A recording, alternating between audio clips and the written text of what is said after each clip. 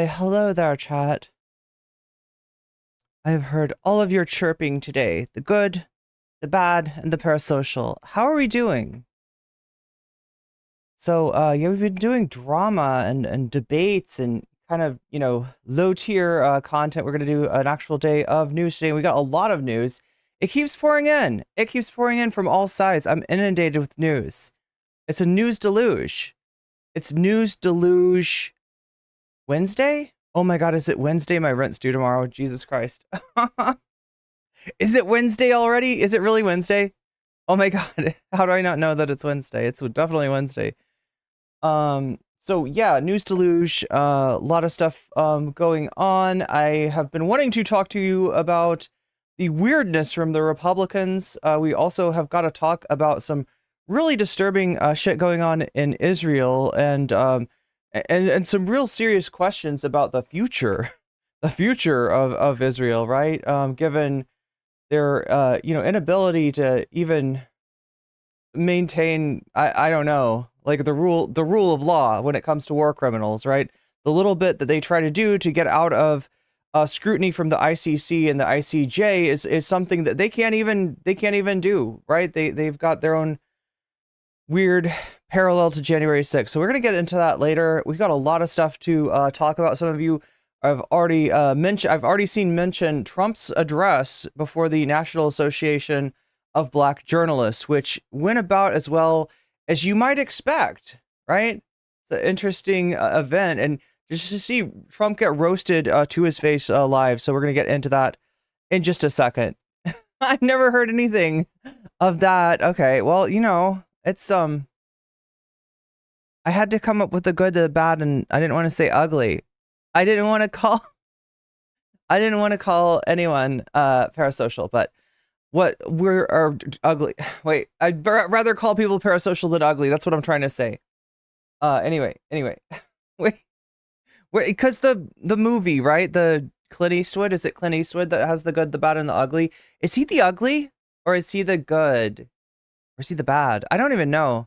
He was pretty bad at that Republican convention that he went to, talking to a empty chair. What is up, Daniel the best around? Welcome to the chat. Welcome to the chat, Moe Nope. Welcome, Schmegly. Welcome, Norwell by Nature and Good for Gabby. Welcome, Shaxba.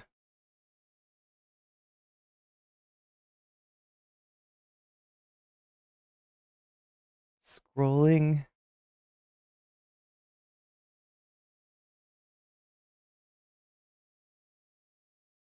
Okay, and then she just goes quiet. Yeah, because welcome Timothy Jones. I'm scrolling. We're scrolling here. Welcome Techno. Welcome Passing Wind. Welcome everybody. About ready to get going here. Hey, what's up, One Great Earth? Saying hello to Twitchy Schmugly. Saying hello to Natalie Marie. What is up, Natalie Marie? Oh my god, I love the cat emojis. God damn. We got to get better emojis for Twitch. You know on Twitch we get animated emojis. And I mean I've got a few. I've got the weasels, I've got one of me dancing, but it feels like not nearly enough. What's up, Valerie, the lovely Italian? Yeah, Israel's definitely spiraling, Valerie, and there's a real question about, like, I mean, South Africa, right? Abandoned apartheid, but stayed together as a state. I don't know about Israel. We'll get into that in a second, right? It's not looking good. It's not looking good for the world, right? Considering what's going on in there. Oh, okay. So yeah, we guys got some YouTube people finding a home in Twitch. Honestly, whichever you would rather watch me on, whatever's more comfortable for you, whatever's nicer for you, I aim to please. And as long as I can afford the dual streaming, which is sometimes a little bit of a sometimes the tech problems that I have seem to come from dual streaming, but sometimes they tend to come from like my computer sucking. I just like don't quite have enough system resources, and it's kind of weird to me because like I don't know if I installed something that made it worse or what's going on, but we're gonna try. Maybe I'll Sarah said that maybe if I get a better RAM stick that maybe it would work better. Either that or I'm gonna have to upgrade my computer. So look forward to that. I can never make it happen. Okay, I've seen too many Western movies. Wait.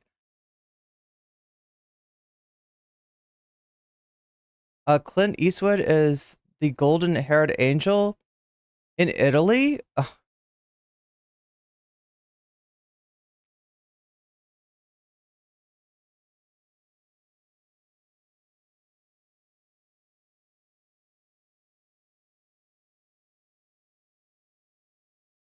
Anyway, I'm just trying to concentrate today. Sometimes it's a little distracting. It's a very warm day. It's very nice outside, but stretch. Anyway.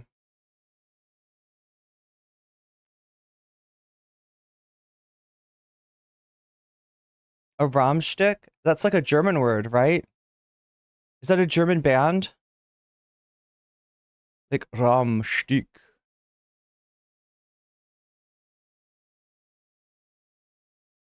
The so-called spaghetti westerns, like Good and Bad and Ugly, are produced in Italy.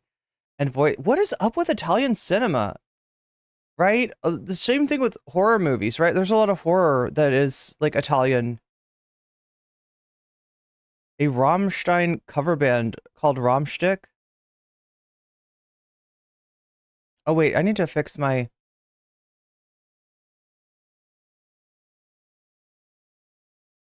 I need to fix my screen so I can read chat freely and easily. Embed the chat.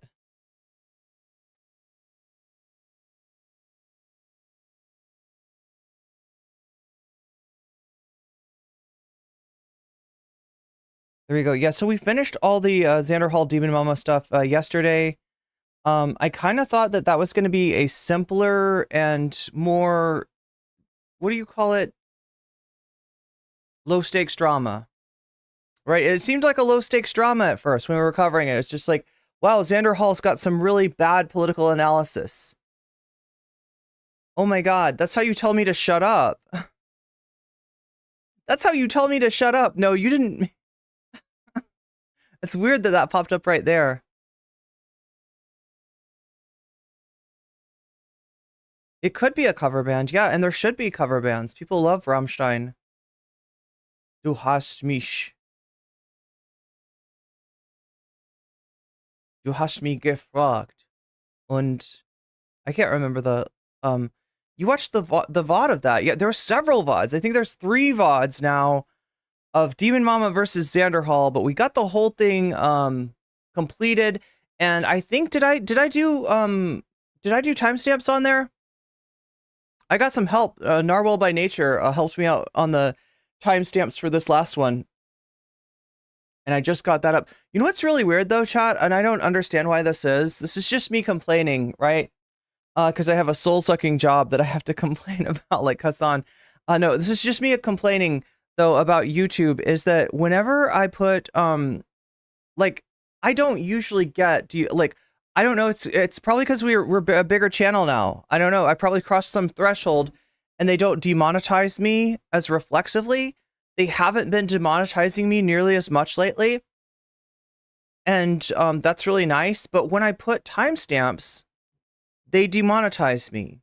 And it's the kind of thing where I request, could you take another look at this? Maybe with a human being? Maybe a human being could take a look at this? Maybe somebody with eyes, ears, and a brain rather than an AI could take a look at this. And they do. And they're always like, oh yeah, there's nothing wrong with that here. But it takes them 24 hours. So like, in other words, the 24 hours while everybody's watching the VOD, it's like unmonetized. And it's all because I put on timestamps. I don't get it. Something about, I kept on thinking, did I put a bad word in the timestamp? Is there a word that I use that it doesn't like? Like, how do we get here? I got a bit neurotic with timestamps. I mean, that's a completionist. You got a lot of timestamps down there. So for anybody that comes across that VOD and reads Narwhal by Nature's timestamps, understand that I kind of undercut Narwhal by Nature. Narwhal, you did the timestamps, and then I cut like 24 minutes. In fact, I think it's exactly 24 minutes and 10 seconds. I cut 24 minutes and 10 seconds off of the beginning of that video, just so it would start with the intro on Xanderhal. Seems to make the most sense, right? And so, yeah, when I adapted your timestamps to be like the actual chapters of the video, I subtracted 24 minutes and 10 seconds from everything. But if you want to use Narwhal's timestamps, remember everything is like 24 minutes and 10 seconds back, because I had to make it complicated. I had to make it complicated. And I know some people like to dance to the music, right? Not Westside Tyler, though. Westside Tyler, that was the one thing that I remember him saying when he reacted to Demon Mama's Xander bomb, Xander nuke. Is like, what is up with all these political streamers? And you got your video game music, you got your Pokemon.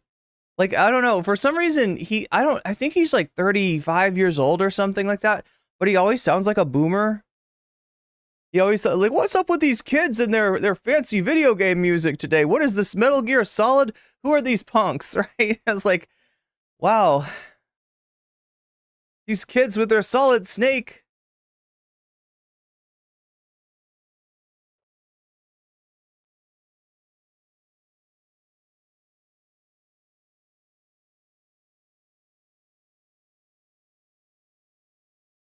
He must be jealous. Well, see, I mean, I think he knows the reason, right? I think he knows the reason is that video game companies do not tend to copyright claim the way that music companies are just like notorious. Like almost any music, right?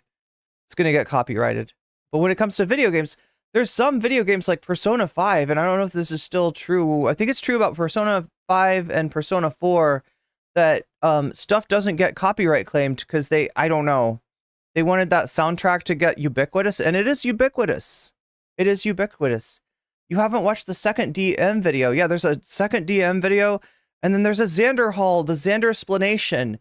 Xanderhal tries to explain what the fuck it means that he wanted to take the butt end of a gun and, you know, use it on Keffels, right?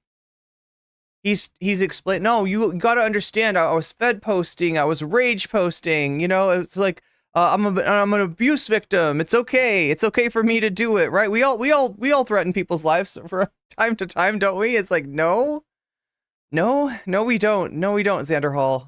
And he's, you know, he's definitely fucked around, he's starting to find out, right? So we've been doing this Mystery Inc. thing, we've been doing this Scooby-Doo mystery thing, on Xanderhal's account, because the mystery is that he has been fucking around since July 12th, right? That's when he reacted to Vosh and said that Vosh saying that Biden should step down, the most logical, uncontroversial take you could possibly have, that's a horrible take, and that Vosh must be a grifter, or he must be a fan of Trump or something like that.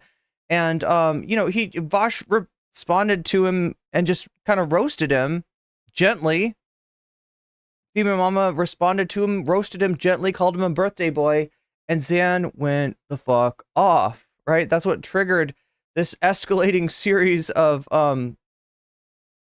nukes that has ended, possibly with ending Xanderhal's career. Now, I'm not going to speak too quickly, right? I have checked the numbers today.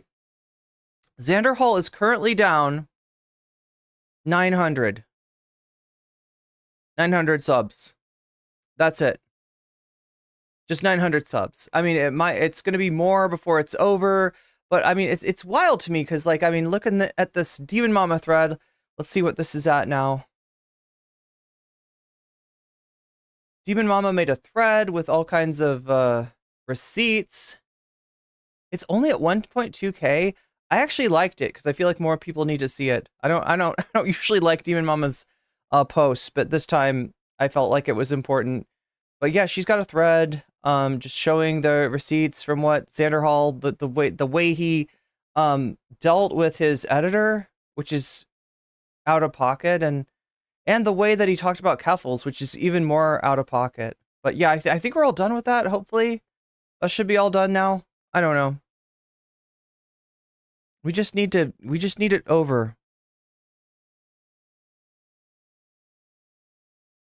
We just need it over with.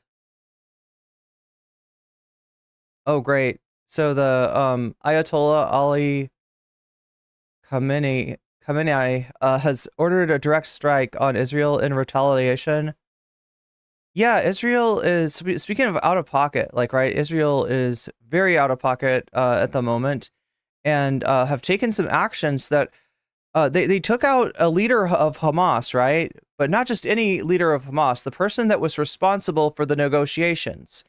You know how they're trying to negotiate a ceasefire? Well, the person that was negotiating on behalf of Hamas, so the person that you talked to about the ceasefire is now deceased because of an Israeli strike in Iran, in Tehran, in the capital, right? And we've also got a similar strike that happened recently in Lebanon. And so it's like they're doing everything that they can to expand the war. And look, if you're looking at it from Netanyahu's perspective, and he's an absolute, monster that cares about no one else in the world, right? I guess it makes sense, right? As long as he's got a war going on, he can stay in power. But the second that he has to leave power, he is going to be facing, trials. He's going to be on trial in Israel. And so, yeah, it looks like expanding the war, and it looks like trying to invite the United States to join in, because Israel, whether Israel can handle Hezbollah or not is actually questionable. If you don't know this, Hezbollah is not Hamas. They're a lot more organized and formidable, right? Israel can, push Hamas around in Gaza. I mean, they can't, They can't, and they don't seem to be interested in ending the insurgency, because that's not what their actions do. But in terms of, like, it's kind of an asymmetric conflict. When we're talking about Hezbollah, it's not an asymmetric conflict. And when we're talking about Iran, no, Israel cannot handle this.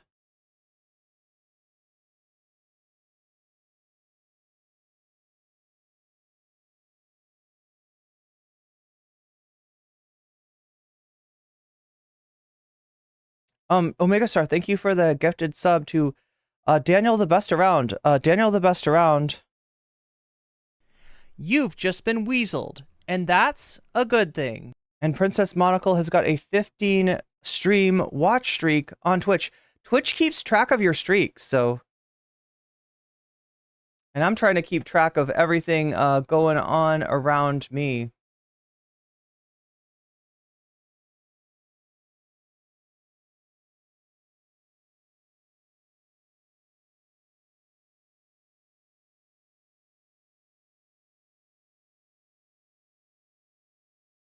So flights to Israel have been canceled. Is that what you're talking about, Shaxba? Looks like there's a few updates from you in general chat, and that might be an understatement. Anyway, so yeah, we're gonna be talking about a lot of different stuff today. We're gonna be talking about MAGA and how weird they are. We're gonna be talking about Israel and how scary things are getting, and how Netanyahu seems to be bent on provoking and widening the conflict into something really scary. And really some challenges that I'm seeing in terms of the state of Israel continuing to be a state, right? It's like it's getting really bad. Like what they're missing, right, is any sort of sense of the rule of law. I'll go through this really quickly. Then I'll talk to chat some more, and then we'll get started with stuff, right? But basically, a mob, which included members of the Knesset, attacked a detention center. This is the same detention center where they were holding Palestinians. Now, I'm not saying Hamas members, because they're not just Hamas members. This is like a dragnet, right? These are innocent people in there too, and one of those innocent people apparently was violated with a heated metal rod. right? Just horrible torture going on there. And in the interest of getting the ICC off their back, Israel did actually finally take action, did, detain these people that were involved in said assault. And that was not okay with members of the Knesset. And that was not okay with that mob, right? Who are calling these war criminals, these sex offenders, heroes, and saying that they must be let free. And that, we talked about acceptable targets yesterday in terms of content creation, right? This is the same sort of principle, but on a much larger and more dangerous level, right? In terms of seeing, people as it's like if you can call somebody a terrorist in Israel, the sense is that there's nothing that you could do to them that would actually be bad. Like, right? You do something bad to a bad person like this, and it doesn't matter if it's with a heated rod and it's and you're violating them with that thing. You are not a bad person. They are a bad person, and what you did was perfectly based. And indeed, it looks like they've backed off of the charges, right, based on this mob action. So we'll get into that a little bit later. We've got a lot to talk about. I can't even describe. Yeah, the torture stuff is so bad that I can't even describe it on YouTube without getting in trouble. Anyway,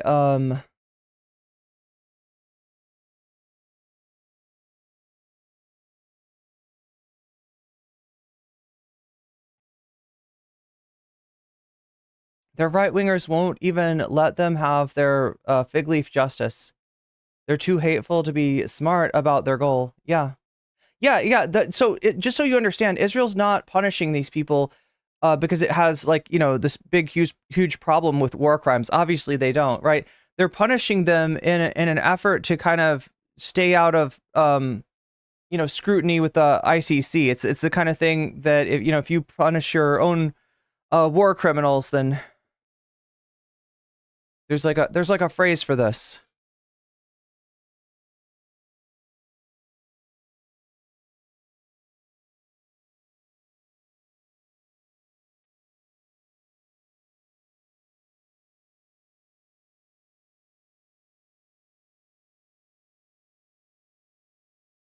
I can say King Richard III for that crime. I've seen it done in Bibi. What is this part of the play?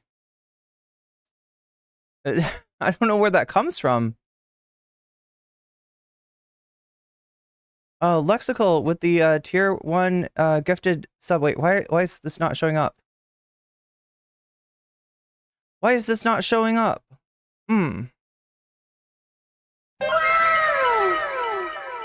There it is, because I'm just not patient enough, apparently. A ravenous oubliette. You've just been weaseled, and that's a good... You just got weaseled. You just got weaseled. And also, Daniel, the best around. You've just been weaseled, and that's a good thing. You've also been weaseled, and we are already at 9% on today's dono goal.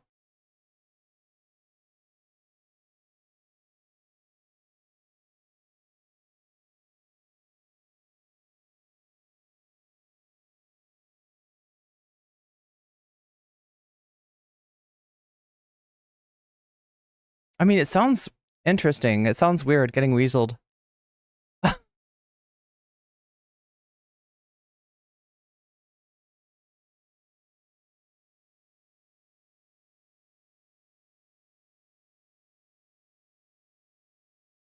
And I keep on getting distracted, chat. Do you ever, anybody learn to drive from their parent?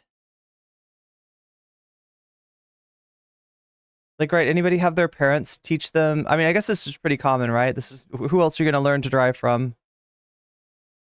Unless they just send you straight to, like, driving school or something. But yeah, I learned to drive with my dad in the car, and it's really a funny thing that happened that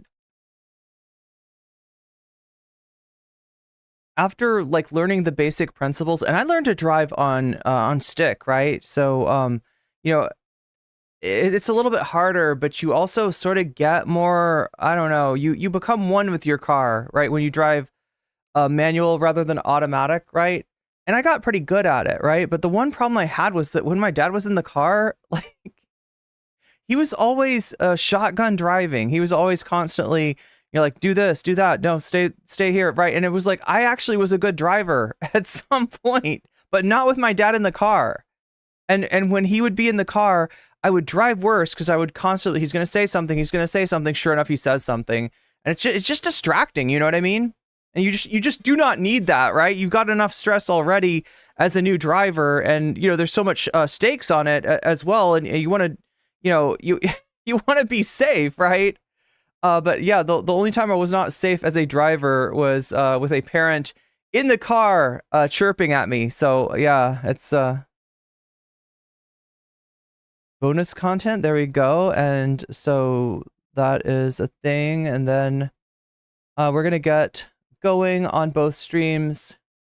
You can relate to that? Other people have had this? Okay, yeah. I'm sure I'm not the only one. But yeah, I need to know lexical oh wait, let me hear you might not be able to tell. Especially those of you on Twitch, right?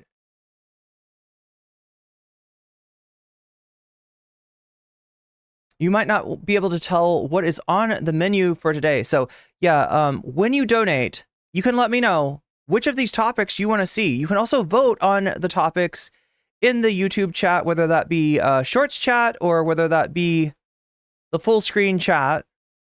You can vote, and a combination of the votes and where the donos go is what decides what we actually get to watch. If we hit the dono goal, right? It's at 9% now. If it gets to 100%, then we'll unlock another piece of content, and it'll be whatever is ahead, right? And it's a combination of the votes on in both chats, honestly, right? I average the chats. I average the votes. I divide it out and get an average, and then I add up the donos, and the combination tells us what wins. I'm not doing a good job of explaining things today, chat. I'm just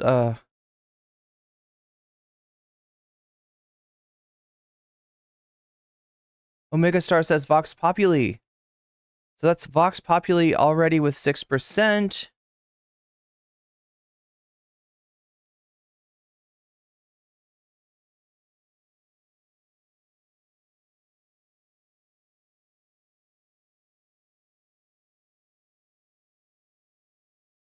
Do we have a final result from Venezuela? The last I checked, it was like a disputed election. I feel bad because I was watching the video where I go over Sneeko versus Moist Critical, and I think I was like, yeah, it looks like Maduro is reelected, and I mean that's what Maduro says, but I don't know if do we get a final answer on that?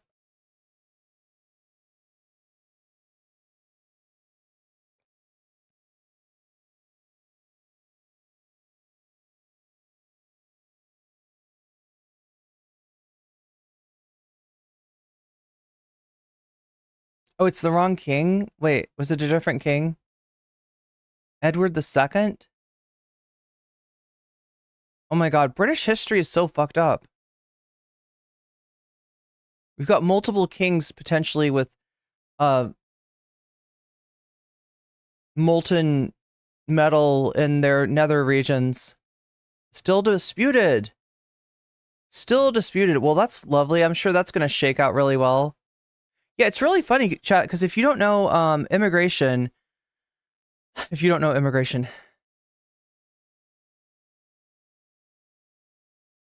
when Republicans complain about immigration, I think a lot of people make the assumption that we were talking about people from Mexico immigrating. And, that has been the classic way that Americans look at immigration. However, it actually changes. It actually changes depending on the time. And, there was a time when a lot of people were immigrating from Honduras. There was a time when a lot of people were immigrating from Venezuela. But the Venezuelan immigration, at the very least, right, we can point to a reason for that, and that is actually United States sanctions. United States sanctions implemented, I believe, by the Trump administration on Venezuela, right, made the country the kind of place that people were trying to get out of. And so you got this situation where, like much like the relationship between Netanyahu and Hamas, right? The person who is benefiting from the person that is benefiting from the phenomenon is actually creating the phenomenon, and that was true with Trump as well, right? So I hate how this is going, because you're seeing Kamala basically lauding the Biden immigration plan, which is very much them trying to Trumpify their immigration policy in order to avoid any sort of criticism, right? If we do exactly what Trump does, then they'll never criticize us, and we can be like, yeah, we're for immigration. We don't like immigration either. Yeah, we're just like, right. And nobody's ever going to associate the Democratic Party with that kind of policy. All that does is basically reinforces the right-wing viewpoint. And it's also another example of Democrats absolutely stabbing their core constituencies in the back. So anyway, we've got a lot to talk about that. Shakespeare is super chatting for the Cavernacle. Okay, so the Cavernacle's got 2%. The Vox Populi's got 6%. The only one that's not spoken for is Lexical, and you don't have to play this game, but if you want to, you do have 3% that you can direct wherever you want, Lexical.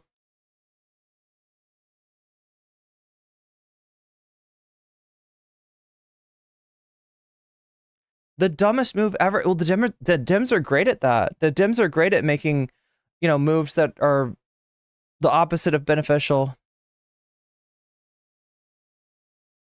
This is the thing, is they don't have, like, they don't have the best advice, right? One of the shows that I watch, and it's only because, Chad, it helps me fall asleep, is Pod Save America, right? Whenever I wake up too early and I'm like, I need to sleep longer, I know that if I put on Pod Save America, it'll just be a couple minutes and I'll be asleep again, right? I don't know what it is about Jon Favreau's voice, but it just puts me to sleep every time. But the times that I do end up listening to Pod Save America, occasionally I hear just some nonsense, right? They're talking about Kamala's takes from when she was a primary candidate for president, right? In 2020, Kamala was one of the candidates running for the Democratic nomination, and her stances, her positions were pretty far to the left of what any Democrat is talking about now.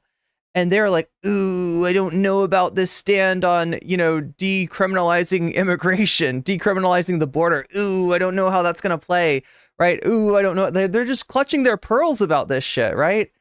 And they use this phrase that I've heard before, which is like, that's why you got to Etch-a-sketch that shit. You got to you know what Etch-a-sketch is about, chat? Do you know what Etch-a-sketch means? In terms of presidential candidacies, right? That is a phenomenon where the candidate goes left. I mean, when we're talking about Democrats, goes left during the primaries in order to appeal to the base. And then, oh my gosh, I should show this. I should show this because, like, I realized that's like an old school. My cousin used to have one of these. But this, I don't know if these things even exist anymore. So some people might not know what this is. Etch-a-sketch. There's a literal child's toy that is being referred to.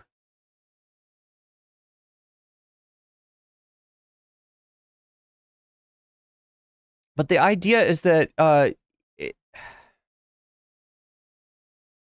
shake resistant Etch-a-sketch. No, I want not shake resistance.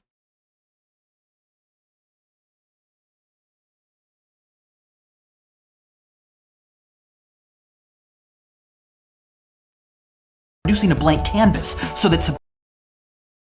Okay. me show you what I'm talking about. So that's an Etch-a-sketch, right? It's a child's toy. You can draw things on it. Do you see how he's got those knobs? So when he spins the one knob one way, it goes up. When he spins the same knob the other way, it goes down. When he spins the other knob one way, it goes right. When he spins it the other way, it goes left. So look at that. See, he's spinning knobs and he's drawing on it. There's like a little sort of, there's like a point, and the point is pushing around is essentially like knocking sand off the top of the Etch-a-sketch. Does this make sense? When he shakes it up, though, all the sand in the Etch-a-sketch gets shaken up, and it covers up, and it erases what. Yeah, see, so he's drawing now. He's drawing. Peaceful up here, but now there are freaking communist invading radicals. By twisting the knobs, he's drawing. And it's line art. It's line art, right? You know, it's whatever you can draw with one line, you can draw on an Etch-a-sketch, right? And so the reason that they use this phrase, the reason that the Podjons are saying you just got to Etch-a-sketch that shit, is what they're saying is that after the primary, Kamala Harris should draw a beautiful picture for the base. She should draw a beautiful picture for the base Democratic voters, that they're going to like that. And she's going to be like, yeah, you know, all those things that you've always been saying the Democrats should do and the Democrats aren't doing, I'm going to do them. I'm going to do them for you. And then the primary's over and she shakes the Etch-a-sketch and that all goes away and she starts over with a much more conservative platform. So yeah, I mean, this is the reason I mentioned Pod Save America is because these are all political consultants, political analysts, people who worked for the Obama campaign, people who worked for the Hillary campaign, and that's their mentality. That primary stuff, that stuff that the candidates promised you in the primary, is bullshit because they're going to Etch-a-sketch it. And it's just like, do you want your voters to hate you? Do you want to kill all enthusiasm with your voters? Like, the irony, though, is that, you know, half of them were Obama, you know, team members, were Obama campaign members. And the Obama campaign, you know, worked because Obama did not, or at least was not perceived as being an Etch-a-sketch candidate. He was perceived as being somebody who's actually going to do the stuff that the Democrats had been talking about for years and years and never actually did. I mean, in the end of the day, you know, he Etch-a-sketched after he won the election. But the Obama campaign shows you what kind of a mandate that you can get by getting your base excited. And they didn't learn anything from it. It's so frustrating. And these are the kind of people that are giving the Democrats advice. These kind of people that think that, like, oh, you know what, the best thing to do? Take an issue like immigration, in which everybody that's super anti-immigrant is going to vote Republican, regardless, right? And trick yourself into thinking that if you come up with a policy that sounds similar enough to Trump's, and in fact, in this case, kind of like is Trump's policy, that that people are going to be like, oh no, actually the Democrats are really good on, you know, I think I will vote for I think I will vote for the side that's not associated with hating immigrants, even though I, as a voter, am very anti-immigrant. Like, it just doesn't work. It just doesn't make sense. And and this is how the Democrats lose time after time after time after time. It's so frustrating. Anyway, chat, looks like we got the polls up and running. Oh my gosh, are these like at the same? Oh no. So Shorts is voting for Last Supper Goes Woke. We've got 18 votes so far. Tabernacle on Mr. Beast is second place at 33%. Tech Bros want to Matrix the Poor at 17%. Why are there so many Mormon influencers at 11%? See, I do listen to stream suggestions. On the full scale stream, we've got Tech Bros want to Matrix the Poor at 35%. We've got Tabernacle on Mr. Beast at 26%. We got Mormon influencers and Last Supper Goes Woke tied at 19%.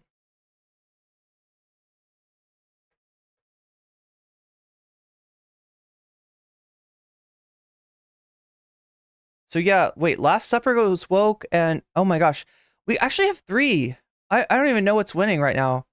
It's either going to be Tech Bros when a Matrix Lepore, Last Supper goes woke, or maybe Cavernacle. Is Cavernacle and Mr. Beast doing well? And yeah. Cavernacle on Mr. Beast is kind of like the sleeper. It's not winning either poll, but wait, how did it just get to number 1? Did I influence it accidentally? I think it's just because there's so few votes so far in shorts. So vote in the stream that you're in. I might as well tell you that if you really want to, you can switch streams. If you're watching full screen stream, right, horizontal, you can switch to vertical. You can switch to the short stream, and you can have a second vote there. If you're watching shorts, you can switch to the other stream, and you can have a second vote there. I'm telling you this because I know some people are going to do it, and I want everybody to know that that's a possibility. If you want 2 votes, you can have 2 votes. That's how you do it. That's how some people are already doing it, just so that, it's not just the crafty weasels that are able to vote twice, but it's everybody. Anybody that wants to vote twice can vote twice. That goes for you too, Twitch. That goes for you too. All right, you can come over. You can vote on the full screen stream. You can vote on the short stream, and you can get 2 votes, right? All that I ask is that when you do that, you leave a like in the other stream as well, because the likes help me out a lot, okay? And they've been helping me out, right? Yesterday, we got to like over 100 likes, and that actually does something really cool, right? When we get over 100 likes on a stream, it seems like YouTube decides to push that stream to more and more people. And so I think a lot of people are going to end up watching my coverage of Xanderhal's explanation, and it's all thanks to you. Also know that when you like the stream, you're not just helping me, but you're helping yourself out, right? Because what YouTube does with that like is it says this person, it looks at you, it looks at your watch history, and it says this is the kind of person that likes this stream. And it goes and looks around YouTube and tries to find people with a similar watch history. So people that are similar to you, people that are just like you for real, it goes out and finds them. So you're not just helping me by hitting that like button, you're also cloning yourself. So if you're interested in cloning yourself, that's how it's done. That's how you can clone yourself. That's how you can bring in more chatters that are just like you. So keep that in mind as well. And know that I appreciate all the support. And yeah, like I said, the dono goal is at 11% right now. I'm like, yeah, I did. Right. 6 plus, wait, shouldn't it be 12%? Oh no, that's because, yeah, okay, I get it, why it's 11%. So yeah, dono goal is at 11% right now. If it gets to 100% by the time we're done with the stream, we'll unlock extra content. The dono goal gets pushed forward by things like super chat, super stickers, things like when you get a membership, when you gift memberships to other people, that pushes the dono goal forward. When people, oh my God, I forgot to mention the ad break, and it's happening right now. I should have mentioned that earlier, but yeah, when you get yourself a sub on Twitch, that which costs anyway, I'll worry about the Twitch stuff later, but yeah, if you get a sub on Twitch, if you use a Twitch Prime to get a sub, or if you gift subs to other people, that pushes the dono goal forward, as do bits on Twitch. Other things that push it forward, donations to my throne, which is either right there or right there. If you are watching on shorts, you're watching full screen, it's right there. You're watching shorts, it's right there. That counts as a donation as well. That pushes the dono goal forward, as do Patreon signups, which are down in the link below. You can find a couple other ways to donate to me if you don't want to do it through YouTube or through Twitch. And that's all down in the description below. So those things push the dono goal forward.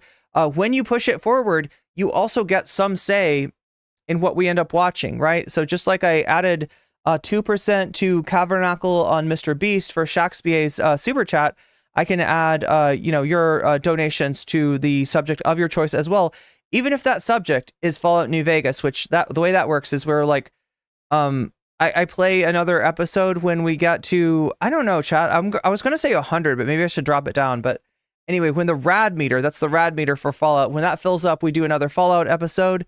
So you can say Fallout New Vegas. You can also say Vox Populi if you want to just turn it back to the voters and say, I think that the voters should decide, right?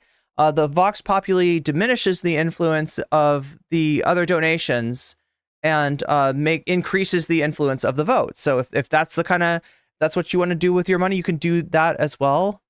I am perfectly willing to put your money where your mouth is and let you have some influence, let you have some clout, let you have some sway over what we end up watching for the bonus content if we get to the dono goal of 100. Anyway, I think I've spoken at length about that. We should get going.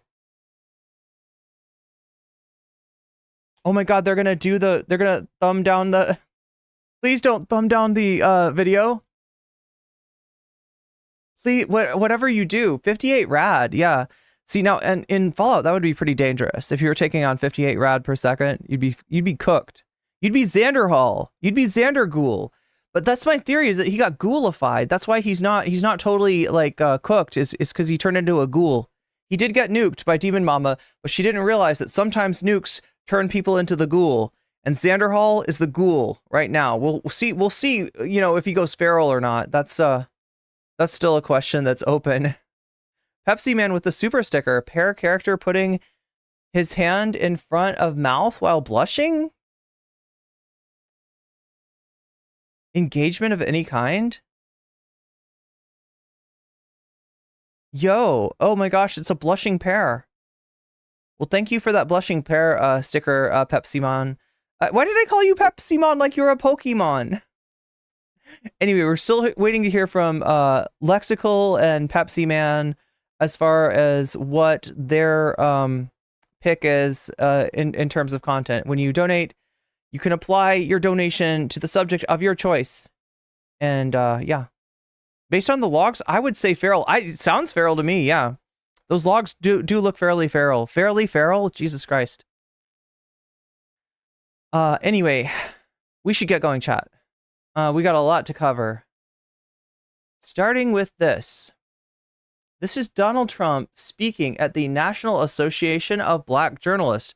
I am told that this was originally going to be a Kamala and Trump event, which is weird, right? Because like that sounds like a debate. And if there was a debate that was on, I would think it would have showed up in my news feed in a more, you know, prominent sort of way. And it hasn't. So I'm just kind of like, wait, I mean, they'll explain it when, or Trump will try to explain it, right? When we get started with this content, but.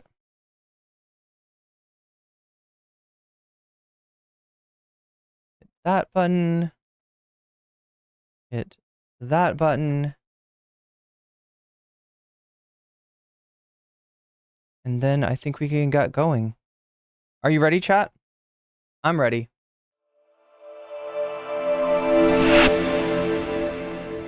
I was born ready. All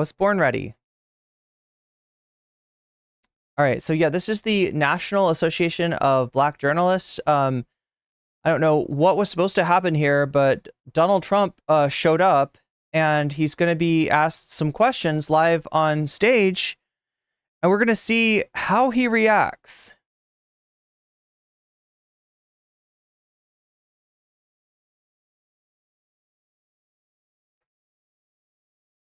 Reporter Kadia Goba.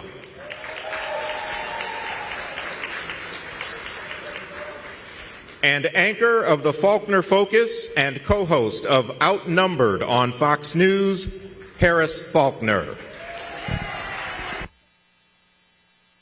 We get muted here? NABJ. Mic's on? Hear me?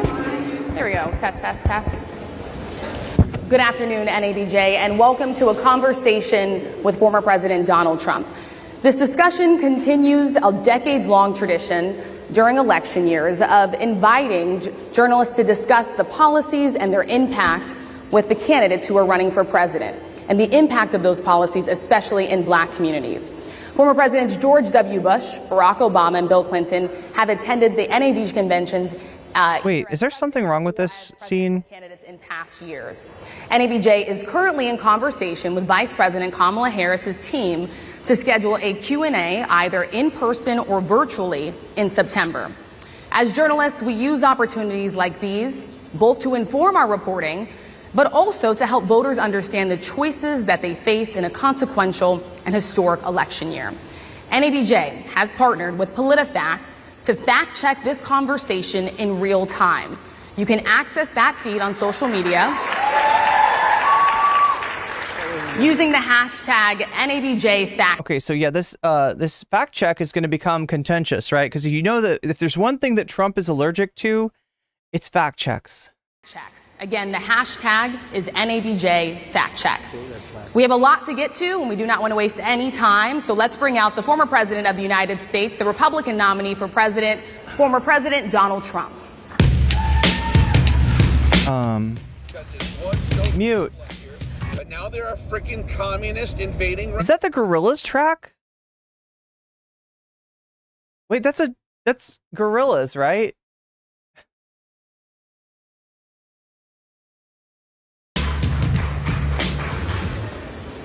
Mr. President. I mean, I don't know. Maybe it's the sample. Okay, no, I definitely got to fix this, right? Something. I think it's because of I set up the Sneeko debate and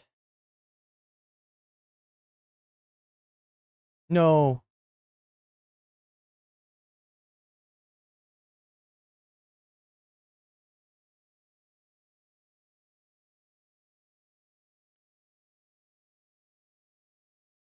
Great.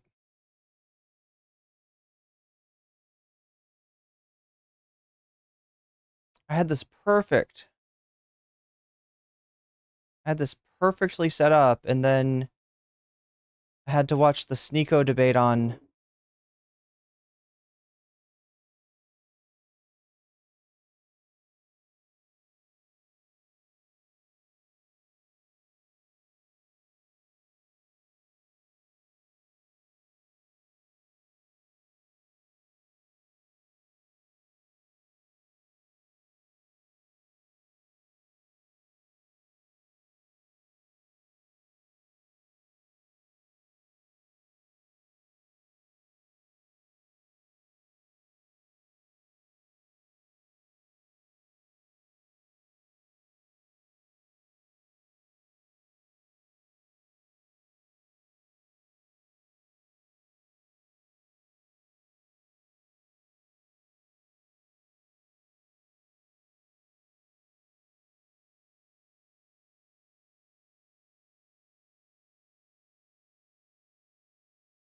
Sorry about this, chat.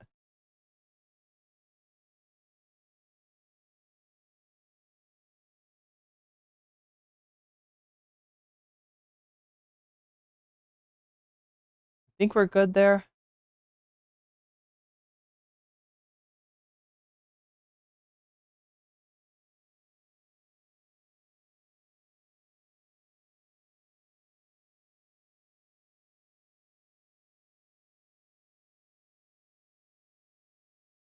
Something like that, and then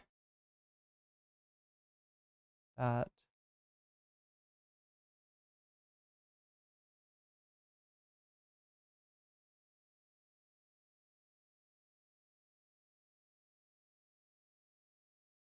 Oh my God. There we go. There we go. And there's no problem for the shorts chat. The shorts chat is totally okay. I'm doing this for the full screen chat. So there we go. We got it. So there's Donald Trump. He's going to answer some questions here. It's going to get a little bit spicy, maybe. Us an hour of your time. I want to start by addressing the elephant in the room, sir. A lot of people did not think it was appropriate for you to be here today. You have pushed false claims about some of your rivals, from Nikki Haley to former President Barack Obama, saying that they were not born in the United States, which is not true. You have told 4 congresswomen of color who were American citizens to go back to where they came from. You have used words like animal and rabid to describe black district attorneys. You've attacked black journalists, calling them a loser, saying the questions that they ask are, quote, stupid and racist. You've had dinner with a white supremacist at your Mar-a-Lago resort. So my question, sir, now that you are asking black supporters to vote for you, why should black voters trust you after you have used language like that? Well, first of all, I don't think I've ever been asked a question in such a horrible manner. First question. You don't even say, hello, how are you? Are you with ABC? Because I think they're a fake news network, a terrible network. And I think it's disgraceful that I came here in good spirit. I love the black population of this country. I've done so much for the black population of this country, including employment. So you can tell there's like one ride or die Trump supporter out there. Including opportunity zones with Senator Tim Scott of South Carolina, which is one of the greatest programs ever. Gotta mention your black friends, right? You're gonna go to one of these. For black workers and black entrepreneurs. There's something about the way he says black. Also, just the way that it comes out of his mouth, right? There's something about his pronunciation of the word black that's so much. And you know, and I say this, historically black colleges and universities were out of money. They were stone cold broke, and I saved them and I gave them long-term financing, and nobody else was doing it. I think it's a very rude introduction. I don't know exactly why you would do something like that. And let me go a step further. I was invited here, and I was told my opponent, whether it was Biden or Kamala, I was told my opponent was going to be here. It turned out my opponent isn't here. You invited me under false pretense. And then you said, you can't do it with Zoom. Well, you know, where's Zoom? She's going to do it with Zoom, and she's not coming. And then you were half an hour late, just so we understand. I have too much respect for you to be late. They couldn't get their equipment working or something was wrong. Mr. President, I would love I think if it's you can a answer very the question nasty on your rhetoric question. and why you I have believe that answered the black voters question. should trust you with another I 4 have years. been the best president for the black population since Abraham Lincoln. That's my answer. Better than President Johnson, who signed the Voting Rights Act? And for you to start off a question and answer period, especially when you're 35 minutes late because you couldn't get your equipment to work, in such a hostile manner, I think it's a disgrace. Let me just ask a follow-up, sir. Hostile. On to other questions here. Some of your own supporters, including Republicans on Capitol Hill, have labeled Vice President Kamala Harris, who is the first black and Asian American woman to serve as vice president and be on a major party ticket, as a DEI hire. Is that acceptable language to you? And will you tell those Republicans and those supporters to stop it? How do you define DEI? Go ahead. How do you define diversity, equity, inclusion? Okay, yeah, go ahead. Is that what your definition? That's literally the words that make up the letters. It's an acronym, and those are the D is diversity, E is equity, and I is inclusion. And yes, this is what your campaign has been saying about Kamala Harris and a lot of people. Any black person in a prominent position who you Republicans do not like is called a DEI hire. So please, Mr. Trump, explain yourself, if you would. A definition, then. Would you give me a definition of that? Give me a definition. Sir, I'm asking you a question, a very direct question. Define it for me, if you would. I just defined it, sir. Do you believe that Vice President Kamala Harris is only on the ticket because she is a black woman? Well, I can say no. I think it's maybe a little bit different. So I've known her a long time indirectly, not directly very much. And she was always of Indian heritage, and she was only promoting Indian heritage. I didn't know she was black until a number of years ago when she happened to turn black, and now she wants to be known.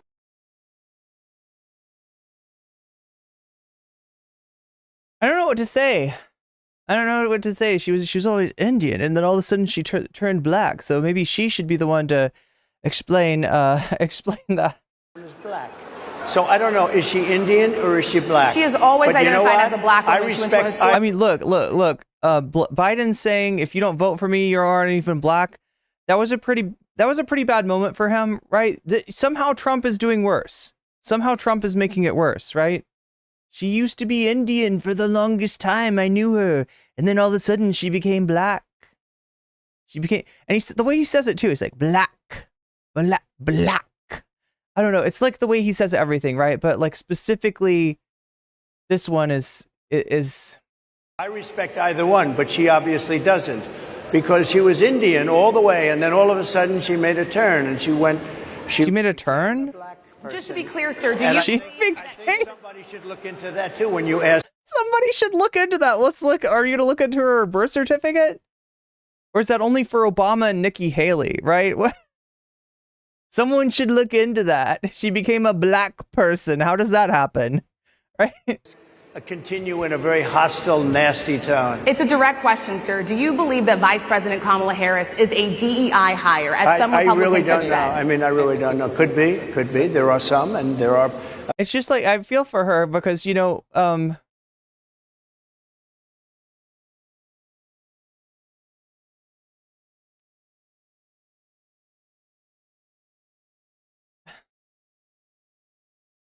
to have your identity like dissected by a muttering syphilitic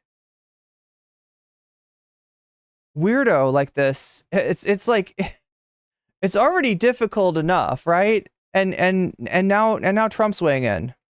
Plenty. I know this lady right over there, Harris, is a fantastic person who just interviewed me at length, and we had a great interview, I think, and I heard you got very good ratings on that. Well, interview. you told me it was the longest one of your life, so we had a good discussion. Look, I want to talk about why you're here today. I mean, it is not lost on us how divided we are as a country. And as you were coming today, we really got to see that we were divided along the lines of race, along the lines of gender. And there is this question of, in this moment where we are, why come here? What is your message today?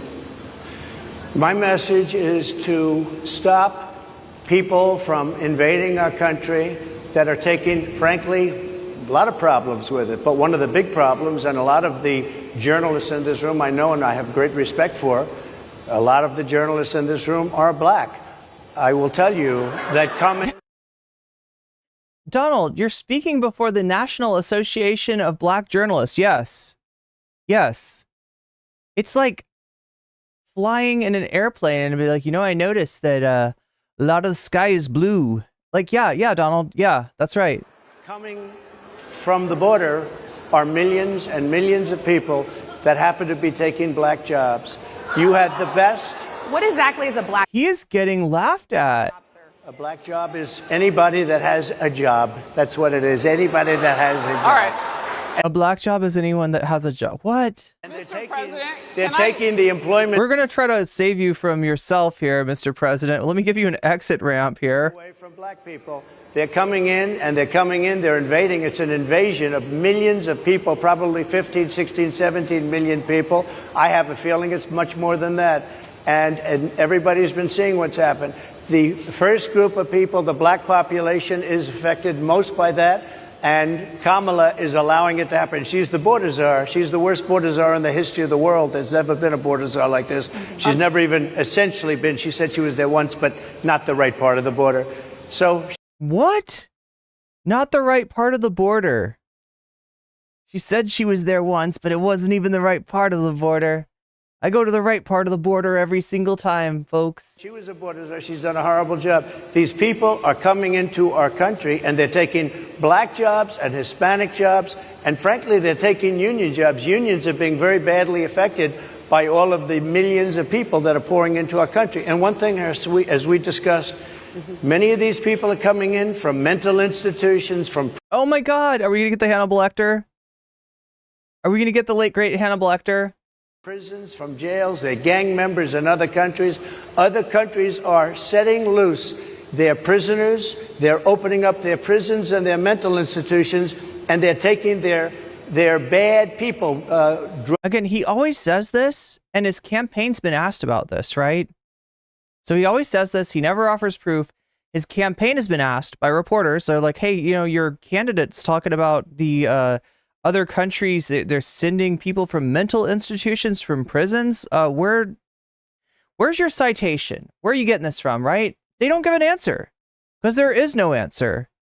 He's telling you a story that he wants you to believe rather than the story that's true. The story that's true is that we have a long border, a long and geographically complicated border with Mexico. All right. And at different times, different amounts of people traverse that border. And it's dependent on a lot of things. One of those things is in fact, one of the major driving factors is the conditions in the countries where the immigrants are coming from. Now, people, when they think of the border issue, they tend to think of Mexican immigration. That is not always descriptive of the majority of people crossing the border. And more recently, it's been countries like Honduras and Venezuela. And it's been due to conditions in those countries that the United States and our foreign policy have contributed to. So in terms of like, if he thinks there's a problem with too many people coming through the border, there's two things you can do. One is look at your foreign policy and see how that's affecting other countries. See how the sanctions that you imposed on Venezuela are affecting Venezuela. And if they're making it so that people need to get the fuck out of the country, then maybe you could reconsider those sanctions. I don't know. Just an idea, Trump. Just an idea. The other thing you can look at is look at the pathway to citizenship and how difficult or easy it is. And if it is near impossible for a lot of people to legally immigrate, then yes, you're going to have a lot of people crossing those borders and like, having an undocumented status that allows them to be exploited by American companies, right? Because I mean, that's how this is working. And these are the beneficiaries, right, of this broken immigration set of laws, right? When we talk about asylum, right, which is something that's come up recently, both in the Trump proposals and then the Biden executive order, which he was willing to sign the Republican House proposals on that. Trump said, don't do that, don't do that. We want it to be a problem. We want this to still be a problem. We want to be able to yell about the border in time for the election so that Trump can win. So don't sign anything with Biden, even though he's willing to sign, this terrible bill that you're trying to pass, right? So they didn't pass it. And then Biden ended up, executive ordering most of it into effect. But I mean, these asylum, the issue with the asylum situation is there are not enough judges to hear the asylum cases, and therefore somebody seeking asylum it'll be a long time before that's adjudicated. Because right, you claim asylum and you file your paperwork, and then it's processed, and you have a trial, and they decide, are you in danger? Do you fit the criteria for asylum, right?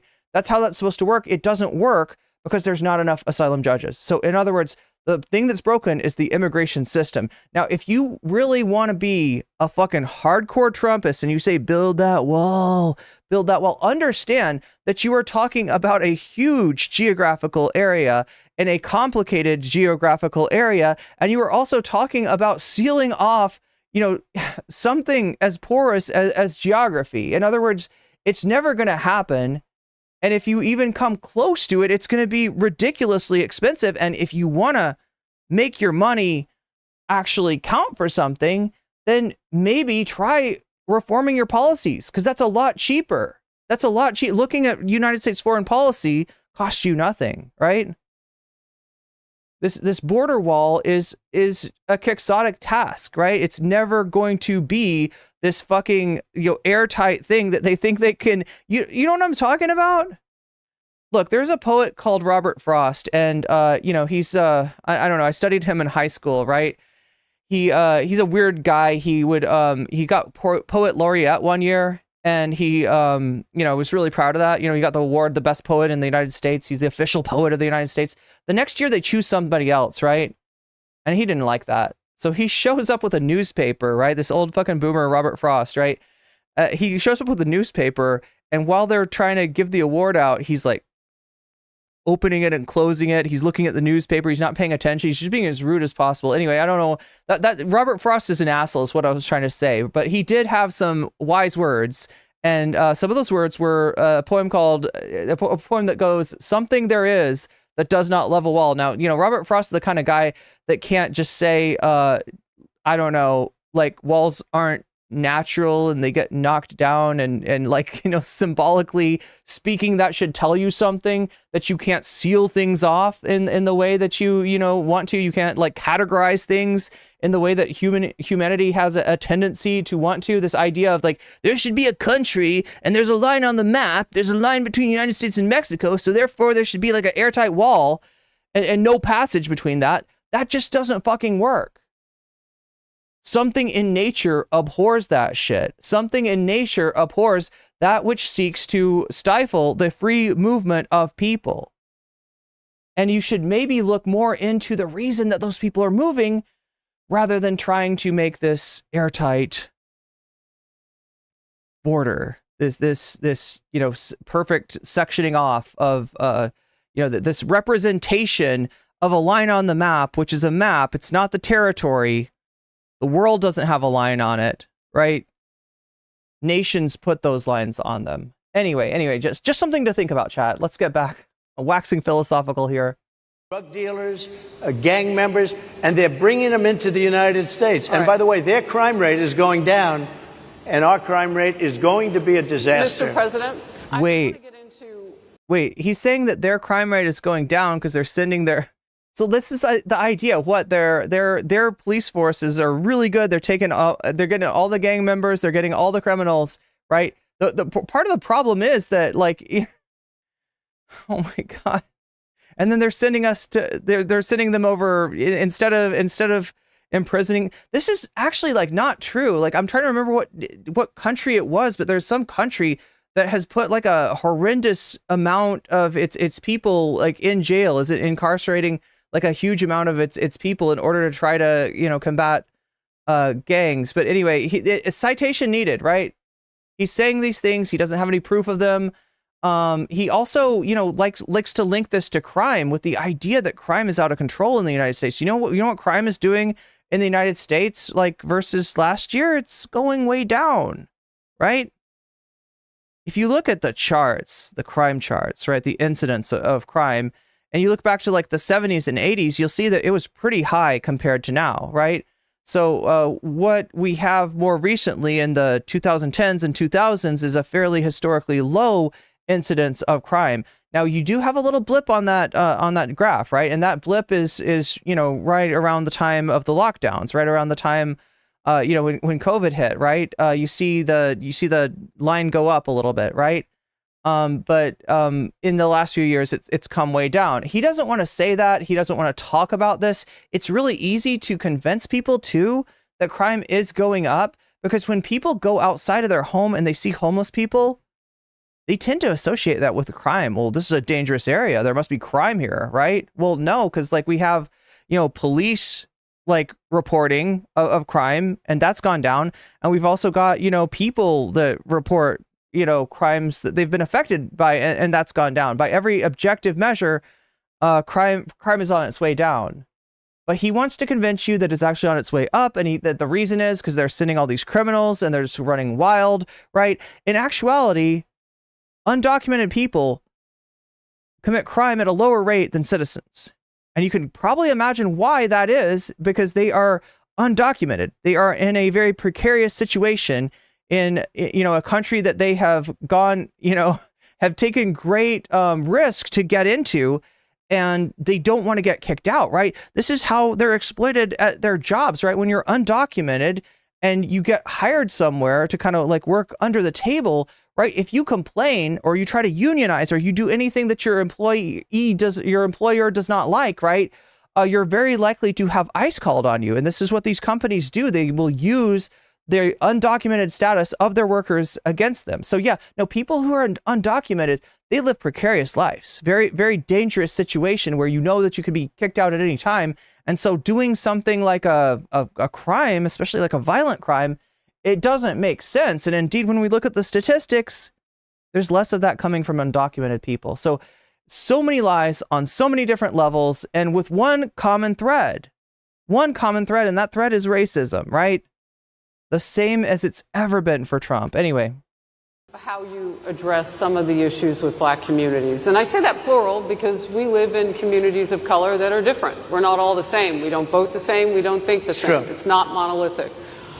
So as you come here today, I want to talk about something that bursts, and this is the weight of the inflation on this country right now. The nonprofit Money Management International recently released data from its mid-year analysis that we have found a 52% rise in people who are seeking counseling for being in credit debt. They're paying for food that is sky high on their credit cards, and now they can't pay that off. The credit counseling nonprofit MMI, as I said, is saying now that they've seen surges that they haven't seen since we were in a pandemic of people in financial trouble. Much of that falls on the shoulders of single moms, single black moms, when you look statistically. Yeah. How do you turn it around? What's your plan for the black community when it comes to money? Okay, so before he lies, let me just get some facts in there, right? As far as inflation goes, yes, there has been recent inflation, right? Again, post-pandemic, or I won't even say post-pandemic, because if you look at the numbers, there's still people getting infected with COVID, including President Joe Biden recently. But during the pandemic, multiple cause there were multiple causes for inflation. One of the causes for inflation is one of what I would say the only good Trump economic policies, the stimulus, right? This guy, cut checks for people twice.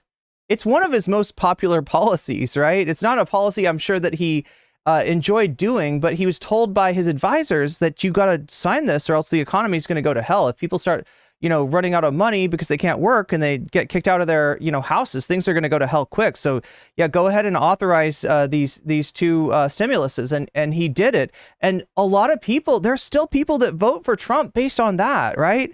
The Democrats should learn something from that. But again, it's not a Republican policy. It's not a Trump policy. It's something he was kind of forced into. So yeah, when there's money that kind of gets put into people's pockets, and more people, have spending money, then, that is a driver for inflation. The other thing that's a driver for inflation is like supply line problems, right? When the stuff can't get to where it's supposed to be. So in other words, there is a ample supply of money, or a more ample supply of money because of the stimuluses, and there's a demand and a lack of products. And the combination of that's the formula for inflation. So, inflation did take place. Prices, you probably know yourself, prices rose significantly, particularly for food. And some of what you saw in terms of the increase in prices was due to that, was actual inflation, right? Part of what you saw, though, was capitalists taking advantage of the perception that inflation is up, the perception that there's supply is outstripping demand. And this is called gouging. This is called them making extra profits. Look at something like McDonald's, right? Their profits are down from what was it? I think it was like 14 billion to 11 billion or something like that. Their profits are down because people can't afford to eat there, and they're considering lowering their prices, cutting their staff, doing all these things to try to fix that, right?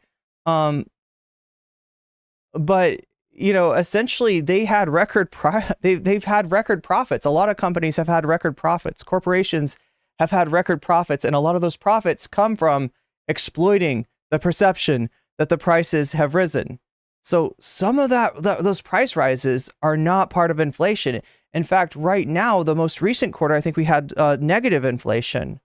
And so, the actual inflation itself is coming down.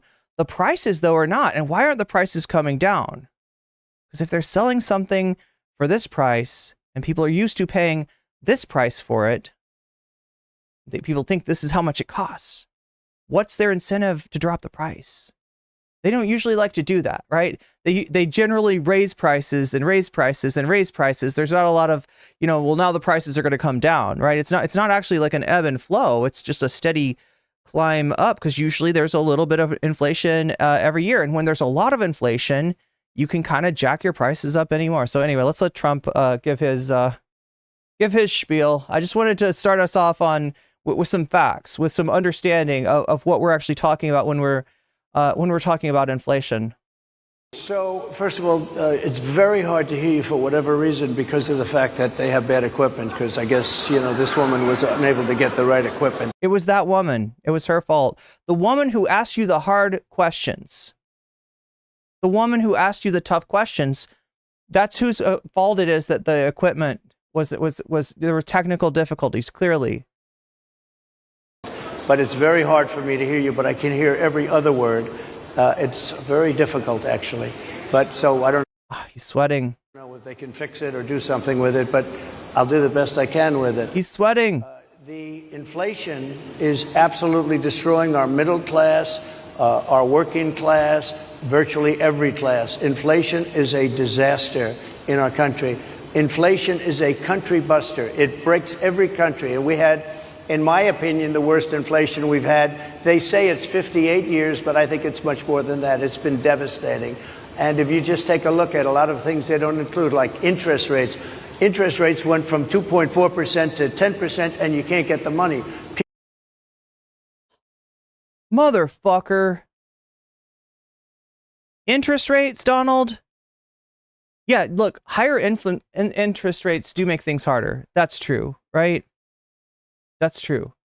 But there's a reason that the interest rates went up, all right? Like I said before, this guy signed a couple stimmies. This guy put money out into the economy, right? This guy did Keynesian economics during the lockdowns, right? And I think that was a good policy. I think that was appropriate. I think that was something that needed to be done. But it has a consequence, right? It has a consequence. One of those consequences is inflation. Again, also supply line problems, inflation, right? What does the United States do to stem inflation? They raise interest rates. That's not Biden's idea. That's not Biden's policy. That's not Biden, just has this thing with high interest rates, right? That is the Fed, which is supposed to be independent and is usually independent unless somebody fucking threatens them. Like this guy, right? Like this guy who doesn't like, he doesn't like anything being independent from him. But yeah, it's an independent, organization that essentially raises interest rates when there's inflation, and lowers interest rates when there is a fear of recession. People can't buy houses. They no longer have the American dream. Young people, young black people, they don't have the American dream anymore. They can't buy a house. They can't borrow the money because of the cost of the money. They can't buy it because of the cost of housing, because of the cost to build it, because of inflation. Now, she was just talking about credit, and she was talking about there being a problem that people aren't able to pay the high prices, which are somewhat because of inflation, but more so now because of greedflation, because of price gouging in a lot of ways. And so they're resorting to credit. But they're resorting to credit that they can't pay back. I don't think that, more loans are actually the answer here. Inflation is a disaster, and it's destroying. What would be a answer though? Keynesian economics. Putting more money in the hands of the people that most need it. Our country, and it's destroying the black community probably as much or more than any. What's your plan? You know what we have to do? We have to bring down the cost of energy, and that's going to bring down the cost. We're going to drill, baby, drill. That's his answer for everything. That's his fucking thing. The thing that, the other big crisis that's afflicting us, the situation with global, with climate change. Yeah, we got to make that worse. We need more dirty energy, right? Instead of, oh my God, there's your answer. There's your answer right there. Cost of inflation. This was all started with a bad energy policy by Joe Biden.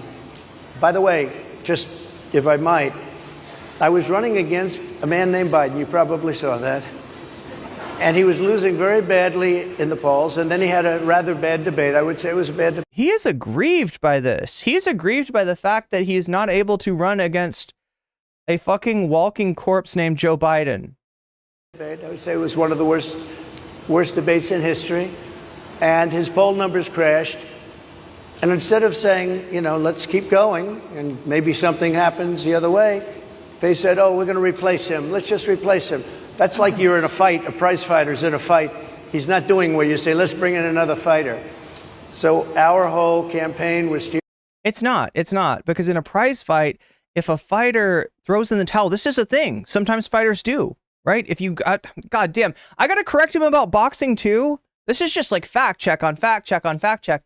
And I thought they were going to provide the fact checks, but whatever. I know that's like he that was part of the negotiations early on, was like, you know, he didn't want to be fact checked. But yeah, prize fighters, when they are in a fight that it looks like they can't win, and their corner makes the assessment, this guy is getting hurt, this guy might die out there, it's called throwing in the towel. The corner throws the towel into the ring, the referee stops the fight, and the fight is awarded to the, you know, defaulted to the fighter that's not throwing in the towel, right?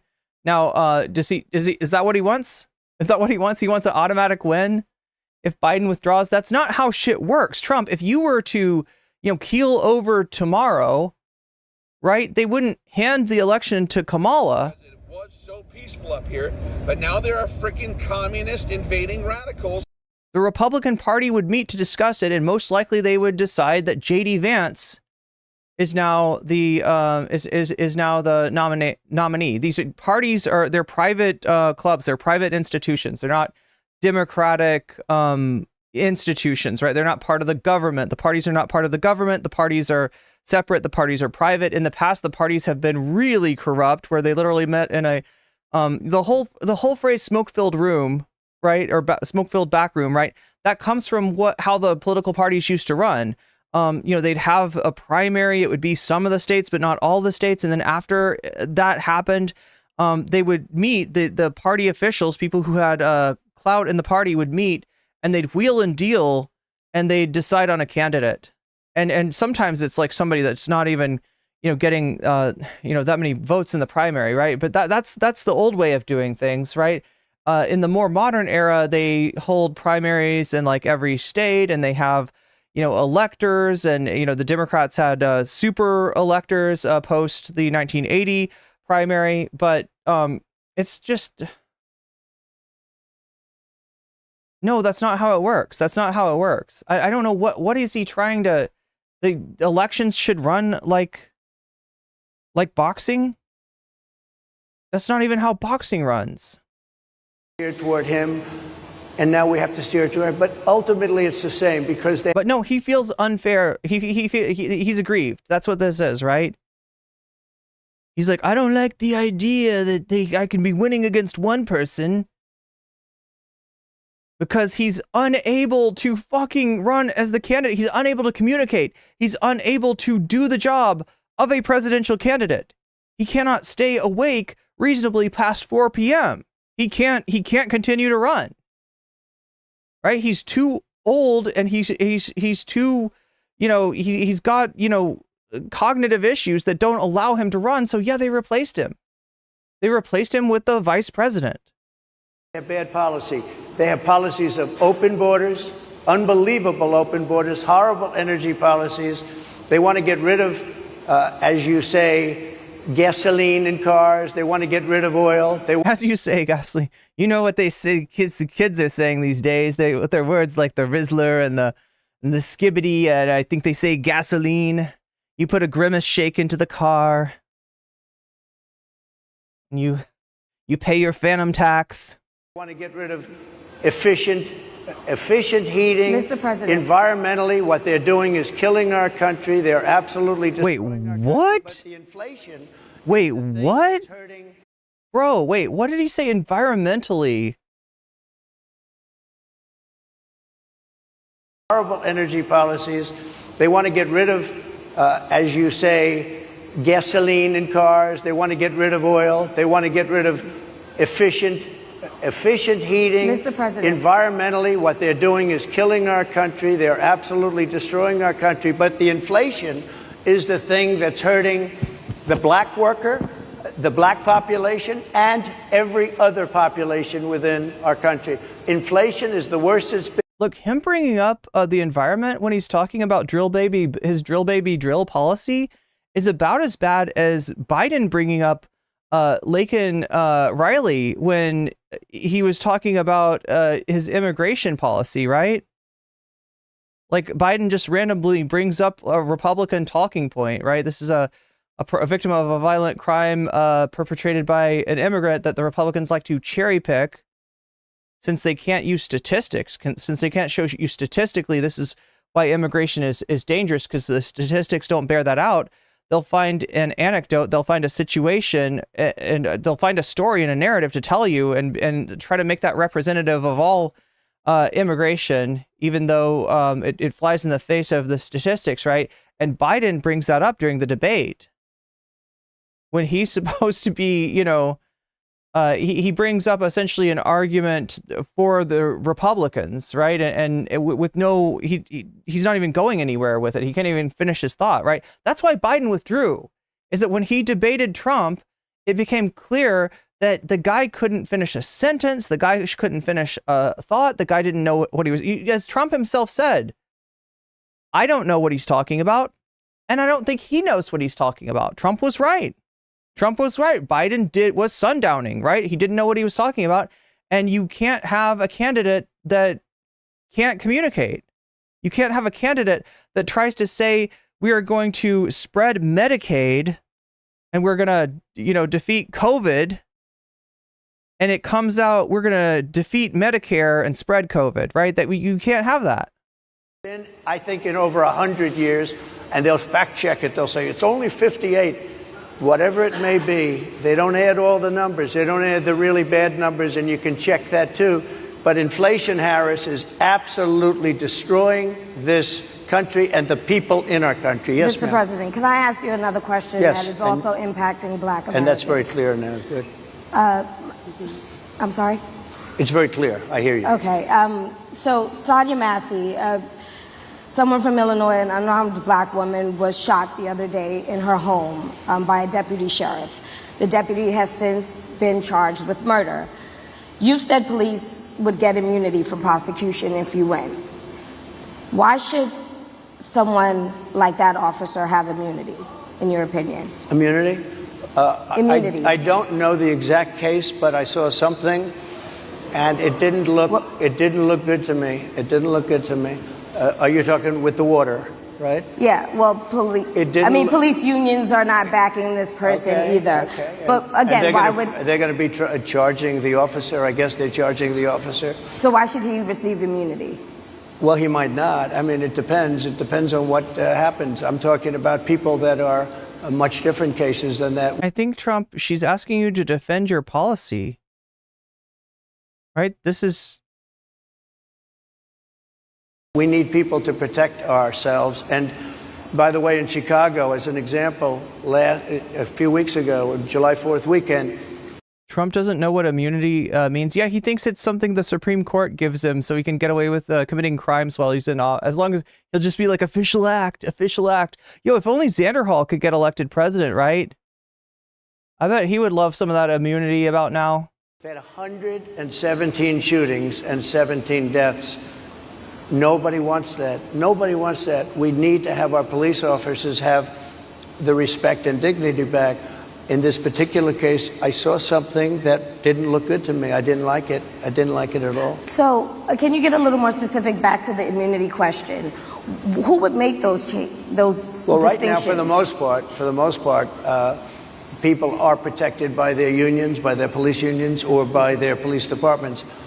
But I'm saying if I felt, or if a group of people would feel that somebody was being unfairly prosecuted because the person did a good job maybe with crime, or made a mistake, an innocent mistake. There's a big difference between being a bad person and making an innocent mistake. But if somebody made an innocent mistake, I would want to help them. An innocent mistake, like what? Like killing somebody?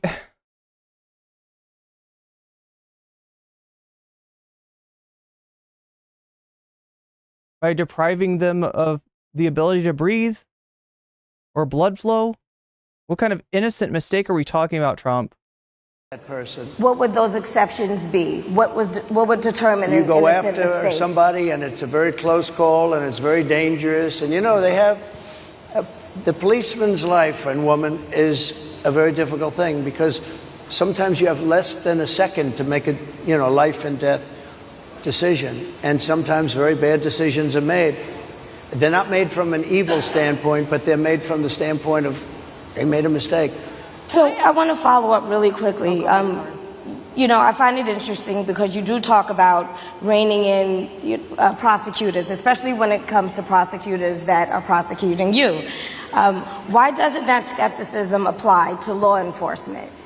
Well, I've been prosecuted because I'm a political opponent. Oh God, no, they've got him. They've got him, right? So if you don't know the background of this, it's that when Trump was convicted on 34 not different charges, but 34 charges, right? When he was convicted, he tried to spin this as, I don't know, a reason for, like, as a talking point for black voters. And the way that he did that was like, you know what it's like to, you know, be treated unfairly by law enforcement. Well, that's happening to me. Like he ends up, it's you know, stolen valor that he tries to claim. Like he tries to draw a parallel between his own legal situation and the disproportionate impact that law enforcement has on black people. The way that, like, things like take something like, you know, drug use, for instance, right? It's relatively the same between different races, and yet most of the punishment, most of the incarceration for this falls on black people, right?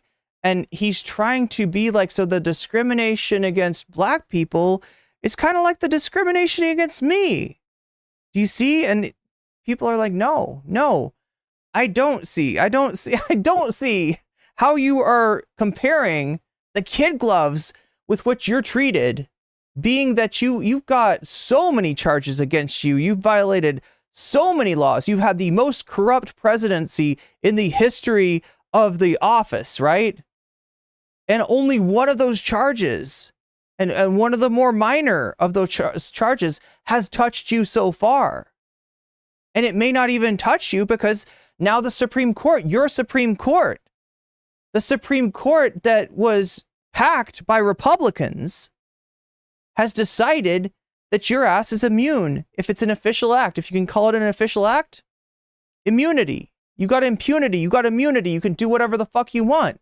You are on the opposite end of the scale from somebody who's disproportionately targeted for arrest and punishment, like for you know, a group of people that are disproportionately targeted for that, right? It's the opposite. It's not the same. But he tried to use this as a campaign issue. So now they're asking him, well, I mean, all the stuff that you've said about your own case, does that impact? Like, how do you resolve that with your takes on law and order? So I want to follow up really quickly. You know, I find it interesting because you do talk about reining in prosecutors, especially when it comes to prosecutors that are prosecuting you. Why doesn't that skepticism apply to law enforcement? Well, I've been prosecuted because I'm a political opponent of two people that have weaponized our justice system. I've been prosecuted. I just won the big case in Florida. Everyone said that was the biggest case. That was the... You didn't win. The judge that you appointed dismissed the case. That's not winning, Trump. That's corruption. That's conflict of interest. And that's why Joe Biden's proposal for judicial reform is supported by nearly 80% of the country, because they see that there is indeed a swamp and it does need to be drained. But Donald, that swamp is not civil servants that are reigning your imperial presidency in. That swamp is the corrupt and illegitimate judicial branch that you and the Republicans have fucking stacked with Federalist Society members. That's the swamp that needs draining. That's the abscess that needs lancing, okay? And Biden, look, like the stuff that Biden's proposed is actually pretty ambitious, right? In terms of a constitutional amendment, you know, these happen like once in a generation. It's very rare, right? Constitutional amendment, you're talking about like 60, super majority in Congress. You're talking about like 3/4 of the states ratify that. You know, there's a huge hurdle, right? So he might not actually get the amendment enacted, but he's definitely got popular support, and it's definitely become a campaign issue, and it's going to redound to the benefit of Kamala Harris. The most difficult case, and I just won it. Now, Biden has a similar case, except much worse. I was protected under the Presidential Records Act. Benny Julia says, why was it dismissed? You're talking about the Florida case? I don't know. I think we'll find out more about that in the appeal that's coming up, because that case is being appealed now, right? That is what Jack Smith is asking in the appeal. Why was it dismissed, right? And most likely it's due to favoritism from a judge that is unqualified for the job. This guy talks about fucking DEI, right? That every black person that's in any kind of position of power, it's DEI. Remember, there was a judge that was that was Mexican American that was overseeing some trial when he first got elected.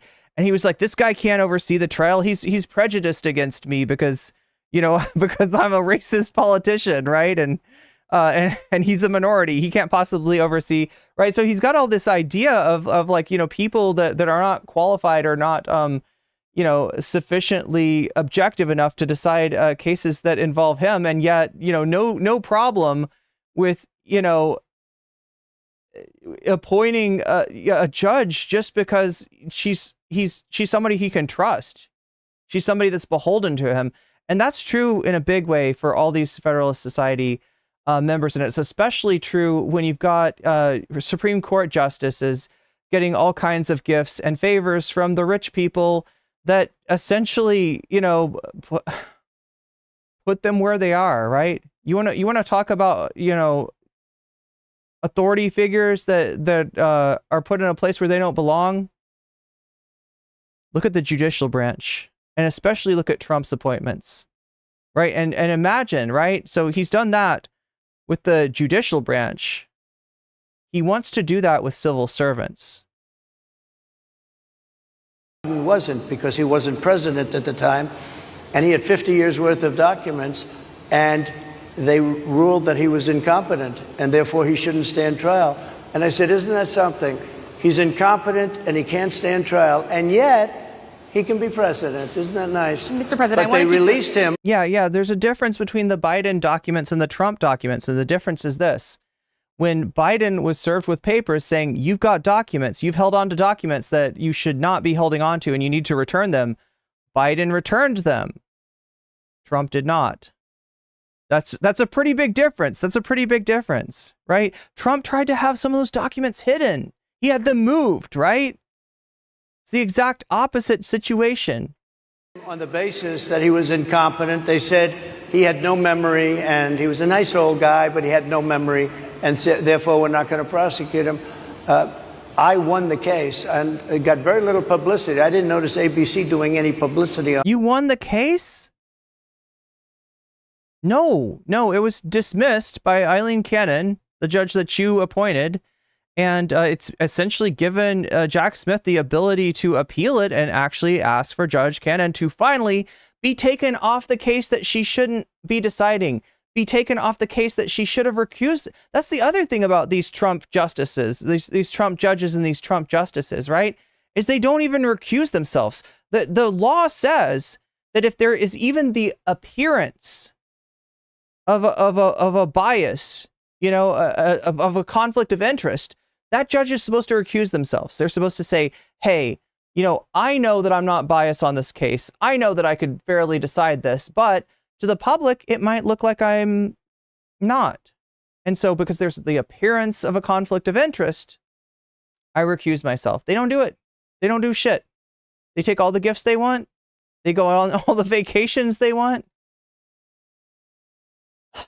They lie to Congress. They lie to the Senate during their confirmation. They fucking lie to the faces of the, they bypass the confirmation process by literally lying and then getting in there and overturning precedent like they said that they wouldn't. It's corrupt as fuck. The swamp needs draining. We covered you extensively, sir. I love. Yeah, dismissed is not winning, especially when there's an appeal. So yeah, we'll see what happens. We'll see what happens with the appeal. Move over onto I different didn't notice topics you now. do any publicity on it at all. I won the case, the biggest case. This is an attack on a political opponent. I have another one where I Sir, if have you a don't mind, I'd hostile love judge. to. We have you for a limited time, sir. I'd love to move on to different No, topics. excuse if you. we You're the can. one that held me up for 35 minutes, just so you understand.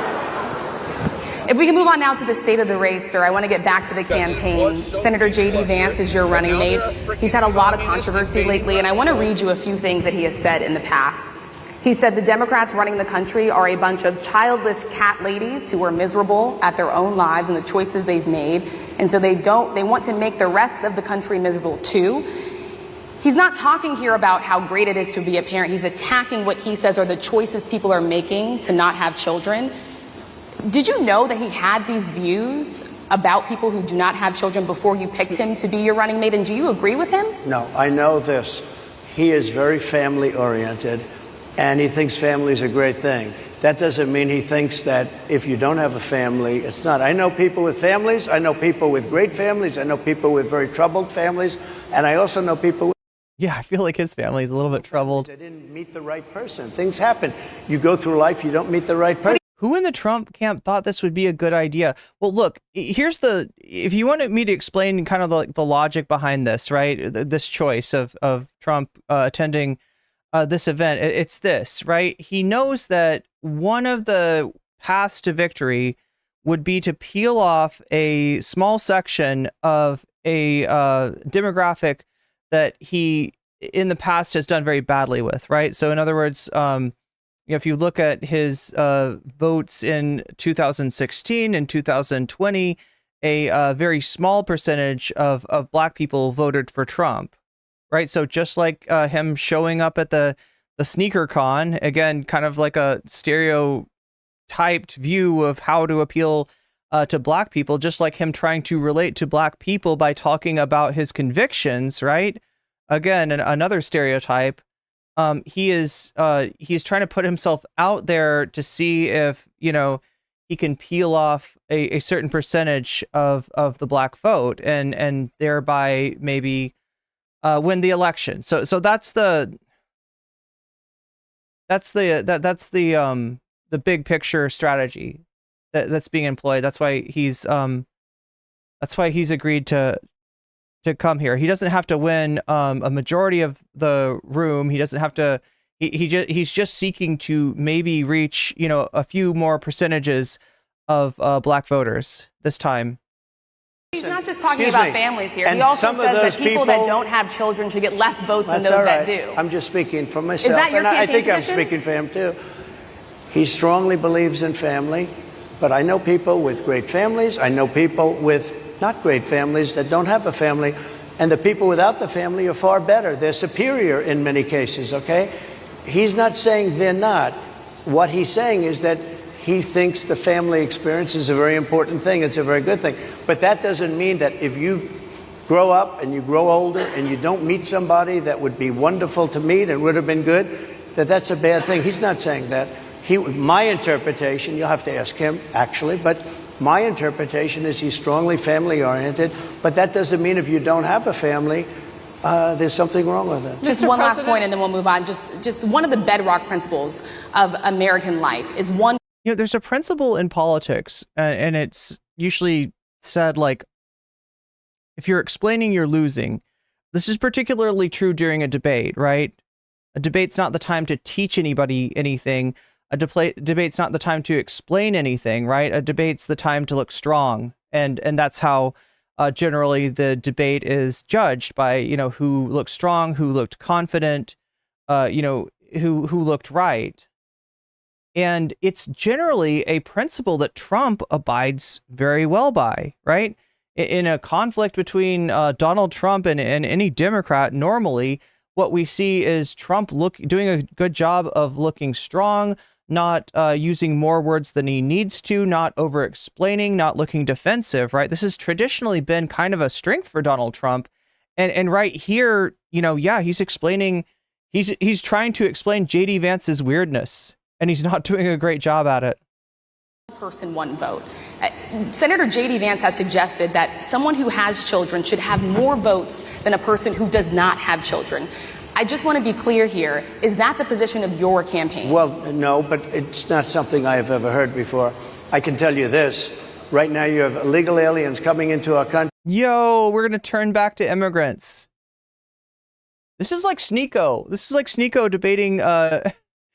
debating Charlie about age of consent. The video's out right now, by the way. If you haven't seen it, I've got a full screen video for those of you who had to watch it on shorts or whatever. But yeah, this is similar to that in that Sneeko kept on pivoting over to like, well, yeah, well, what about trans people though? It's like, no, Sneeko. Invading radicals. We're talking about why Cuties is your favorite movie. Could you explain that maybe? Yeah, he's pivoting to a demonized minority that he would rather talk about than the question that he's actually asked. And many from prisons and many from mental institutions, and they want to give them votes. I don't think they should have votes. They came into our country illegally, People and who they're are only taking the American vote away citizens from are all allowed of the to vote, people in sir. this room that have been here a long time, that have worked hard, that in many cases... They're taking the votes away? Oh my God. So the proposition he's given is that an illegal immigrant is going to come into this country. You know, he's already said that these people are criminals. No proof of that, right? The statistics actually show the opposite of that. But, you know, like I said, you know, you are come in, you're undocumented. You're actually in a very precarious situation, and you want to like minimize any kind of drama, any kind of, interaction with law enforcement, right? You don't want to deal with that, right? But now he's talking about undocumented people voting in federal elections, right? So not only does this Hannibal Lecter, this late great Hannibal Lecter, this Latin American Hannibal Lecter that he says is being released from the insane asylums in all these countries, right? Into Julie super chatted $50. Yo. Well, that is a very terse super chat. See, Benny Julie is illustrating my point exactly, right? When you're explaining, you're losing, and the most, the most succinct comment that you can make is a comment that's no comment at all. So, but thank you for the super chat. Thank you for the super chat, Benny Julius. I appreciate it. And that gets us a long way of the ways towards the sub goal. Yeah, it's 61% now. We're 61% towards our sub goal. Benny, make sure to let me know which of these topics you want to see me cover today, or say Vox Populi, or say Fallout, if you want. And I will fulfill your wishes. But yeah, no, now he's proposing the idea that this immigrant who's, causing all this crime, eating people, having a friend for dinner, as he says, they're also voting. They're also doing voter fraud. Right, there's been surveys done of voter fraud. Like this gets investigated by the Federal Election Committee every year, and every year there's like a few cases of voter fraud, nowhere near determinative, right? Nowhere near affecting the actual outcome of any elections, but they do, go through that, and it's minimal. It's they're single digits is what we're talking about in terms of voter fraud. So no, Donald Trump, we do not have a problem with undocumented immigrants voting in our elections. Try again, buddy. And you'll see this happening. If I'm not elected, you're going to see it happening. If I am, you're not going to have any problem. But you're going to see it happening a long time. You're going to see the people in this room and people outside of this room are going to be losing their jobs to people that have come into this country illegally. Mr. President, can we stay with just kind of the state of the race right now? Because I felt like that Vice President question, Ken, did not get answered. Was right in there with that. Did not get answered. Talk about J.D. Vance for a little bit. He's had some stumbles out of the gate. I don't know if you're hearing what we hear as reporters, but it's been a tough couple of weeks for him. Why did you choose J.D. Vance? Why didn't I? Why did you choose him? And I'm having a hard time. Okay. I chose everybody out there. Do you want me to give you an answer of why he chose J.D. Vance? He's going to say something. He's going to give us a reason. All right. But let me tell you the real reason before, I'm going to let you finish, Donald. But first, I'd like to say that you chose J.D. Vance to get into Peter Thiel's pockets, right? Peter Thiel is a Silicon Valley Paylord, right? Peter Thiel is part of what we call the PayPal mafia, the original people who were involved in PayPal. PayPal was a hugely successful startup. They sold it to eBay. They all got paid and they all got reputation. So these people are hugely influential when it comes to Silicon Valley, right?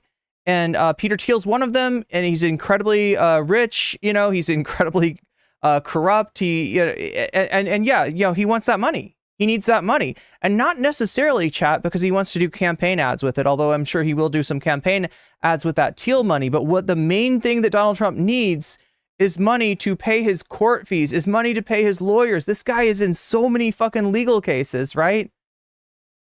And that Peter Thiel money is going to come in handy for him. So by getting, Peter Thiel has like two favorite politicians. One of them's name is Blake Masters. Blake Masters did not succeed in his campaign for Senate in Arizona. The other is J.D. Vance. J.D. Vance did barely win in Ohio, but yeah, his numbers aren't great.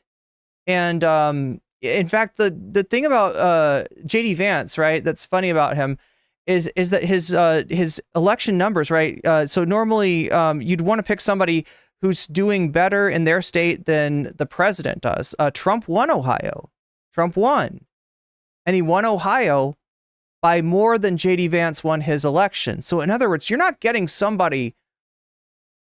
I did for the Last Supper. Thank you, Shakespeare. You're not getting somebody who's actually helping Trump even in Ohio. You've got somebody who's actually less popular than Trump in Ohio. Ohio's not even a state that they need. In general, the kind of candidate that you'd want to, and here's my proof, right? If you doubt me, if you say, no comment, check, you're a bad faith person, you don't like Donald Trump, you're just lying to us about, this Peter Thiel thing, this is a bugaboo, it's not really why he picked J.D. Vance, right? Okay, well then what, tell me about why any vice president gets picked. And the answer is normally because that vice president will help that president get elected. How do they help them get elected? They're popular in certain states that are, on the borderline, that the candidate might lose, right? Ohio is probably not a state that Trump's going to lose. I'm being 100 with you here. I'm not biased. I'm not blowing smoke up your ass and telling you that the Democrats are going to win Ohio. They most likely will not. But J.D. Vance doesn't even help Trump secure the bag in Ohio. He actually is a liability for Trump in Ohio. And the reason is because he's fake as fuck, and people can tell. He wrote a book called Hillbilly Elegy about a culture he doesn't even connect with, about a culture he doesn't even understand, about a culture that he demonized and blamed for all their problems, right? Hillbillies don't have great teeth. That's because they drink too much Mountain Dew. No, that's because they don't have access to fucking dental care, J.D. Vance. But yeah, he's a huge liability. And why would a president pick somebody who does not actually help him? And the answer is because he needs that money. He needs those Thiel bucks. So anyway, that's my. Let's let Donald Trump. I'll tell you why. I chose him because he's a very strong believer in work and the working man and woman, and especially the working man and woman who. Yeah, definitely in his Silicon Valley Tech Fest, he's a huge believer in the working man and woman. Like, you're talking about somebody who works for one of the biggest exploiters of labor in the fucking country, right? No, he's all about the working man, for sure. J.D. Vance out there in Silicon Valley, out there in San Francisco. Yeah, no, he's definitely representing working people. Anyway, chat, I realize this has gone a little longer than I thought it would. I do intend to talk to chat after this is over. I apologize because I see all your lovely chats, but I am not able to respond to them just because we're trying to get through this segment. But I'll take a little break. I'll talk to chat after this, and then we'll get going with the rest of our content as well. How does that sound? Been treated very unfairly because you have many of them in this room. But you have many of those people, they were treated very unfairly. They worked very hard and they were treated unfairly. He wrote the book folks. The movie became a smash hit. Hillbillyology. He's a very smart guy without the benefit of having a family that has contacts, like a father that was well connected. He got into Yale Law School. He graduated in 2 years from Ohio State, summa cum laude. I mean, you take a look at, his career has been an amazing career.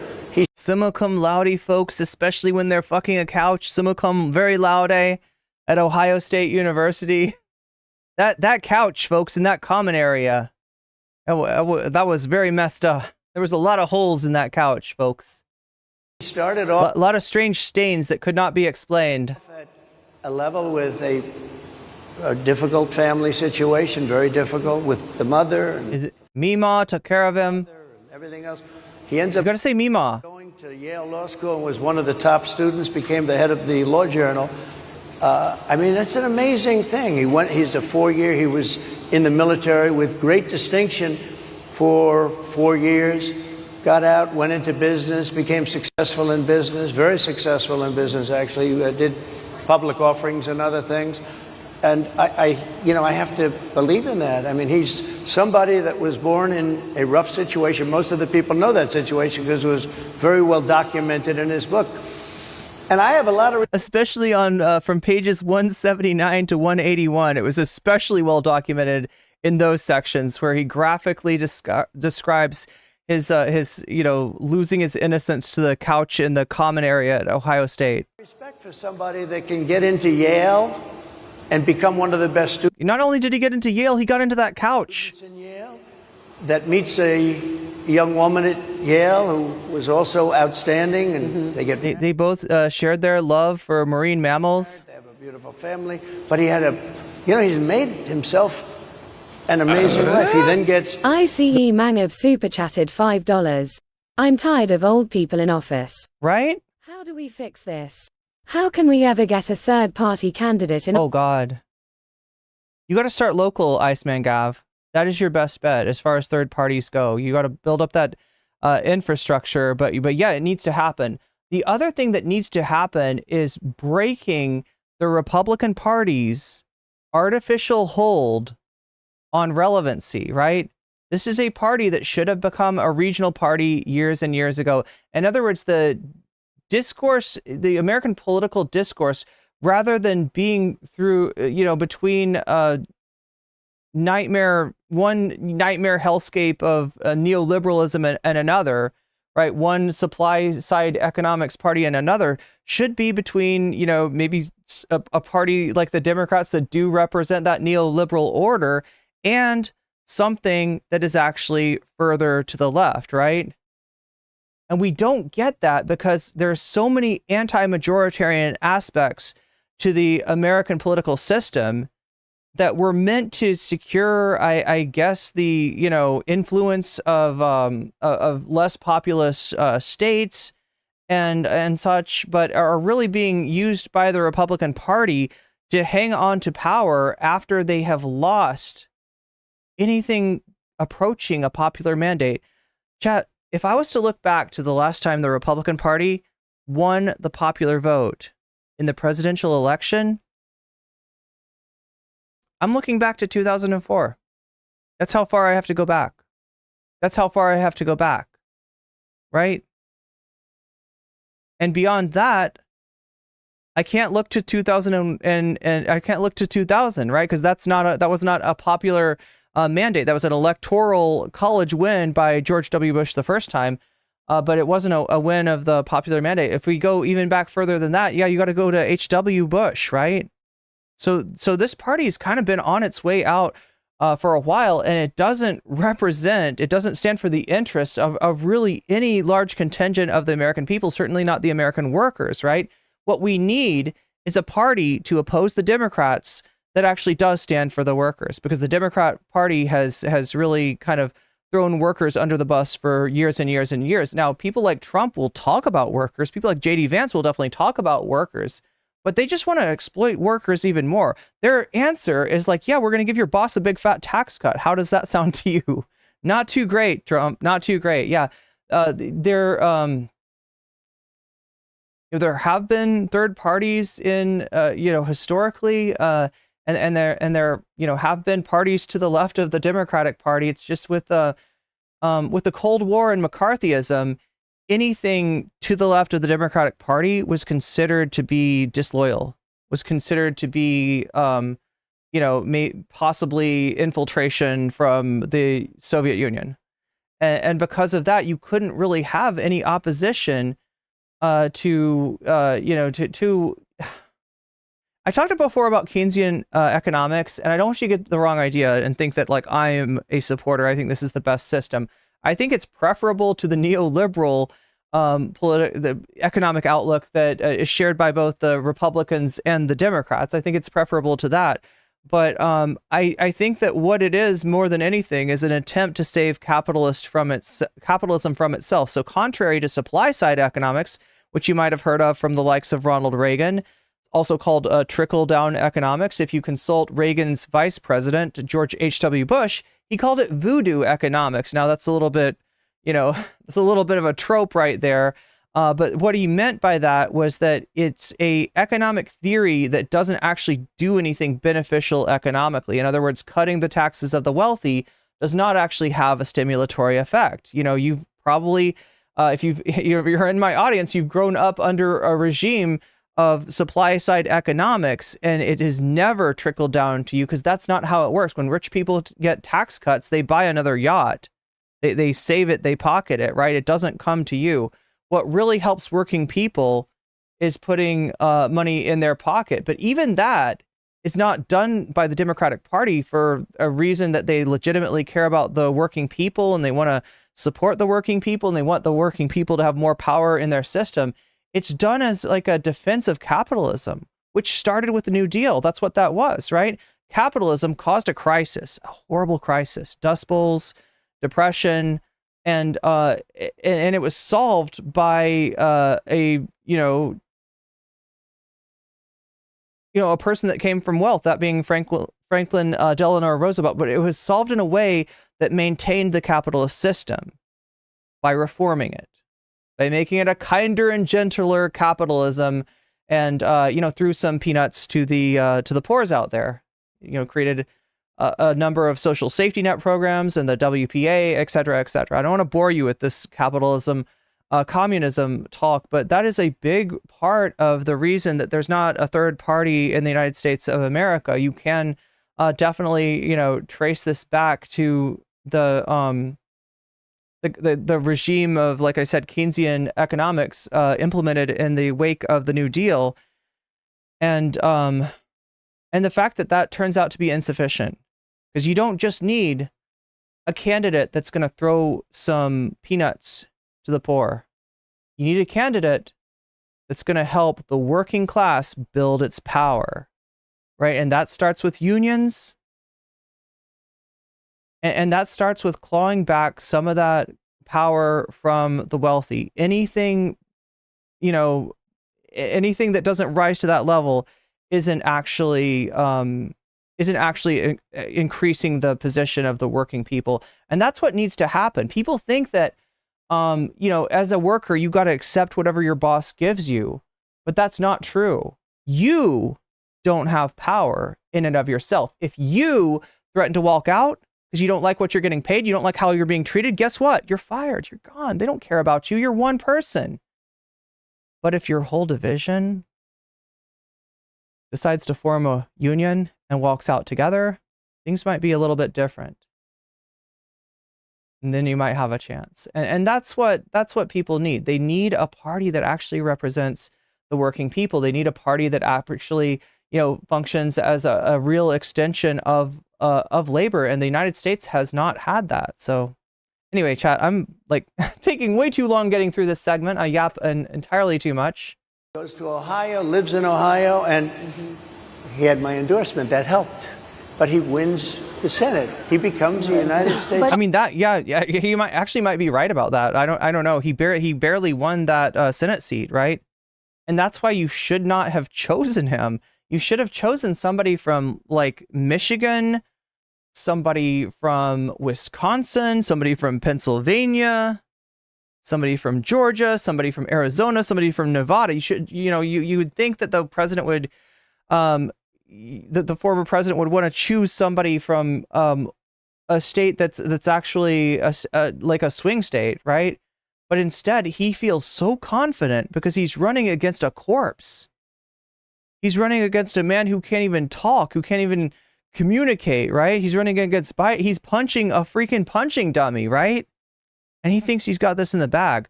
That's why he chose J.D. Vance, right? Because he wasn't concerned about a candidate that would help him win the election. He thought he'd already won the election. He was concerned about a candidate who could give him access to the deep pockets of the likes of Peter Thiel. And J.D. Vance is that candidate. So he's a United States senator. And so, Harris, like I respect you for your success, I respect people for their success. The reason I asked the question is because the last time you and I sat and talked was the day that you were shot. We'd been together for much of that day. You left to go to Butler, Pennsylvania, and we didn't know what was next. Yeah. And 2 days after that... I cannot understand. Your microphone I know, is so it is really hard for me to it's understand you too. I can understand you perfectly. Because she's closer. I can understand you. Happy to hear that, sir. But I can't really understand, Harris. I have a few more questions. Yeah, I hope she's coming through loud and clear for you, Because of the distance, Mr. Trump. are really in lousy shape, but I cannot understand Are you asking a question? what you're saying. So what I wanted to say was the last time we spoke, you said some words that were prophetic because I asked you who you wanted to choose for vice president. Yeah. And you said normally it really wouldn't matter what they would bring, you choose somebody that you think has a future, that sort of thing. But you said these words 3.5 hours before an attempted assassination on your life. You told me that bad things happen, Harris, and that's why this decision is important this time. Bad things happen. You said it twice. When you look at J.D. Vance, is he ready on day one? Does he what? Ready on day one, if he has to. I've always had great respect but now for they're him. a freaking communist invading And for the other radicals. candidates, too. But I will say this, and I think this is well documented. Historically, the vice president, in terms of the election, does not have any impact. I mean, virtually no impact. You have 2 or 3 days where there's a lot of commotion as to who, like you're having it on the Democrat side, who it's going to be. And then that dies down, and it's all about the presidential pick. Virtually never has it mattered. Maybe Lyndon Johnson mattered for different reasons of what we're talking about, not for vote reasons, but for political reasons, other political reasons. But historically, the choice of a vice president makes no difference. You're voting for the president, and you can have a vice president who's outstanding in every way, and I think JD is. I think that all... You could say that the effect of the vice president is maybe overstated by the media sometimes, but I wouldn't say that it doesn't have an effect. Would have been, but you're not voting that way. You're voting for the president. You're voting for me. If you like me, I'm going to win. If you don't like me, I'm not going to win. I'm going to get my J.D. Vance question in. Well, we know either way that if people vote for you or they don't vote for you, you're still going to claim victory anyway, because that's what you do. You put forward this vision of yourself where you never lose, and if you do lose, it's got to be because the election was stolen. It's got to be because you were treated unfairly. J.D. Vance? I'm going to get my J.D. Vance question in.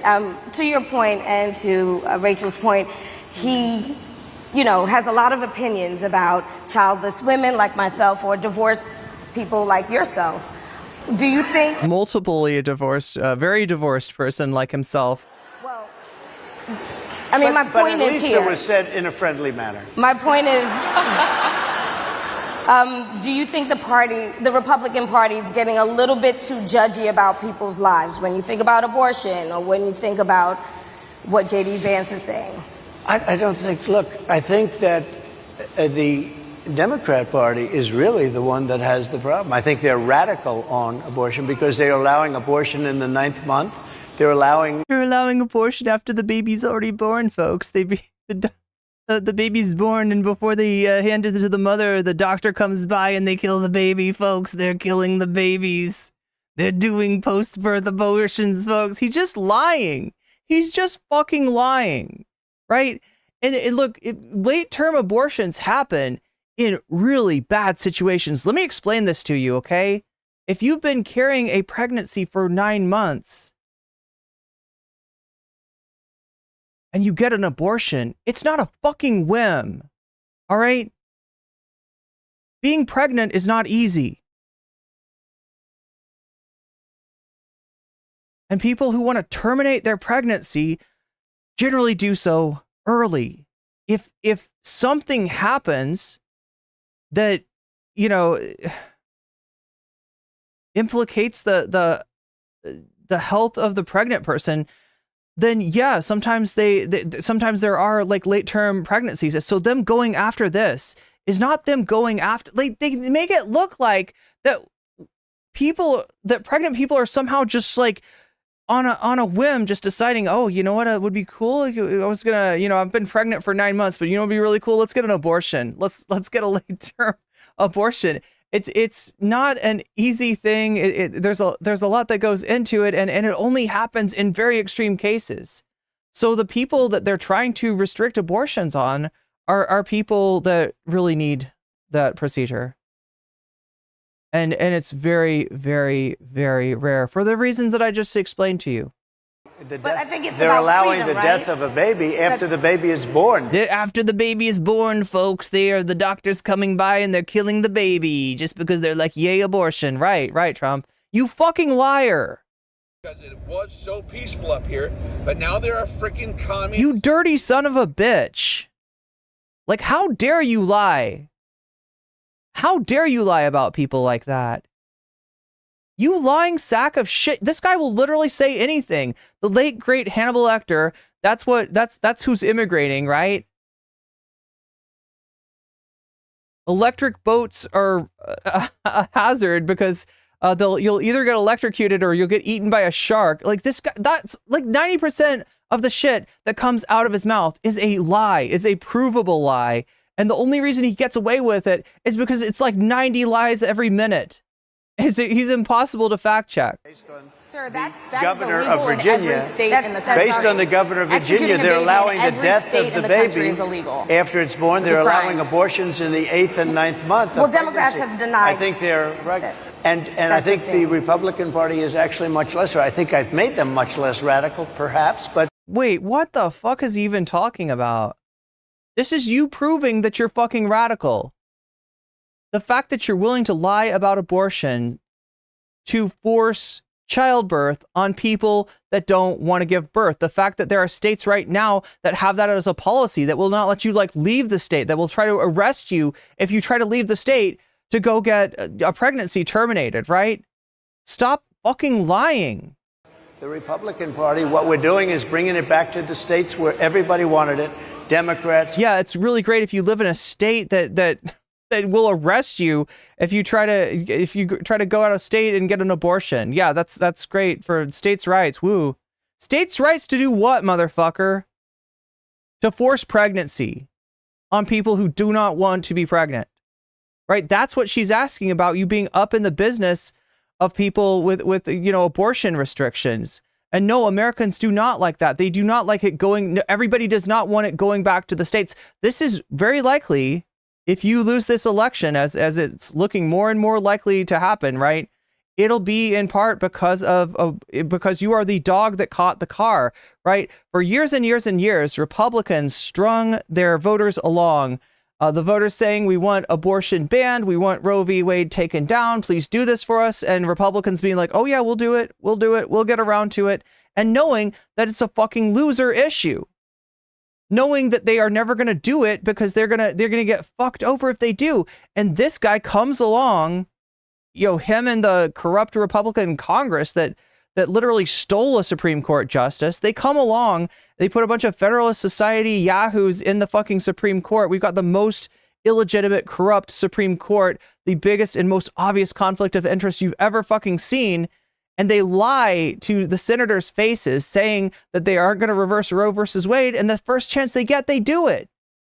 And nobody fucking likes that. And nobody believes your states' rights thing. Nobody thinks it's okay that if you fucking live in Alabama or Mississippi, you should be forced to carry out a pregnancy you do not wish to. You're going to lose because unlike those shithead Republicans that you took this party from, you don't know how to play politics. You caught the car, Donald. And now you're going to get dragged along by it into irrelevancy, into being a joke, into being the first presidential lolcow. There he is, folks. There he is. Republicans, liberals, conservatives, everybody wanted abortion brought back. They didn't want Roe v. Wade in the federal government. They wanted it. That's literally untrue. It was so peaceful up here, but now there are freaking communist invading Trump, Roe v. Wade is more popular than you. All right? That ruling, that Supreme Court ruling. Yo, what is this, 3 for Wednesday? 3 for Wednesday, wow. See, I always try to get 3 for Thursday, but no, it's okay. We got 3 in a row. Congratulations, chat. That's like a lot of subs right there. Everybody. We're blowing up. The majority of Americans oppose Roe v. Wade being overturned. They Multiple don't know polls have about showed that, this. sir. Right now, they're voting. They don't know that the doctors are killing the babies, folks. The baby is born, and the doctor takes the baby away from the mother and goes in the other room and kills the baby. Then they kill the baby. They're killing the babies, folks. Hannibal Lecter. They're feeding the babies to the late, great Hannibal Lecter. They're feeding them to sharks, folks. They're electrocuting them with batteries from electric boats. It brought it back to the states. Now, I happen to believe in the 3 exceptions. Ronald Reagan believed with rape, incest, life of the mother. Those states are not respecting those 3 exceptions. You are full of shit, Trump. I do. I think most people do. I think most Republicans do also. But if you take a look, right now they're doing, it's an amazing thing, out of the federal government, it's in states, and people are voting. And I will say, Ohio is, let's call it a more liberal. Ohio, you should be so worried about Ohio. Ohio is a state that's gone red for like years and years and years. I can't even think of the last time. Was it like, it's got to be like Al Gore. Yeah, like Al Gore was probably the last time, 2000 was probably the last time the Democrats won Ohio. And now you've got a mandate, you've got a referendum overturning the Republican prohibition on abortion. Because, not just Ohio, Kansas, right? Kansas as well.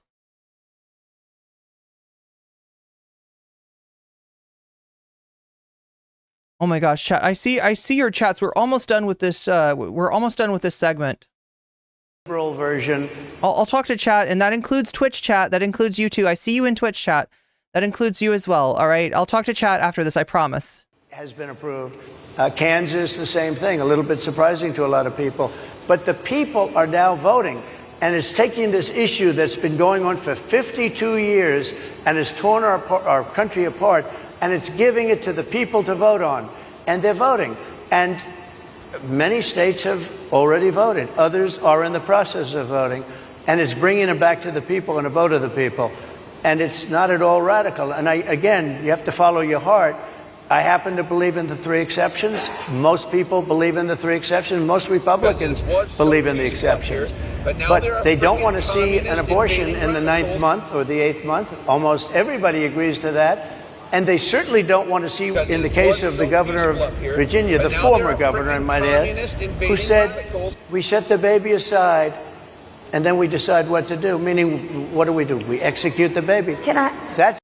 It doesn't make sense. What he's saying doesn't make sense. Like, the way he's describing it, it doesn't sound like even like something that, like, so you're going to the hospital, you're giving birth, and then they execute your baby for what? Because they really like abortion, which that would be infanticide.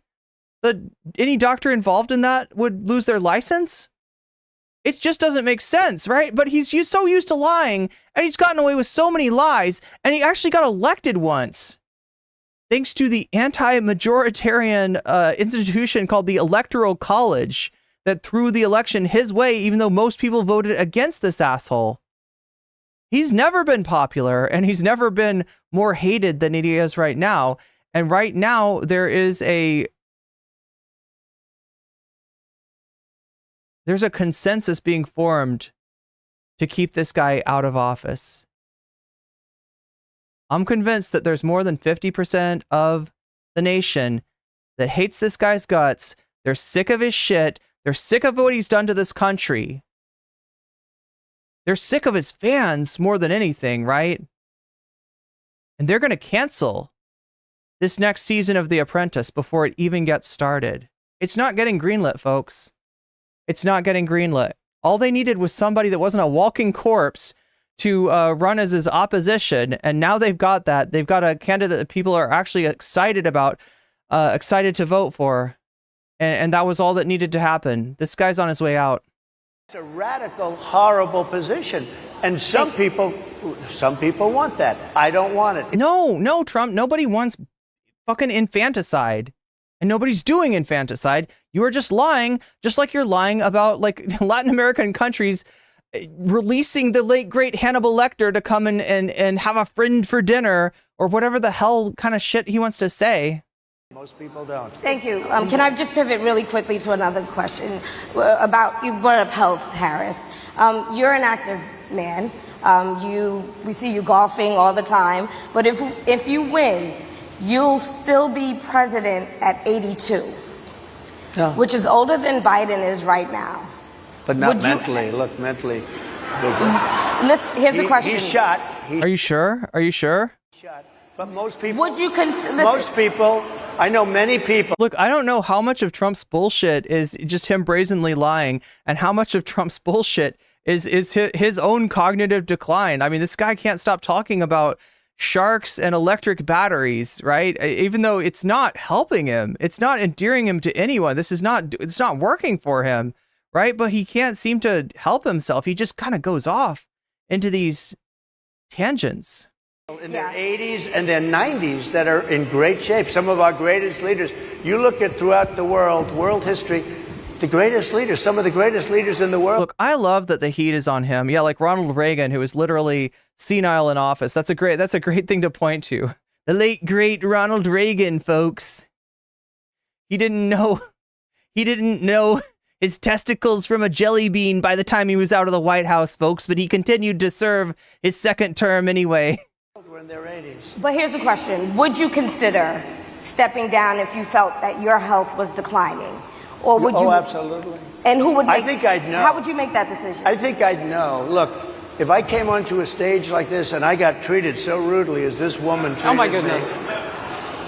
And I'm fine with it because she was very rude. He's fucking entitled. He's never been asked a confrontational question. He's a bully. He's used to being able to intimidate people. When somebody comes up and asks him the questions that we all want to hear the answer to, he feels like he's being mistreated somehow.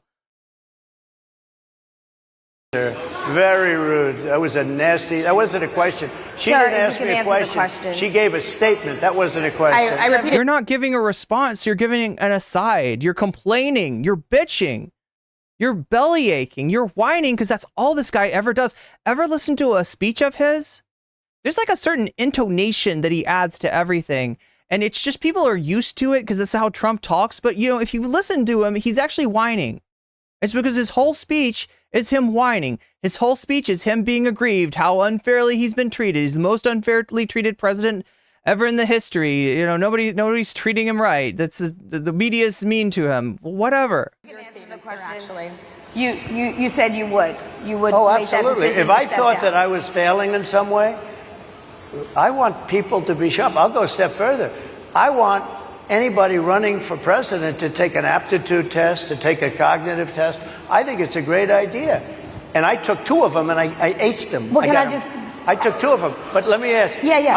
I would like to have people running for president, and I don't mean because they're 75 or 85. I think anybody running, I'd like to do it. People say it's not constitutional. I would like to have something passed where you can do it. I think we should. Wait, what's not constitutional? Oh, mandating a cognitive test. Yeah, no, that'd be great. Why don't you start this off by doing some real cognitive tests, not your bullshit from the doctor that's known as the Candyman, the White House physician that handed out fentanyl patches to Trump's administration, that handed out modafinil to Trump's administration, right? That wrote a ton of prescriptions for freaking Adderall. And then they turn around and bitch it like, oh, I think that Biden might be on Adderall, folks. He's drinking the Mountain Dew Code Red, folks. It's not natural. It's a performance enhancing drug that makes your senility go away. We know that's bullshit now, right? If there's anything that he could have given Biden that would cover up his cognitive decline, they would have done it. But no, it was actually his administration. It was actually his doctor, his corrupt doctor that I think I think this guy like lost his license or got demoted in the Navy or something like that. And I've watched what's happened in the last couple of years under this gentleman. And our country is a mess. We have inflation. We have... Yeah, no, our country has been a mess ever since 2016. That's true. That's true. And it was never more a mess than it was in 2020 under your failed leadership, under your inability to handle the first crisis that came your fucking way. Imagine if that had been a war.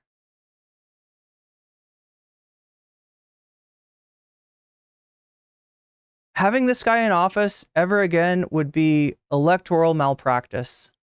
The millions of people falling in. We have Afghanistan, which was the worst, most embarrassing moment in the history of our country. What he has done to our country, and her too, what they've done to our country. Yeah, you know what's embarrassing about Afghanistan is that the United States was there for like 20 years, right? The US gets attacked by somebody from Saudi Arabia, and they go into Afghanistan and they stay in there for 20 years thinking that they can change the fucking the culture in Afghanistan, and you know, and it ends up as a huge mess. They end up handing it back to the Taliban. Right? Yeah, the entirety of the fucking war on terror was a huge fucking mistake. But this guy's problem with the war on terror is that the United States did not come into Iraq and take their oil. That's his complaint, right? He's more Dick Cheney than Dick Cheney. She has been a horrible vice president. She's considered the worst vice president in the history of our country. Mr. Don't mean to interrupt you, but would you consider taking the cognitive test? Mr. President, I would love to and do make it. it public. Well, I've already taken 2 of them, but I'll do it again. Mr. President, how do you intend to... I suggested, Harris, that let's take one. I said, Joe and I will go and take a cognitive test. Now, I'd do it with her, too. I would do it with her. Yeah, no, Kamala Harris needs to take a cognitive test. That's... Also, you know what? She failed her law exam. She didn't pass her law exam, so maybe she wouldn't pass the cognitive test. Mr. President, are you saying she wouldn't pass? You're not doing it, Trump. You came here to win more. You came here to see if you could, peel off any black voters, and you're like, actually, Kamala Harris is stupid. Like they asked you about the DEI thing earlier, and luckily you didn't just like take the bait and say what a lot of Republicans are trying to say, that Kamala is some kind of a DEI choice for president. But you basically worked your way back there anyway. Just to be clear, I'm just giving you the facts. To be clear, you don't think Harris... How do you intend... She didn't pass her bar exam, and she didn't think she would pass it, and she didn't think she was going to ever pass it. And I don't know what happened. Maybe she passed it. She did pass it. There's a man over here, I think. Literally lying about Kamala Harris not passing the bar exam. Mr. President, I would love to ask you about January 6th. You called yourself the candidate of law and order. Yeah. When Time Magazine asked you if you would consider pardoning all the rioters, you said, yes, absolutely. Sure. You called them patriots. 140 police officers were... Oh my God, he's drinking. Oh no, chat. They got to keep this guy hydrated because he's a weird drinker. He's a truly strange drinker. Speaking of which, I got to get some water for myself, but like, let's enjoy this for a second. Time Magazine asked you if you would consider pardoning all the rioters. You said, yes, absolutely. Sure. You called them patriots. He like puts his head down. Like he doesn't bring the water to his lips. It's so weird. He puts his head down to the water. He leans his head forward to, I don't know. Anyway, chat. Anyway. 140 police officers were assaulted that day. Their injuries included broken bones. At least one officer lost an eye. One had 2 cracked ribs, 2 smashed spinal discs. Another had a stroke. Were the people who assaulted those 140 officers, including those I just mentioned, patriots who deserve pardons? Well, let me bring it back to modern day. Like about 5 days ago, we had an attack on the Capitol. Let me distract. Let me change the subject, because that is a question that I cannot answer while looking good. And I refuse to engage with anything that makes me look bad. If the words are bad, they're about you. If the words are good, they're about me. horrible attack on the Capitol. You saw the people that were protesting and spraying these incredible monuments, bells, lions, all these magnificent limestone and granite with red paint, red spray paint that will never actually come off, especially on It already has come off. the limestone. It will never, I'm a builder, I know about this stuff. It'll never, you'll see it in 100 years from now. They viciously... Yeah, you know what else won't ever come off is the blood that's been spilled in Gaza. That'll never come off either. The stain on the moral standing of the United States for arming Israel in its war crimes. That will never come off either. But no, he's worried about graffiti. He's worried about graffiti. Our government, they fought with police, they fought with them much more... Just change the subject. Just change the subject to some group of people that did not go into the Capitol. That did not crack the fucking spinal discs of police and you know, whatever, like, just completely change the subject. On January 6th.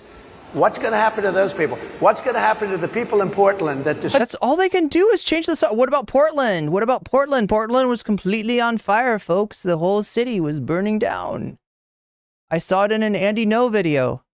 Sir, my question is on those. What's going to happen to my the question people is that on tried those to bring rioters who assaulted Excuse officers. Me. You have to would ask, you pardon what's those going to people? happen? Oh, absolutely, I would. You if would they're pardon innocent, those? If they're innocent, I would pardon them. They've been convicted. And by the way, the Supreme Court just under...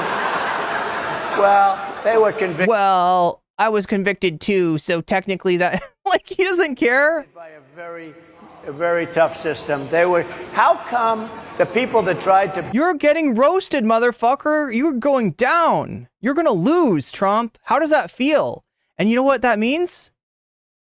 You know what losing this election means? Just like Netanyahu, if Netanyahu has to step down for some reason, the law is going to come after this guy and they're going to get him. And he is going to, for once in his life, be held accountable. For once in his rich, spoiled, silver spoon up the ass life, this guy's going to be held accountable for something. But that's only happening if he loses the election. That's only happening, right? That's why people say he's running. He's so brave. He didn't need to run. He didn't need to come back. He was so mistreated. He could have just gone off into... No, he couldn't have ridden off into the sunset. He's got charges chasing him. And the only way to beat those charges is with the corruption of his Supreme Court. Is by achieving that executive immunity once again. But it's not going to happen. People have seen part 1 of this reality show, and they are not going to greenlight it for part 2. It's getting canceled, and he's getting canceled. And the result of that is going to be a very miserable retirement for him. Burned down Minneapolis. How come the people that took over a large percentage of Seattle, how come nothing happened to them? That's not true. That's literally not true. Right? Do you want to know how the Seattle situation, he's talking about Chaz. You want to know how that happened? There were protests, and the city tried to stop them. They tried to... But now there are freaking communist invading radicals. They tried to announce a curfew, right when the protests are going on, that basically says anybody that's out, anybody that's out in the streets in like 5 minutes is going to be considered a riot. Right? And so they start shooting, flashbang grenades, explosive ordinances, tear gas, etc. at the protesters again and again and again, trying to get them to fuck off, trying to get them to go home. And it doesn't work. They keep coming out. People cared about what was happening, and they weren't going to let it go. And the city of Seattle ran out of tear gas. They could no longer control those protesters because they sprayed all their tear gas. They depleted their munitions. And the Seattle police backed off of the district left the cop shop in the place where the protests were happening, right? That's what happened. That's what went on. So don't tell me nothing ever happened to anybody. Those people were getting fucking shot with non-lethal ordinances. Yeah, don't tell me nothing fucking happened. Oh my God, dude. How come the But people sir, we're that, talking about people that were seen beating officers talking with about flagpoles, dragging them down the stairs. They're on video. Have you seen that video, sir? Oh, really? Well, you would pardon those rioters? They shot a young lady in the face who was They shot a ton of protesters in the face in Seattle. protesting. They shot her in the face. You know, nobody died that day. You do know that. But people died in Seattle.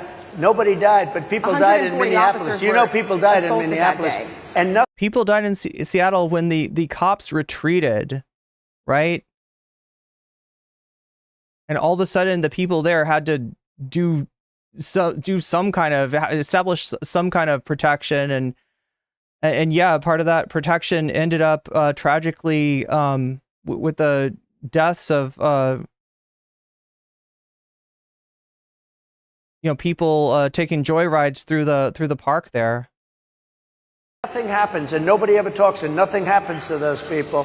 But you went after the. It was a fucked up thing that happened after the city of Seattle used up all its tear gas and retreated from a block of the city. Yeah, it was a fucked up thing that happened, right? You know what shouldn't have happened? That kind of suppression of protests. That kind of suppression of free speech should have never happened. They should have never sprayed those protesters with tear gas. The J6 people with a vengeance. And I'll tell you what about the cops that were, and I'm all for the police, as you know, but what about the police that are ushering everybody into the Capitol? Go in, go in, go in.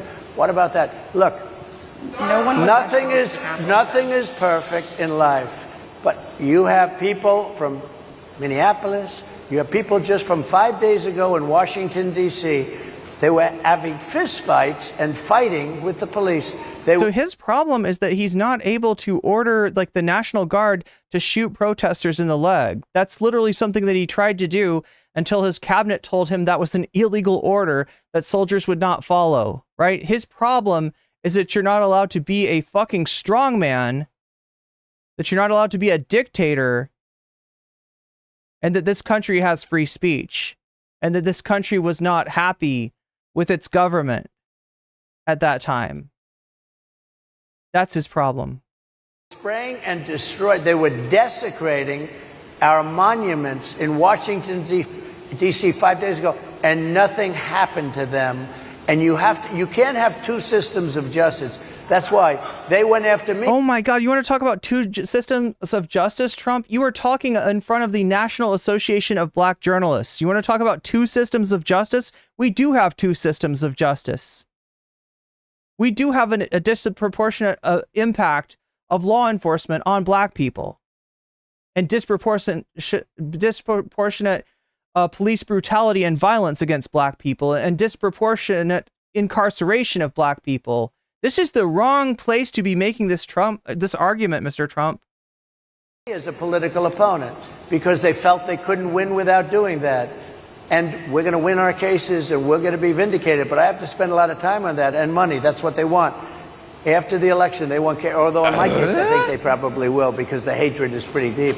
But I'll tell you, they went after me as a... Omega Star, thank you for the super chat. $4.99 to the shark for VP. Yeah. I mean, that's a good idea. I haven't thought of running the shark that... The shark that bit Trump. The reason that he's afraid of sharks. It's like a Captain Hook situation, I'm pretty sure, folks. Right? The shark attacked Trump. It bit off a certain part of his body. And it got a taste. It got a taste of Trump, and it liked what it tasted.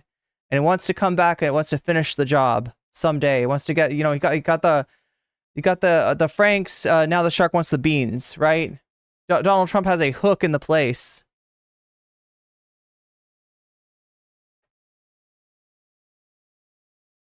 Political opponent.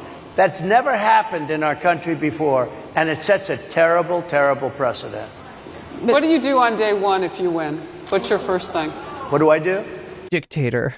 I close the border, and I do two things, because I Dictator. can do a lot of things simultaneously. I close the border. We don't want people coming in. We want people to come in, Harris, but they have to be vetted. They have to be checked. They have to come in legally. You don't, because if you wanted people to be vetted and checked, you would reform immigration.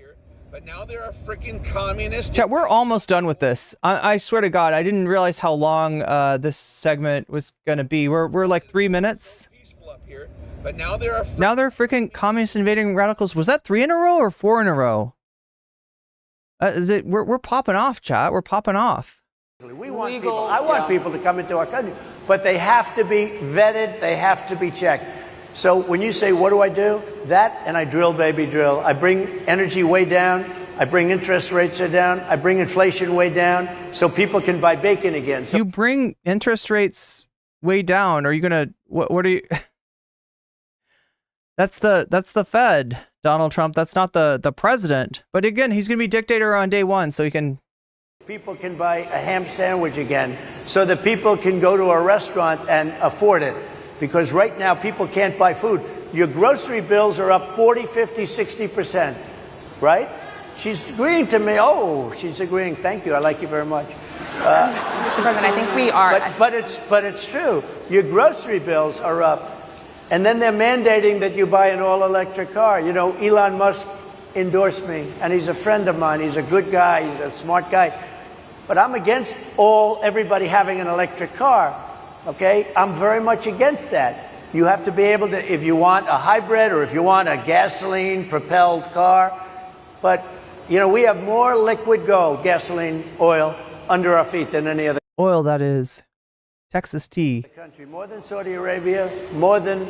Actually, the country right now under Biden, and this is not a flex, this is not something I'm happy about. I'm not going to give you a Xanderhal where I fucking glaze Biden up for this, right? But they are pumping out more oil, not just than the United States ever has before, but more than... Wow, that's a great freeze frame right there. You see Trump's tongue? Yes, it's a great look for you, Mr. Former President. Anyway, yeah, they're pumping out more energy than any nation ever right now. Right? Unfortunately, Biden is bad on this issue too, right? Because, I mean, the downside of that is we're not talking about renewable energy, and we should be. We needed to get there by now. Even the military is talking about renewable energy for the reason of national security, right? That at this point, the military is worried that we're too dependent on fossil fuels. Russia more than any other country. I want to use it. I want to use what we have. I want to bring down prices, bring down costs, and I also have to stop the invasion. And remember, they're taking your jobs. These people coming in are taking your jobs. Project 2025. I think we have to leave it Literally the South Park line. there by the Trump team. All right. So leave. Yeah. So that's his team pulling him off. That's Trump getting the hook from his own campaign. That's not these people being like, we don't like Mr. Trump. He said very bad things and we need to get him off the stage. We don't want him talking anymore. That is his people saying, enough, no more. He's losing the election right before our eyes. Get him off. Well, that is the last word. Thank you so much, Mr. Trump, for coming today and joining us. Well, thank you very much. They've been telling us. Thank you. Thank you, everybody, very much. Great Thank honor. you, Mr. President. Thank you. NABJ will email about. And then we got the copyrighted music. I don't know, why did they have this guy come on to Gorillas, chat? Was that what? I think it was Gorilla. Either was it Gorillas or was like the same it was like the same what do you call it? Like the same sample that Gorillas use. All right. Well, with that was an incredibly long segment. I apologize. Or I don't know, should I apologize? I apologize to me. I'm making this a pain in the ass for myself, actually. All right, chat, what is up? I've been meaning to get to you for the longest time, all right? I feel so bad. That was a really long segment. I had to give my full attention to it, but between segments, we do a little chatting around here. we do a little chatting. So here we are. I'm back. Jesus Christ, how long? Okay, 3 hours. That's half of the stream. That's half of the stream just on Trump. All right, well, I guess you got your weird MAGA for today. We've got a lot of other stuff to cover today. Like I said, Israel is spiraling. That's what this stream is all about. So we probably should get to that next. We've got a Piers Morgan debate. It looks to be kind of a shit show, talking about what's going on in the Golan Heights, talking about what's going on in Lebanon. We're also going to be talking about Israel's illegal actions in Tehran, right? They've you know, they took out a member of Hamas. Unfortunately, it was the guy that was negotiating the ceasefire. If you want more proof that Netanyahu does not want a ceasefire, look no further. Look no further.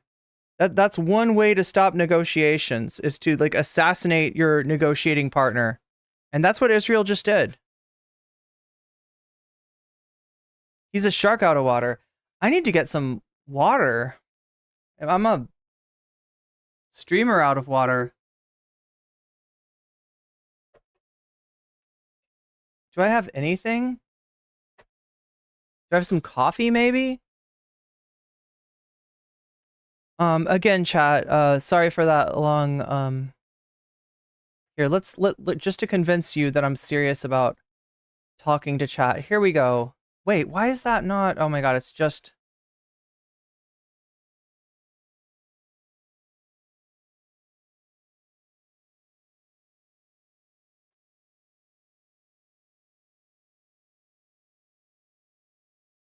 That embedded chat link and put it into unified chat. Here we go. Boom. All right, so your chat will show up now, I think. Did I do this right? What's going on? Why? Did I not get embed chat, copy?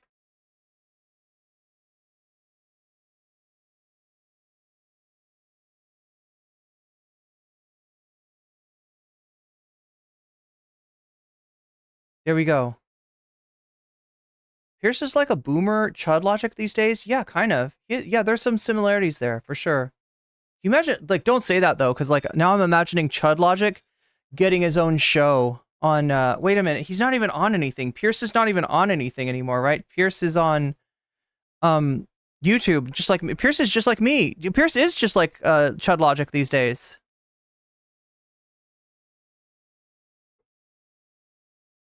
But yeah, goddamn, that was a long segment. I really thought I'd seen a version of this that was like 30 minutes. But then I looked and found a Reuters version of this that was longer. So yeah, the story behind that is, I think that there was some thought of bringing, you know, Kamala on for this too.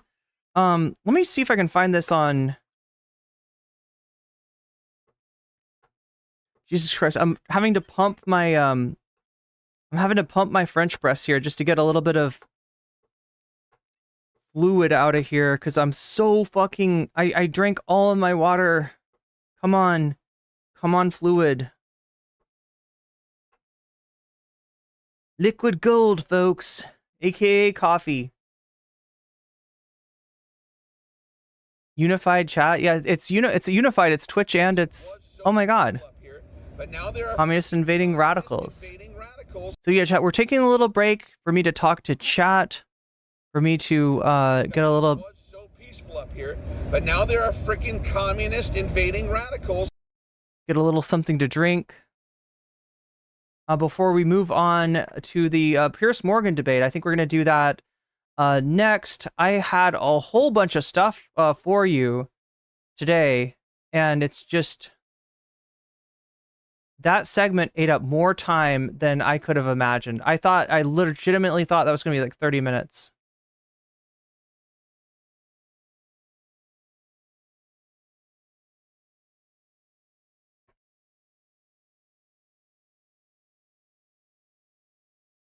But yeah, when in doubt, drink your void coffee.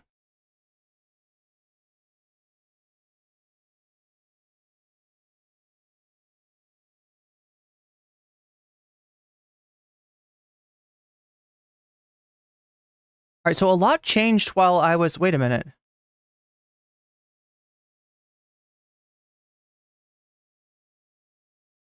I'm trying to figure out. We added more to Vox Populi. Wait a minute. Yeah, Israel says it's gonna attack. So Iran is talking about striking back.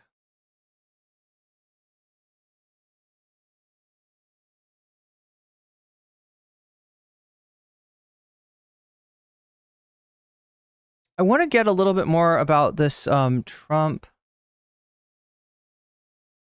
black journalist. There's a story kind of behind this event. I'm just seeing a lot of clips here.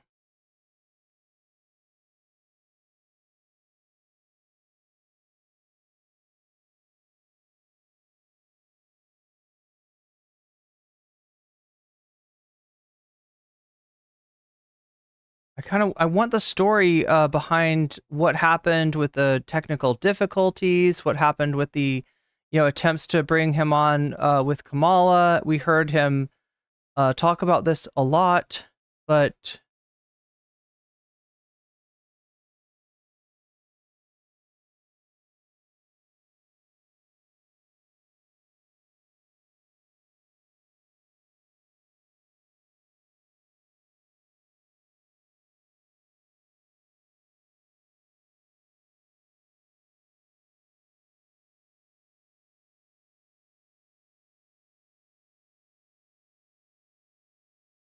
Trump falsely accuses Harris of deciding to turn black. Trump's appearance before black journalists leads to memorable confrontations with ABC's Rachel Scott.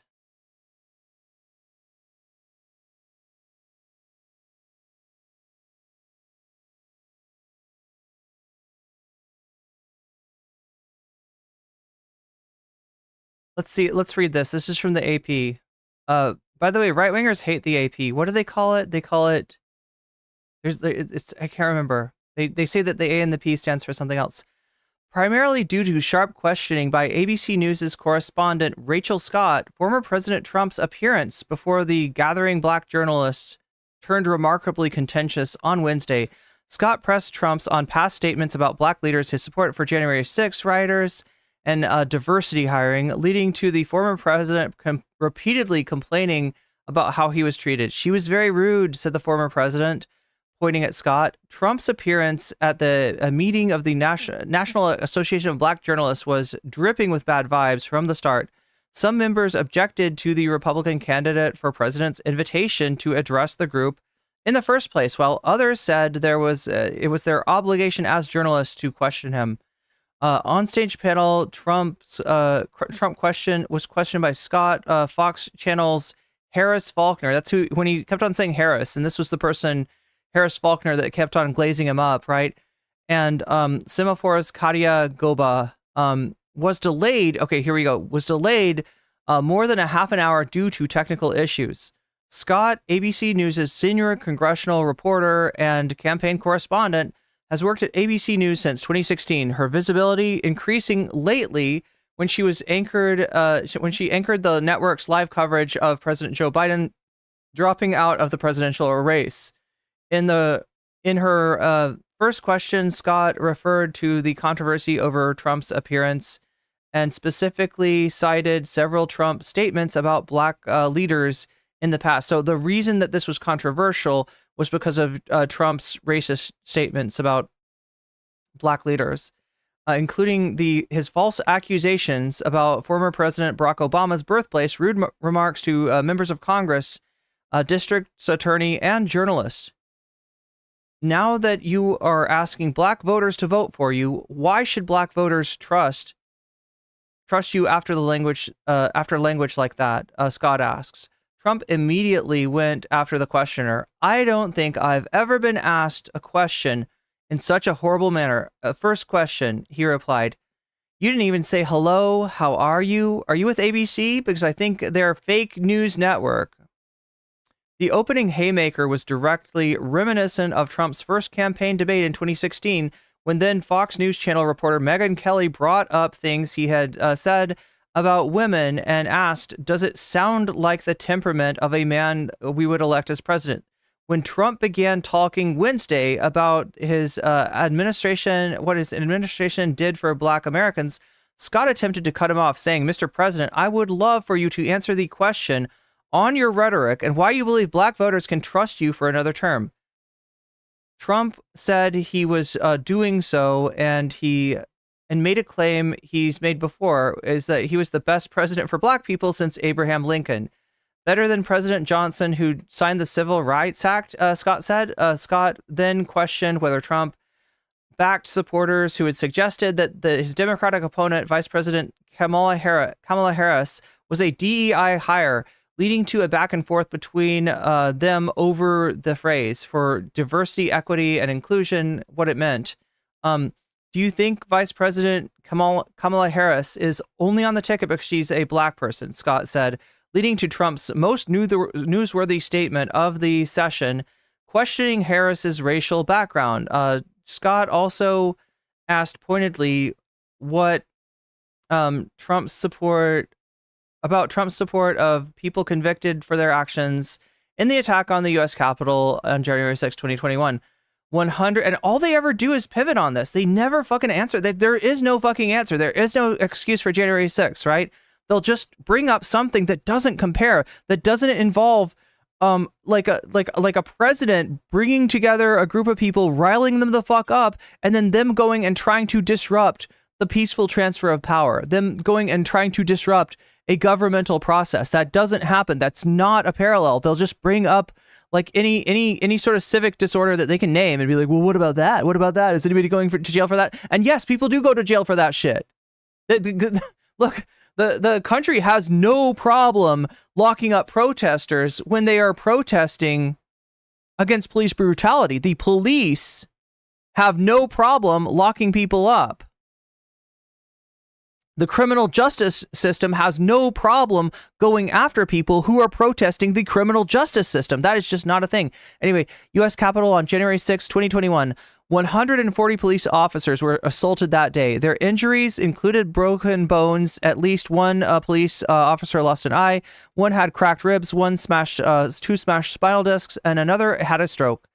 Were the people who assaulted the 140 officers patriots who deserve pardons? Trump turned the subject to demonstrations held by those supporting liberal causes like stopping a genocide. Yeah, that's wild. That's like a politically contentious issue. The panel ended in some degree of confusion. Scott, who was the moderator, cut off an attempt by Faulkner to ask about Project 2025's blueprint, the Project 2025 blueprint, saying Trump's time was limited. After the session, Trump posted on his Truth Social account that the questions were rude and nasty, often in the form of statements, but we crushed it. No, you didn't. You just lost the fucking election is what you did. A student journalist attending the conference, Kelly Arrington of Savannah State University, said, I assume that Trump came just so he could win over more Black voters, but unfortunately in this conversation, he did not answer the questions that were given. The session became a quick topic on social media, some people praising Scott for tough questions. Others suggested that Trump was led into an ambush. He wasn't led into shit. He didn't have to show up for this thing. And, you know, like I said, he did it so he could maybe peel off a few... Okay, so here's the story about Kamala Harris, right? Up here, but now there are freaking communists. And then I'll get to chat. Donald Trump falsely suggested that Kamala Harris had misled voters about her race as the former president appeared before the National Association of Black Journalists in Chicago Wednesday in an interview that quickly turned hostile. The Republican former president wrongly claimed that Harris, the first Black woman and Asian American to serve as vice president, had in the past only promoted her Indian heritage. I didn't know that she was Black until a number of years ago when she happened to turn Black, and now she wants to be known as Black. So I don't know if she is she Indian or is she black? Trump said. Oh my God, this is like, again, this is what I said. Like, it's terrible to be kind of put under the microscope about your identity like this, that you're supposed to choose part of your identity, and that's just not how it works. Anyway, Trump said while addressing the group's annual convention, Harris is the daughter of a Jamaican father and an Indian mother, both immigrants to the U.S. As an undergraduate, Harris attended Howard University, one of the nation's most prominent historically black colleges and universities, where she also pledged to the historically black sorority Alpha Kappa Alpha.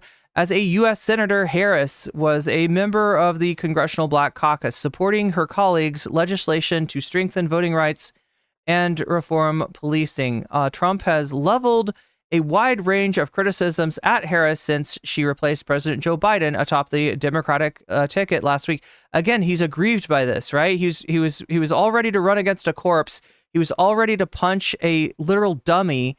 And now instead he's got a real battle on his hands. He's got a real fight. He's got a real election, and he doesn't want that.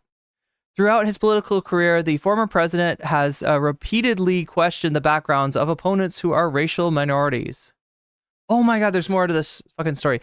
Michael Tyler, the communications director for Harris's campaign, said in a statement that the hostility Donald Trump showed on stage is the same hostility he has shown throughout his life, throughout his term in office, throughout his campaign for president. As he seeks to regain power, Trump lobbed personal attacks and insults at black journalists the same way he has throughout his presidency, while he failed black families and left the entire country digging out the ditch that he left us in. Tyler said, Donald Trump has also proven he cannot unite America, so he attempts to divide us. White House Press Secretary Karine Jean-Pierre was asked during her briefing with reporters on Wednesday about Trump's remarks and responded with disbelief, initially murmuring, "Wow." Jean-Pierre, who is black, called what Trump said repulsive and said it's insulting, and in no way has any right to tell someone who they are or how to identify. Yeah, it's worse than Biden. That's what I'm saying. Like Biden, one of Biden's big faux pas was he said, if you're not voting for him, you're not even black. Right? This is somehow worse. Trump like trying to define Kamala's identity for her, right? Trump has repeatedly attacked his opponents and critics on the basis of race. He rose to prominence in the Republican politics by propagating false theories that President Barack Obama, the nation's first black president, was not born in the United States. Birtherism, as it has become known, was just part of Trump's history of questioning the credentials and qualifications of black politicians. During this year's Republican primary, he once referred to U.S. former Ambassador Nikki Haley, the daughter of Indian immigrants, as Nimbra. Trump's appearance Wednesday at an annual gathering of black journalists immediately became heated, and I think the rest of this we've kind of, yeah. So yeah, like I said, I wanted the background about like how that came to be, why that, we heard like inklings of, technical difficulties, that Kamala Harris was supposed to be there. I don't know. I feel like I'm still missing some of this. But yeah, thank you, OnlyFacts, for your tips on Twitch. If you have any suggestions, I would suggest that you put them in the Discord, right? We've got a Discord. Oh my God, chat. I'm saying, I feel like... So there you go, OnlyFacts. I put that in Twitch. Now I'm going to throw it in YouTube. The Discord, right? People are talking about breaking news.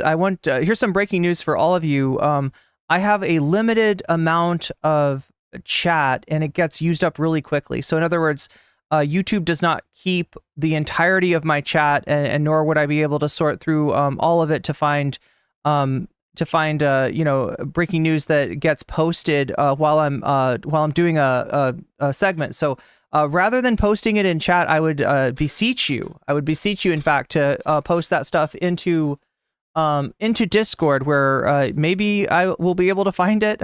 Again, I apologize for the complexity. We were dealing with, I think, at one point during the stream, 400 people. Yeah, we hit 400 people today in Shorts chat.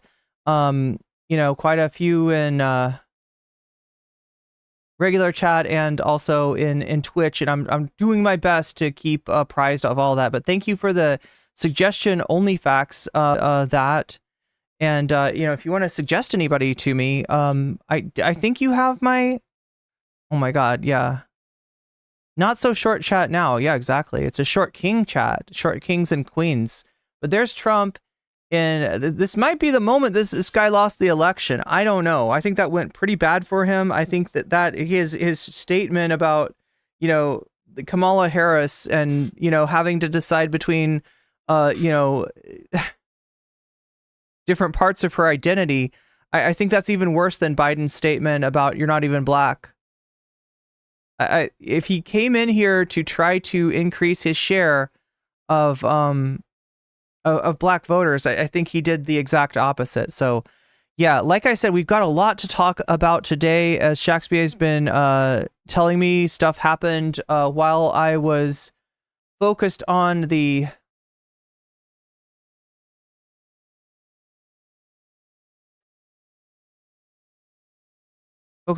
segment that I was doing. I didn't realize that segment would last that long. Okay, so we've got we got Ryan Grimm here with a, oh my God, chat. Did any of this breaking news get posted to Discord by chance?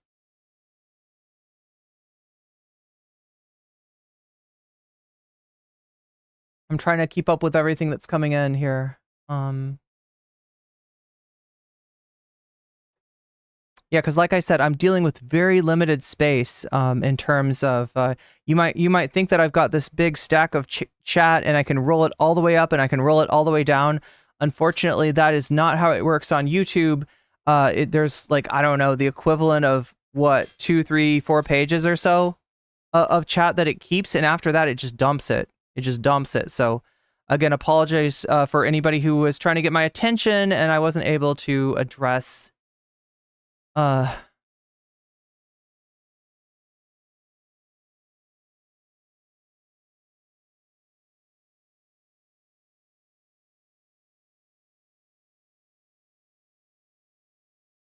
Wait, Stormy Daniels told Trump his thing reeked like a burning sewer pipe?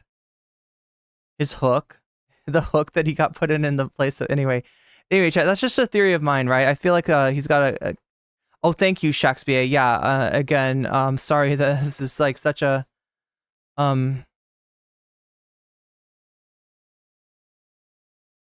Whoa.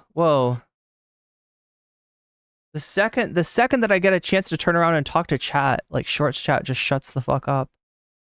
Are you shy? Am I intimidating you, Shorts chat? Anyway, maybe we should take a look and see where we're at in the bonus content. We're actually in a pretty good place. Look at that. Dono goal, 65% of the way there. We are 65% of where we need to get. Let me make sure that I didn't miss anything. Oh my God, Iceman Gav, I forgot to like your super chat.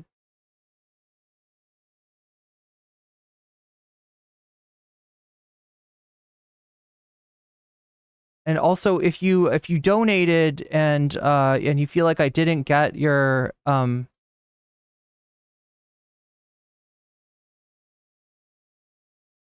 I'm just liking all the super chats here.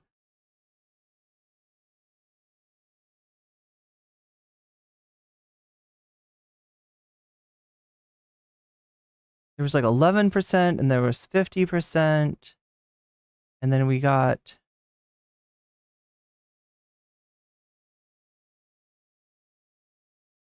So that's 61%. And then I'm adding...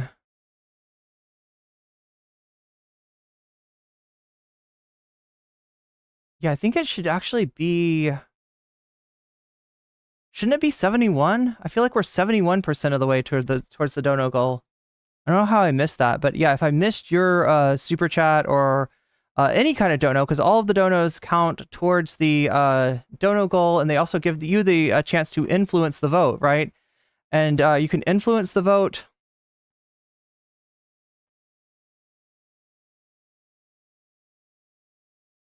Last Supper goes woke, right? Was the 50 where the 50% went, right? Oh my god, chat. I was super busy here. You got bitten by a 3-headed shark? Yeah, the shark bit off one of his heads.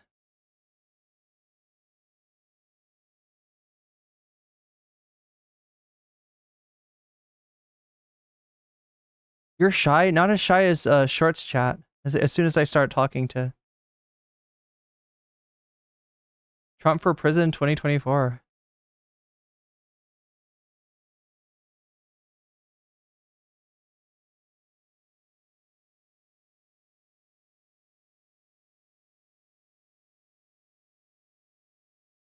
What would happen if you abandoned the Shorts stream and let it go let the hogs go wild? This would happen, AC. This would happen.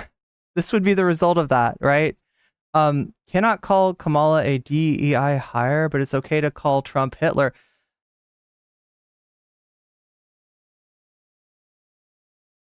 Yo, Trump needs to stop channeling Hitler. Ben Moken, I don't think the guy's the reincarnation of Hitler. I mean, some people call him Orange Hitler. He says he wants to be a dictator on day one. He talks about poisoning the blood of the nation. He says shit that could literally come out of, like, Hitler's diary. That's why he gets compared to Hitler, because he fucking acts like it.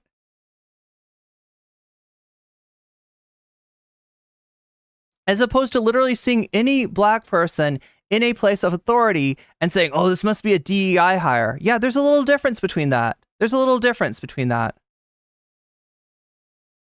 And what do you mean cannot call Kamala a DEI hire? The Republicans have been doing nothing but that. What do you mean cannot call Kamala a DEI hire?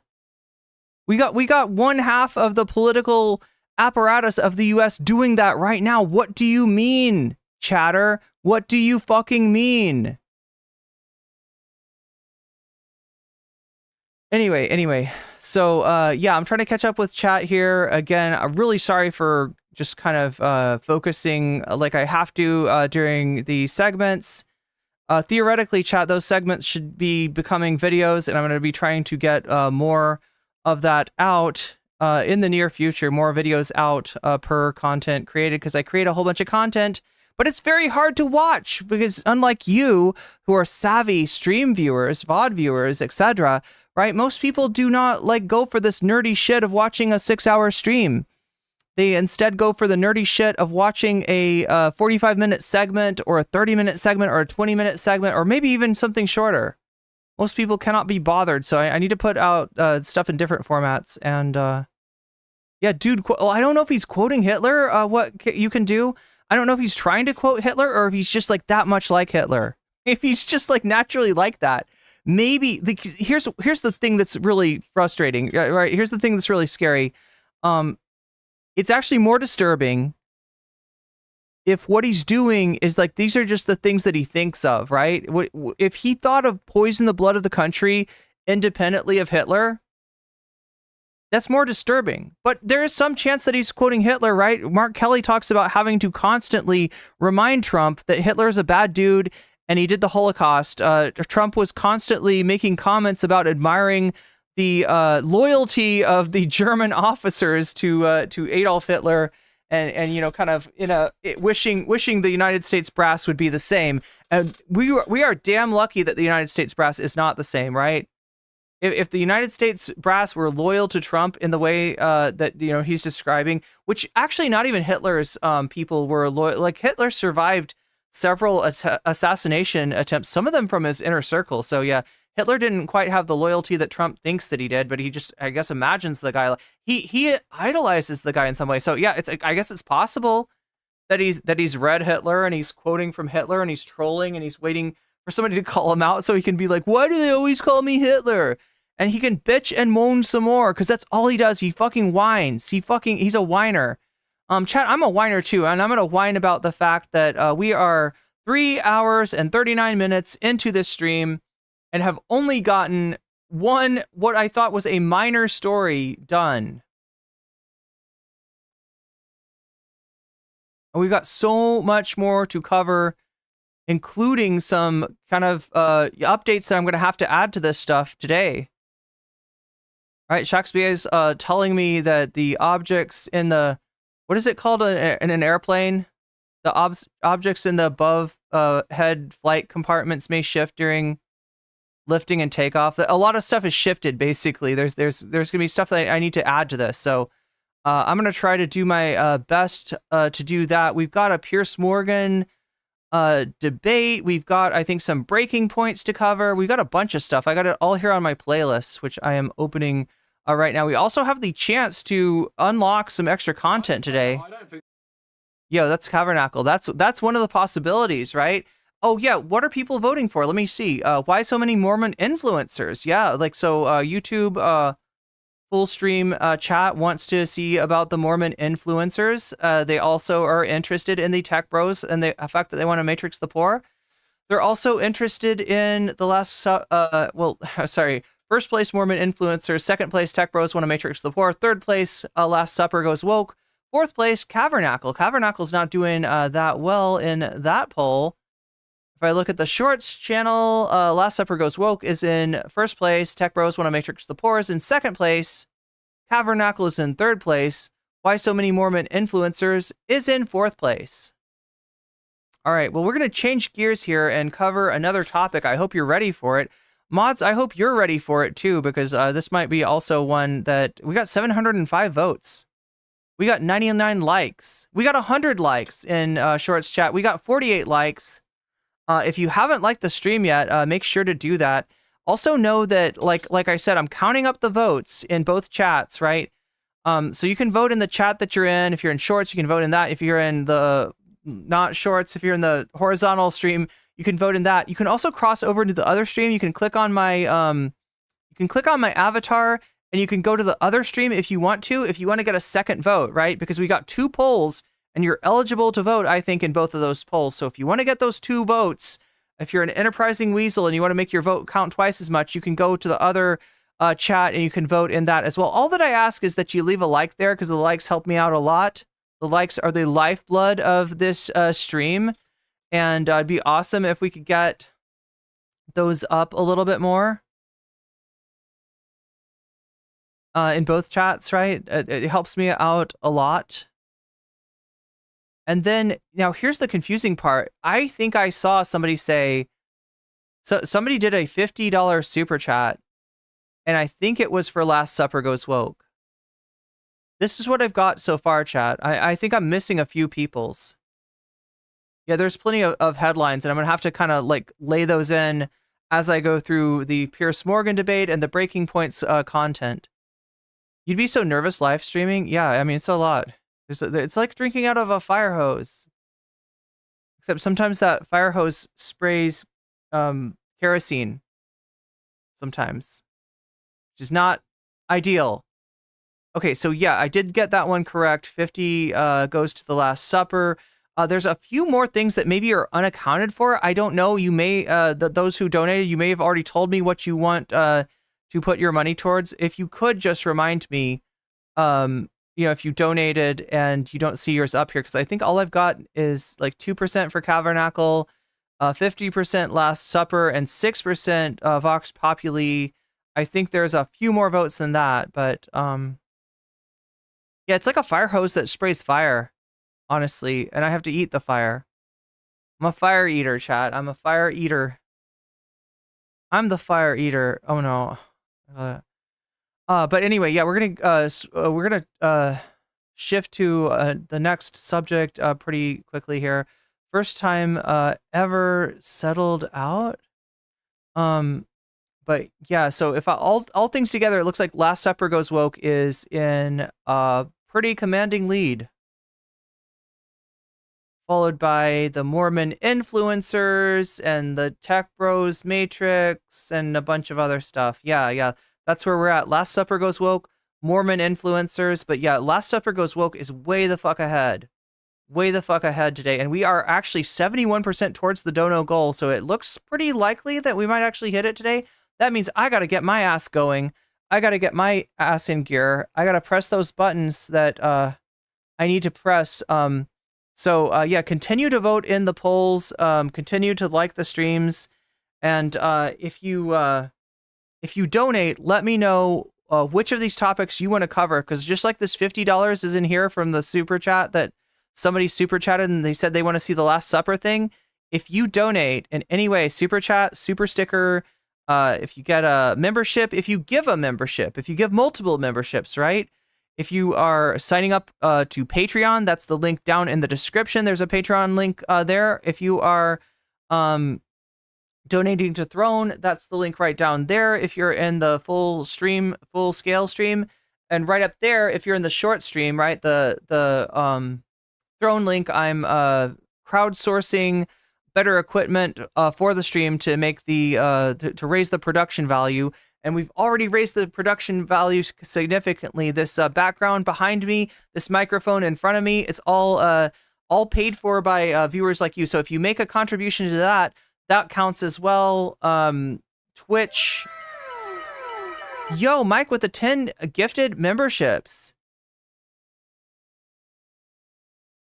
I gotta do these memberships right now. Velcro, what a ripoff. You've just been weaseled, and that's a good thing. Spooky bed hair. You've just been weaseled, and that's a good thing. Mara Kitsune. You've just been weaseled, and that's a good thing. Emily Wood. You've just been weaseled, and that's a good thing. Not that Katie? Or not that Kate, I can't tell. You've just been weaseled, and that's a good thing. Casey Fortune. You've just been weaseled, and that's a good thing. Pippa Cross. You've just been weaseled, and that's a good thing. Maddie. You've just been weaseled, and that's a good thing. Up here, but now they're freaking communist invading radicals. Apotheosis. You've just been weaseled, and that's a good thing. All right, wait, did I get everybody?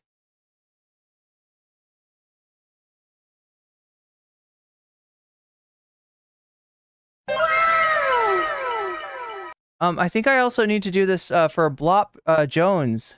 You've just been weaseled, and that's a good thing. But yeah, thank you so much, Mike. And Last Supper Goes Woke sounds good for you. That is now up to 80%. It almost doesn't matter. It's almost like mathematics. This is like somebody locking up. This is like somebody locking up 270 votes really early on in the election. But yeah, thank you for the gift subs, Mike. That was very generous of you. I'm sure that those people that got those appreciate that, because having a membership, right, is one thing that will act as a golden ticket, will get you into the premium streamium. When we do that, hopefully this weekend, we were supposed to do it last weekend, but I got sick. Hopefully it'll work out for this weekend, because we got a lot of stuff to cover as far as the Tech Bros go. Tech Bros, PayPal Mafia, JD Vance, Peter Thiel, Curtis Yarvin. We're going to be talking about all of these topics and more on the premium streamium, and getting a membership. That's a golden ticket to get into the premium streamium. So wait a minute. I'm supposed to add. Yeah, I think we're crushing it today, chat. I think we are absolutely crushing it today.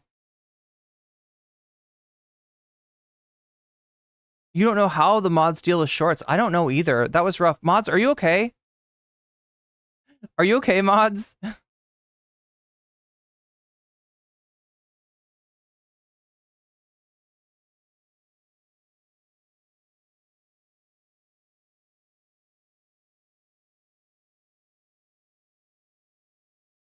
Including the mod I was playing a joke on, who I now cannot find.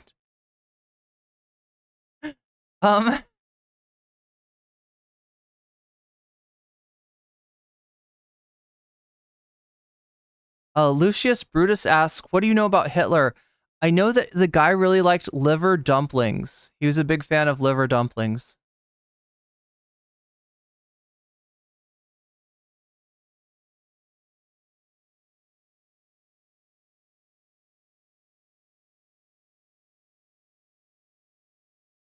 you're holding in on here. There's some volume. Yeah, that's we don't have time to reply. That's okay. Oh, wait. Well, obviously, we have time now. And yeah, during these sort of breaks, the overall, like, we're down to like 100 concurrent viewers. So anyway, we've got a lot still to cover. I better jump into it, or else I'm not going to be able to get through the content that I've set out for us to cover, let alone the breaking news that has happened since I started. But yeah, it looks like The Last Supper is doing pretty well in the polls, in all of the polls. What's up, Jonathan Ross? Good to see you, as always.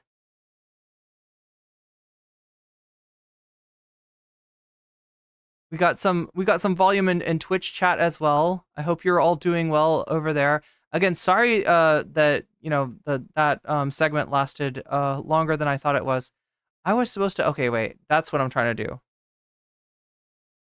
Wait, somebody voted for Secretly Mormon. I can't remember who it was though. Was it like a $5 super chat? Just Secret Mormon. Secret Mormon sounds like a Jubilee. You know that channel Jubilee?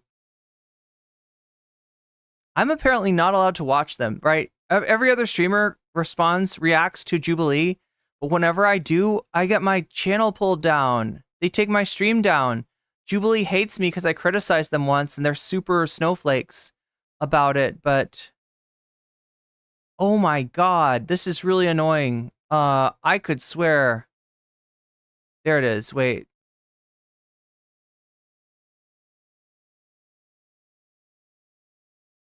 Where's the Pierce Morgan?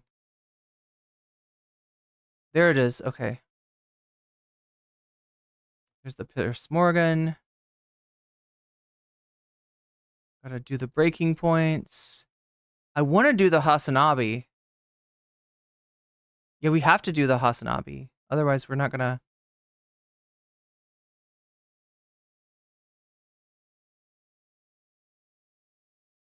I think we're gonna start with the Hasanabi, right?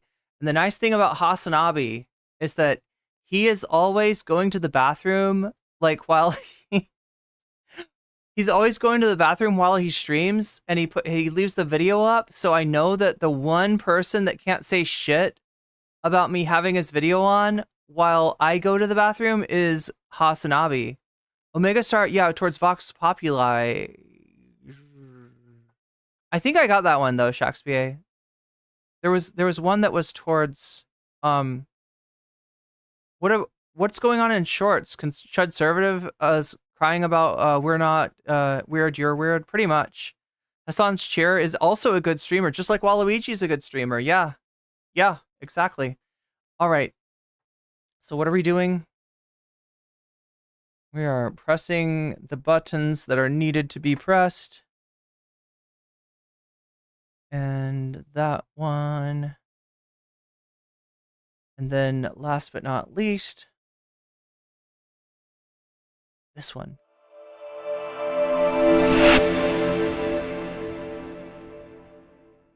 No, come on. There we go. So not smooth. I need to fix that transition. I think I'll do that off stream. I'll have a day off tomorrow, Chad. I'm planning on taking a day off. But yeah, we're gonna take a look at Israel's January 6th moment with Hassan. Let's get to this insane story. Israeli soldiers severely Gazan detainee at Seyman torture camp. This is something that was broadly reported even in Western media. The case was so extreme, the victim had to be hospitalized. And the other reason I'm going to Hassan for this is because his editors already redacted and censored the parts that YouTube really doesn't like hearing about that. But chat, they took a metal rod, the Israeli soldiers, and they heated it up and they violated somebody with it in the place where the sun doesn't shine. That's as close as I can come to describing what actually happened. This fucking awful crime against humanity perpetrated by members of the IDF. And in this case, they did actually lock these people up. We're going to see how that went. We're going to see how the country of Israel reacted to them, locking the members of the IDF up. Anyway, I'm going to pee really quick. I'll be right back, and I will see you then. Wait, I got to change the name of the title of the stream.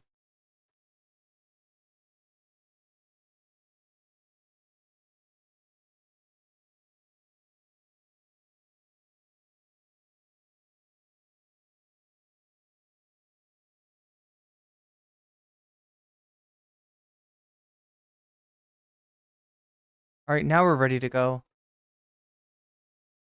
IDF had to detain 10 of the reservists. As you guys know, Sde Tayman is a concentration camp. That's where Palestinians in Gaza are through a protocol known as Dragnet, where every and any Palestinian that they have declared to be a terrorist is picked up, first of all, humiliated, stripped down to their underwear, and then postured around as though they're like all terrorists or whatever, without any evidence whatsoever. And then they put them in this concentration camp. It's gruesome. It's horrifying. It's something that some Israelis have actually protested as well. Israeli coverage on it has happened even before Western media covered it. We covered it when Local Call did an investigative piece on it. I believe it was Local Call, if I'm not mistaken. Okay. So then Western media even covered it, as a matter of fact. This is a very real thing that happened. The New York Times covered it. CNN covered it, okay? But the story doesn't end there. So they detained 10 reservists that were responsible for the brutal of a Palestinian prisoner. Israeli ministers then, including those in Benjamin Netanyahu's own Likud party, said that they should have a right to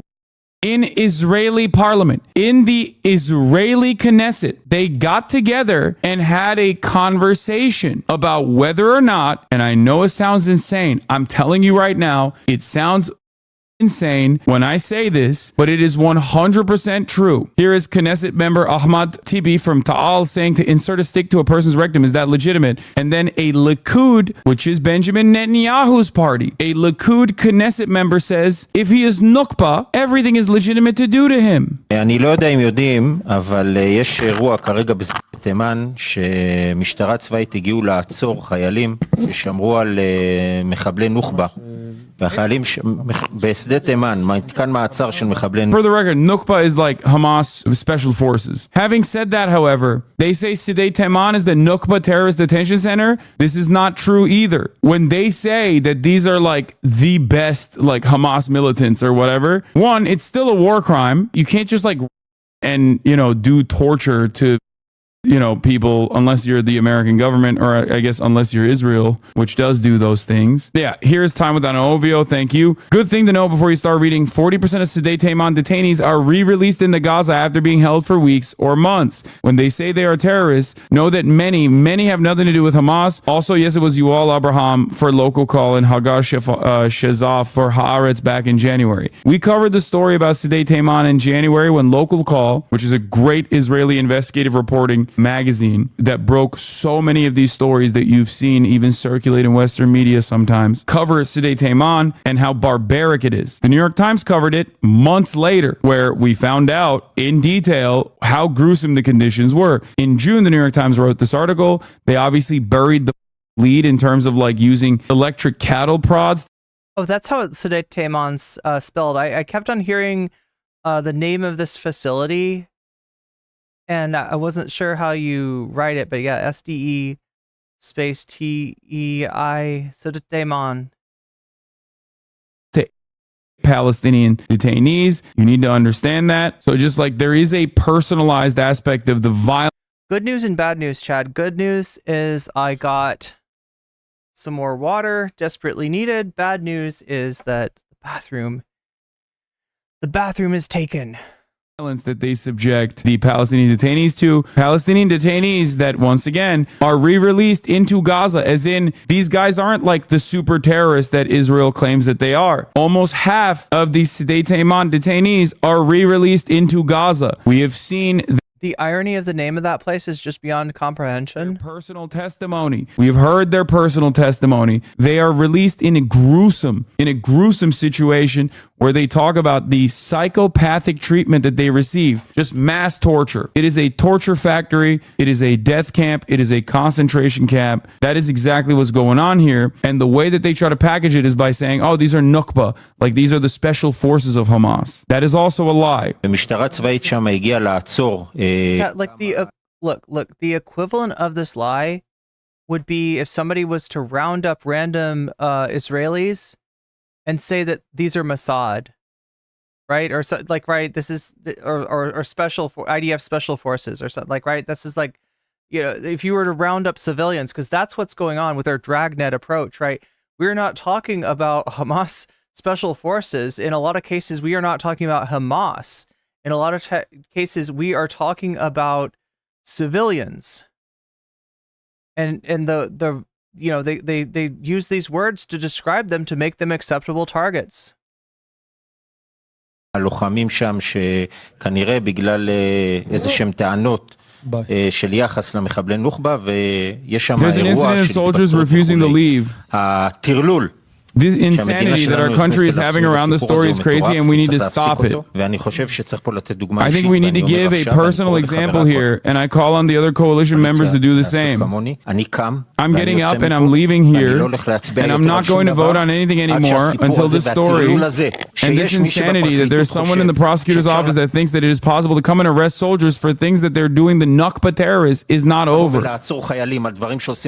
Like, he's mad that prosecutors detained Israeli soldiers at the concentration camp, brutally Palestinian prisoners so badly that he had to be hospitalized. This guy is saying not the brutal is like unimaginable and unconscionable. He's saying the prosecution of the people that did the is unconscionable. He's mad that like there's any accountability for the soldiers. And I'm really asking, and I think my coalition friends will do as well if they do the same as I do. We cannot continue as usual. And then God, I wanna joke with chat, but this is such an awful story. I feel bad about. Party Knesset member says to insert a stick in a person's. Is that legitimate? He says, shut up. Yes. And it's a burning hot metal stick, right? Nukba, everything is legitimate to do.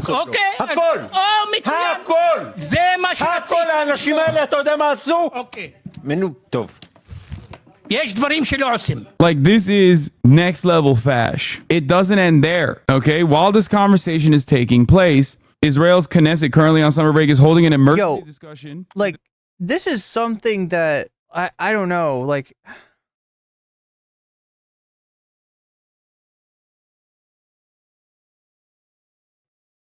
I feel like Hassan's even underselling this. Defend the IDF soldiers who were detained for Gaza detainee. Israeli finance minister is calling the IDF. All right, let me put it this way. This is Kafkaesque.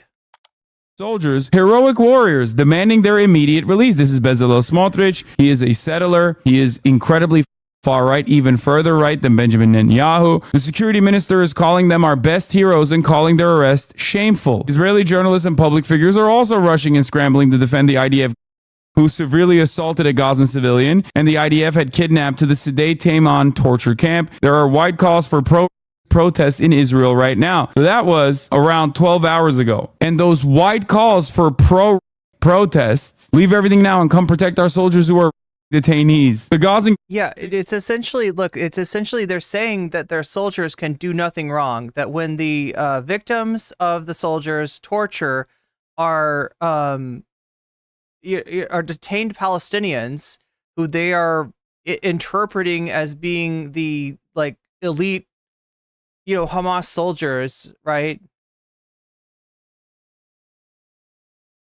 They're like, no, it's okay. They're heroes. They're heroes, right? You jam a burning metal rod up somebody's nether regions. If they're a evil Hamas super soldier, yeah, they're like talking about this phrase that they're using. Essentially, they're saying like Hamas super soldier. They're a Hamas super soldier. Therefore, it's okay to do this shit. was hospitalized with a serious wound in his rectum area. Israeli media is calling him a Nakba terrorist to cover it up, but every single detainee in Sede Teiman is a civilian, never charged or put on trial. Combatants are detained elsewhere. Israelis are now rushing. So then they rushed the Sede Teiman concentration camp for a mass protest. They're not there to demand the release of the unjustly kidnapped or systematically tortured / Gazan civilians. Those Shakespeare, do you know the name of there is a concept, right, in international law that refers to when a country punishes war criminals, then the ICC doesn't need to get involved, right? I can't remember what the name of this is, but you might know it. It's hard to explain the irony beyond just know that where they are being kept, it was used to keep Yemenite Temanin, hence the name, where they would steal their babies. But do you know this concept I'm talking about, Shakespeare? It's like a concept of international law where if you punish war criminals like in your country, then the ICC doesn't get involved, right? I can't remember what it's called though. Protesters are there to show the full solidarity to the IDF. They did a protest at the concentration camp. Like, the Nazism that is leaking out of every orifice is just so comically evil, but it's not even comical. I don't even know how to describe it. Like, one of the most insane things I've ever complementarity. Yeah, that's the one I was looking for.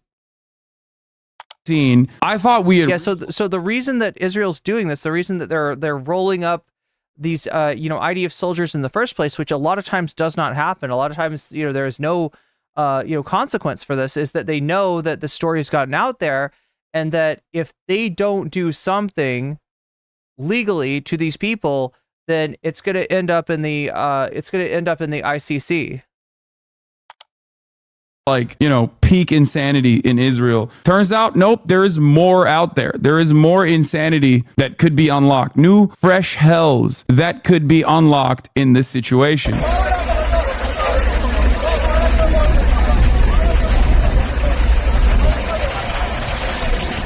The irony, of course,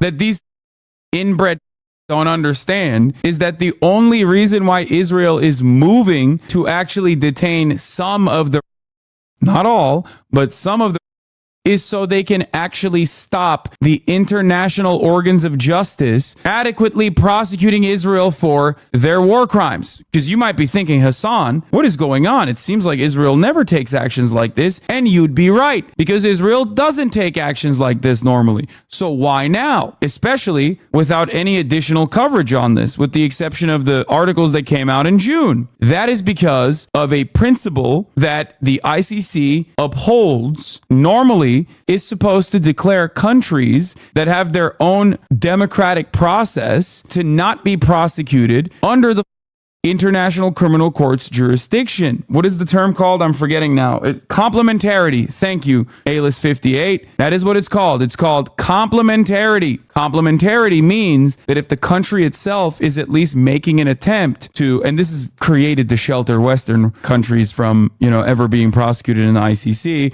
and only keep the ICC's attention on, in the words of potentially Lindsey Graham, ICC's attention should be kept to African and also thugs like Putin. African leaders, Serbians, thugs like Putin. And this is what's messed up with the ICC. Look, what should the ICC be? An international criminal court to punish, crimes against humanity like this, that does not discriminate based on the country in question. But realistically speaking, considering who controls, who has sway in the UN, who has clout in the world, that's right. It's used against African warlords and Putin and people in Eastern Europe, like Serbians, right? This is who the ICC usually punishes. But in this case, it's like so egregious that the ICC has, rendered judgments on Israel in the last year. auntie. That's usually how this is supposed to work. As a matter of fact, we have additional evidence on the principle of complementarity. Complementarity, I hope everybody understands that. Okay? Are you? Chucksby says that's why it used to be called the International Caucasian Court. Yeah. There is attention. Complementarity implies that if the country where these crimes are happening has its own actual criminal justice system, really, it's like that artificial distinction between the West and the rest of the world, right? When we're talking about like them going after Eastern Europe and African warlords and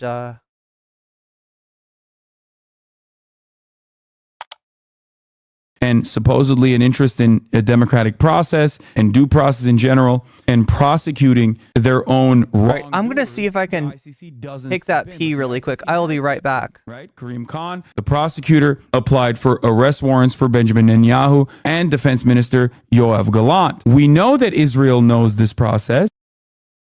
You may see me in chat. Why do we know that? Because Local Call and The Guardian conducted an investigation that we reported on this broadcast where they intercepted the communications of the former prosecutor before Karim Khan that was besmirched by Israeli attempts and was surveilled round the clock. Israel intercepted her communications with Palestinians specifically so they could figure out exactly what she was looking into. Bensouda is her name, a Gambian woman. They intercepted her conversations with Palestinian authorities as she was conducting an investigation into Israeli war.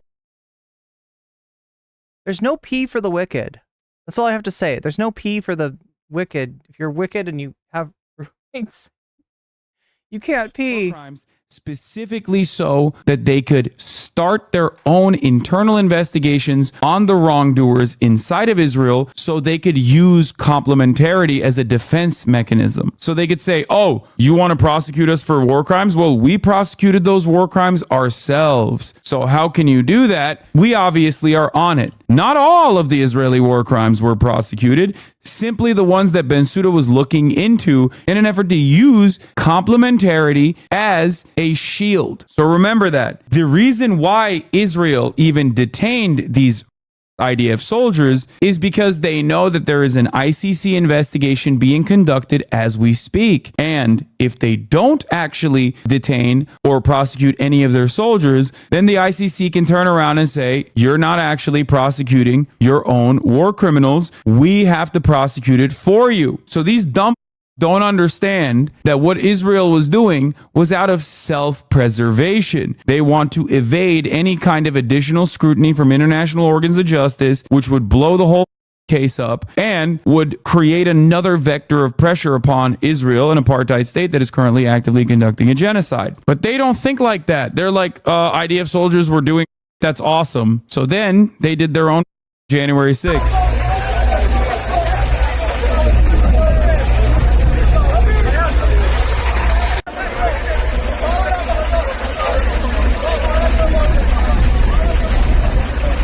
But it doesn't end there. Dozens of Israeli settlers then stormed the military headquarters in Beit Lid in support of the suspected soldiers from the Sdei Taimon torture facility who are being interrogated after a Palestinian prisoner was assaulted and hospitalized. Some of the Israeli settlers apparently were armed.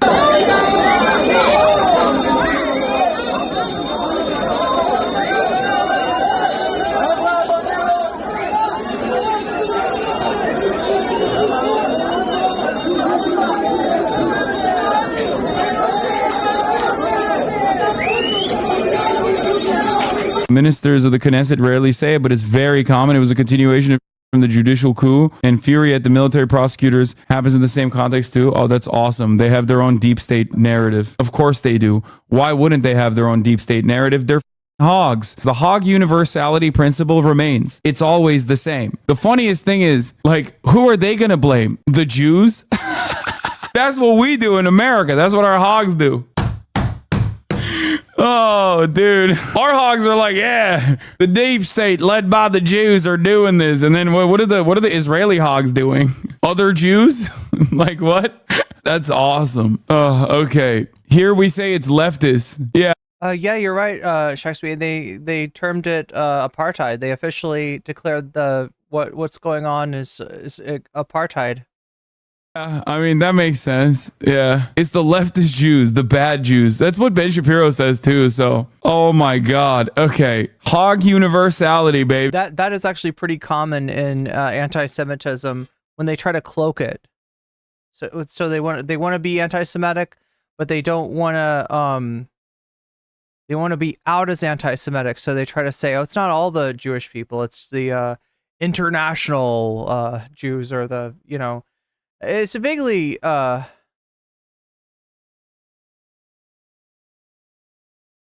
or sometimes, yeah, in the US, who was it recently that got outed? Oh my God, it was somebody that was talking to, it was like one of those preachers was talking to, was it Nixon? Yeah. It was leaked audio between Nixon and, I'm trying to remember which preacher, right? But they're being anti-Semitic. Nixon's known for being anti-Semitic. Like Nixon was pretty much openly anti-Semitic, but they're in a specific way where they're talking about, like, you know, liberal Jews specifically, rather than. It's a real thing, okay? It is global. It is real. It doesn't matter. You can have an Islamist fundamentalist government. You can have a Jewish supremacist fundamentalist government. You could have a Christian fascist fundamentalist government. And their supporters that are always leaning in the direction of fascism, or just like are openly fascist, will always be like, there's a deep state. There is a deep state. That's awesome. It's Hamas deep state. Self-preservation not only from Israel, but also the United States. Soldiers are resisting arrest. Lawmakers are rioting to say Israeli forces should get to sexually abused prisoners. In February, I asked the U.S. about Israeli forces parading women's underwear allegations of sexual abuse. They defer to Israel's professional military standards. This also looks bad for America as well. And America knows that it ruins Israel's remaining fraction of credibility that they had. They don't really have any. This is what Leibowitz meant when he said in 1967, the occupation will take us from a proud and rising nationalism to a messianic radical nationalism. The third step will be barbarism. The last step will be the end of Zionism. There are extreme psychological steps one has to make to justify such horrific and frequent violence toward the outside. The longer it goes on, the more this logic extends inwards. This is the third step, barbarism, and it's the beginning of the end. Yeah, 100%. As I've said before, time and time again, since October 7, the inherent contradictions paired up with the arrogance and entitlement and bloodlust that is a never-ending self-justifying cycle that must continue in Israel for Israel to continue being an apartheid state, that makes the average Israeli person this incredibly bloodless fascist, is going to inevitably cause Zionism to crumble. Opposition leader Yair Lapid says, we are not at the brink of... Look, this is likely to cause the nation to crumble, right? They don't have the, ability to carry out any, the justice that they even intend to carry out to protect the state from the ICC is not something that they can do. They got too much pushback. And I think the end result of this is essentially letting the war criminals go. Right? If you've got, Knesset members and citizens that come out and storm these places when they try to investigate, when they try to find out, what happened with these IDF soldiers and this red hot metal rod, that they shoved in somebody. And the response is people come out, they call them heroes, and they demand that they be let go, and they're let go. Like, you don't have the rule of law. Shit is starting to break down in Israel. The abyss. We are in the abyss. Already. Captain Conundrum with your 3 stream watch streak. Congratulations. Lines were crossed today. Legislators and ministers who took part in the incursion of violent militias into military bases are telling the state of Israel they are done with democracy. They are done with the rule of law. A dangerous fascist group threatens the existence of the state of Israel. They are the best thing that happened to Sinwar and Nasrallah. If we don't stand up to them, the country will fall apart. Yair Lapid also famously said, if you remember, Yair Lapid is the centrist opposition, was also calling the ICC Hamas. Maybe he didn't go that far, but was like, this unacceptable. The ICC decision that would bring about justice to my major enemy, okay, my political rival, Benjamin Netanyahu, who I constantly talk about as though he's the spawn of Satan. I am very mad. I am very mad that the ICC is trying to prosecute him as a war criminal. It's like the Democratic Party members being like, Donald Trump is literally the second coming of Hitler, but also, you know, I am very sad about what happened where he got.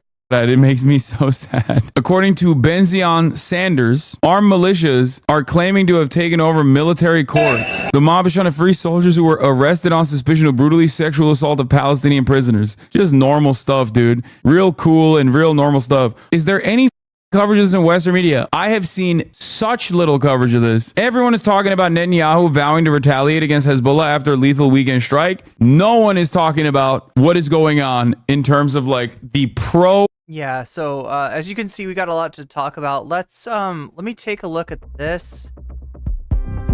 I don't know, what do we have here?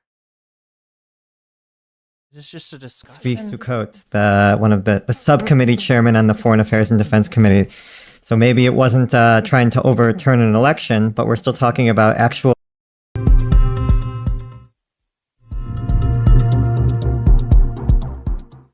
Far-right activists on Monday evening broke into a military base where soldiers detained on suspicion of abusing a Palestinian detainee were taken for questioning hours after a separate base was stormed by a right-wing mob fuming over the arrests. Basically, mass chaos is breaking out or broke out yesterday. Jacob, what can you tell us about this Israel's January 6th moment? That's exactly what I would call it. Instead of having the QAnon shaman who stormed the Capitol, we had Zvi Sukkot, one of the subcommittee chairman on the Foreign Affairs and Defense Committee. So maybe it wasn't trying to overturn an election, but we're still talking about actual MKs and even a minister who was involved in this break-in, which is a criminal offense to break into a military base. And it wasn't just one or two, it was a handful of these MKs, and they were encouraged by far-right ministers Itamar Ben-Gvir and Bezalel. MK stands for Member of the Knesset. Smotrich, who issued statements urging people to come to the prison and seek justice because the military advocate general is harming the military effort by trying to hold these soldiers accountable who were involved in this very serious assault. We're talking about sexual assault, sodomy of this Palestinian inmate. There were 9 people who were arrested at State Teiman, and State Teiman is become a bit notorious for these kinds of accusations over the past few months. We had different reporting in CNN, Haaretz, and New York Times that reportedly there have been 30 detainees, Palestinian terror suspects who have been killed there even. And as the reports have been piling up and as Israel's come under more pressure to be seen as taking these accusations seriously, then we saw several weeks ago the arrest of, or the hospitalization of this one Palestinian inmate, and the military advocate general ordered these 9 soldiers to be arrested. As this was happening, an argument broke out at State Teiman between the arresting soldiers from the military police and the other soldiers at the base who were trying to push back against the arrest. The argument was filmed and blasted out on social media by far-right activists to hundreds, thousands of people. And then we saw hundreds or thousands, over 1,000 people show up at State Teiman, including lawmakers and even a minister breaking into the base. This footage was just rolling for hours all day on Monday.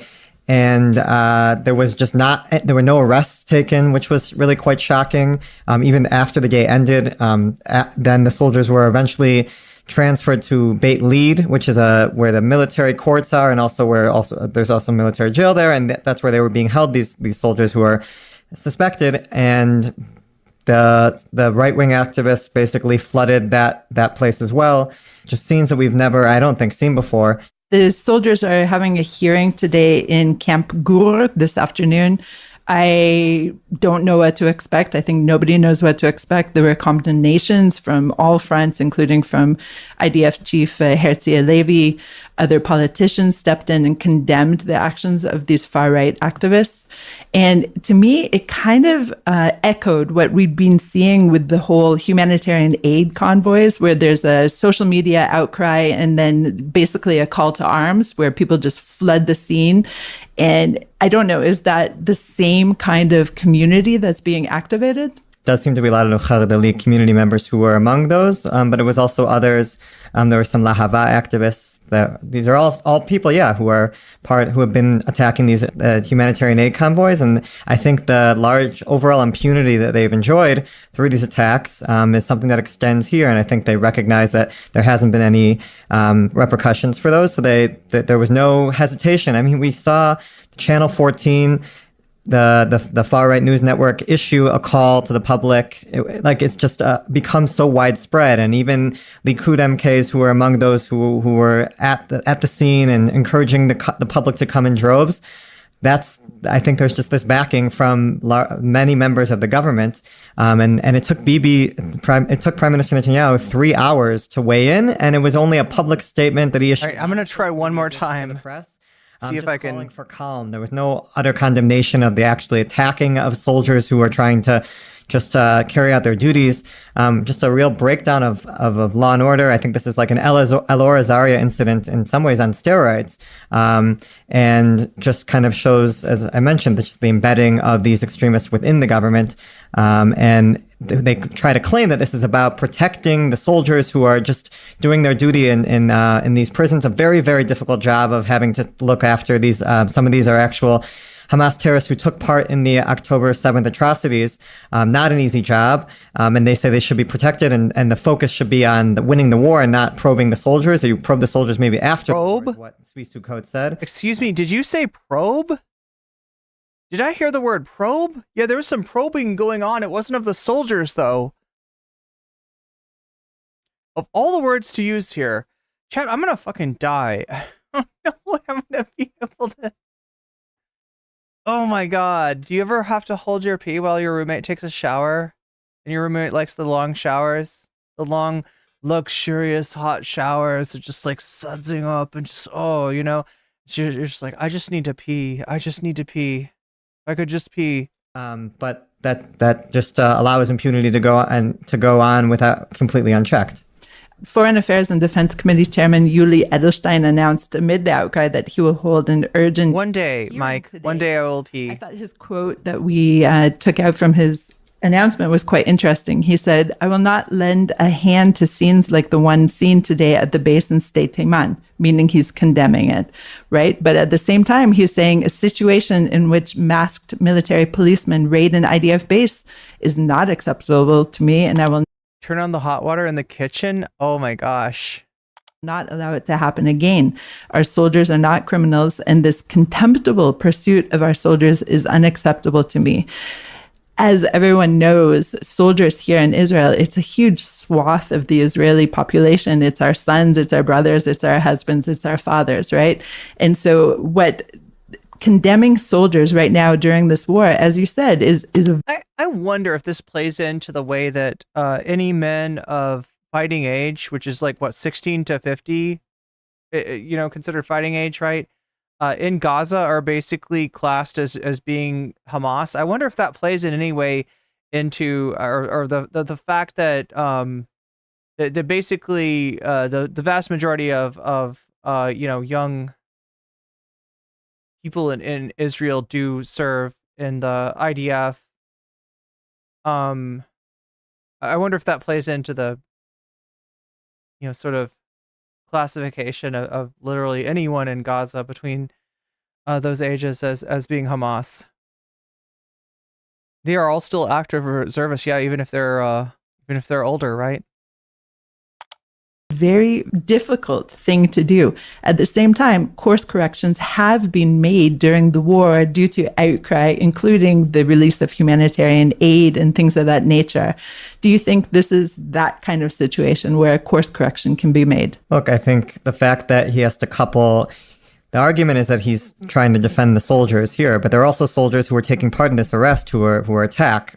And the question is whether you want to defend the soldiers who are under allegations of very serious offenses, or do you want to defend the soldiers who are just carrying out rule of law, and that we're seeing being totally disintegrating this military command where the Herzl Levy is having to divert attention from, he's having a discussion on Israel's response to the Hezbollah's attack, and instead of having that discussion, he's forced to go and meet and go to the base and try to bring calm and law and order, and he's inundated with jeers and curses when he arrives. Versus also you had soldiers who are in the West Bank who are trying to secure Israeli settlements, who are also forced to divert. There are ones who are on vacation from after being in Gaza and are talking about or being future deployed to Gaza again. And instead of enjoying some time off, they're also being diverted. So, I mean, you can talk about trying to defend soldiers and standing up for them, but there's one kind that maybe that the people should be standing up for are the ones who are actually abiding by rule of law. Let's talk about Lebanon and the tensions there. A diplomatic Israeli source speaking on condition of anonymity told Reuters yesterday that, quote, the estimation is that the response will not lead to an all-out war. That would not be in our interest at this point. Jacob, what are you seeing in terms of diplomatic efforts to clamp down on an all-out war? I'll focus on the U.S., which has, on the one hand, forcefully condemned the rocket attack. And I think, quite interestingly, in the hours afterwards, shortly after Israel announced that it was Hezbollah, and Hezbollah then quickly issued a denial and claimed that it wasn't it. I don't think too many people believed it. But the fact that you had the U.S. immediately afterwards say this was Hezbollah's rocket, this wasn't anyone else. So this is the rocket attack in the Golan Heights that happened recently that they're talking about. And I'm not mistaken, the response from Israel, they've already... Wait, I don't know. Maybe I'm getting the order of events wrong. Was the rocket first and then the attack in Beirut? Or was the attack in Beirut in response to the rocket attack on the Golan Heights? The intelligence that Israel passed along to the U.S., also the U.S.'s own intelligence, concluded that this is not a question, that this was Hezbollah. So they were, I think that was on the one hand to give Israel the credit or the backing to argue that this was Hezbollah. On the other hand, I think they're always been concerned, the U.S. has, the Biden administration, about a possible regional war that, while both sides say that they aren't interested in, and as you mentioned... Golan first, then Beirut, then Tehran. Okay. Yeah, I knew Tehran was the most recent. And again, the attack in Tehran took out a Hamas member, the person that was in charge of negotiation. The person who was negotiating the ceasefire, they just killed, right? That's one way to stop a ceasefire from happening. Jesus Christ. And Israel has told Lebanon and Iran that it is prepared for an all-out war. By the way, yeah, again, this is not a war that Israel could handle. I question whether Israel could handle a war with Hezbollah. There's a lot of inflection points that Hezbollah could, apply pressure to Israel with that are not options that would have been available to Hamas, right? Hezbollah is a very different enemy than Hamas. Iran even more so. So yeah, this is kind of starting a fight that would have to be joined by the United States. Israeli officials said that's still not the goal, is to wind up there. But of course, these things kind of snowball out of control, and that's what the U.S. is concerned. I am going to pee now. I think I can finally do it. Back on by either, let's hope, specifically telling Israeli officials in conversations, but also trying to encourage other countries around the region to push Israel as well, not just around the region, but around the world, to not attack specifically Beirut, not to attack Hezbollah sites in Beirut or major military infrastructure of Hezbollah, maybe like the airport as well. There's just a lot of concern that that's Hezbollah's red line. And if you go there, then we're really looking at a place where we don't know what will happen afterwards. On the other hand, I think, as we've talked about all on the podcast, there's a lot of pressure on Israel to respond to this. I also spoke to one aide to a Knesset member who works on the Foreign Affairs and Defense Committee, who said there is a lot of pressure to respond and respond forcefully, but the public is not totally informed about the extent of what a war with Hezbollah would really look like right now in terms of the sheer amount of damage that would be caused, of course, to the north, but going all the way south, all the way past Tel Aviv. That's what we're not talking about Hamas. We're talking about Hamas on steroids, which is Hezbollah. And whether the public can withstand this major war at this time, and whether the economy, more arguably just as importantly, can withstand another such a severe war when maybe you're saying it's starting to come back to itself a little bit after I guess you hit this equilibrium in Gaza, whether we can really again see another uptick where so many soldiers are being sent back to reserves. And I asked this aide, why isn't a lawmaker speaking out about this real threat and what this really would mean. And he said, well, there's political difficulties in doing so right now. We don't want to be seen as weak. So I think that was his perspective as a Likud MK's aide. And that's on the Likud side of things. So if that's what they're thinking, I mean, I can imagine what others as well are. Jacob, I know you have to rush out, but just quickly, could you brief us on the status of the hostage negotiations right now? Sure. So after Prime Minister Netanyahu was in Washington, he agreed to dispatch an Israeli hostage negotiating team to Doha, and they arrived with this new an updated Israeli proposal, I should say. And it hasn't been taken very well by Hamas, who says that Bibi is again stalling, that he's adding new demands. Netanyahu fiercely denied this. His office issued a statement. He hasn't added one demand at all. But according to an Israeli official I spoke with, who's another member of the negotiating team, are actually in Doha, they're talking about they are new demands, that these are specifically about, they might be justified in terms of Israel remaining in the Philadelphia corridor between Gaza and Egypt, and Israel creating a mechanism to prevent the armed Palestinian terrorists from going from southern Gaza to northern Gaza. These are not things that were in the original Israeli proposal, and the fact that we're trying to create a mechanism to try to prevent that smuggling is something specifically that could likely delay things even longer. But if you're talking about delay, the strike on Majd al-Shams and a possible Israeli counter response is also likely almost certain to further delay the talks. Jacob, thank you so much for your update. Thanks for having me. We'll get to a short break.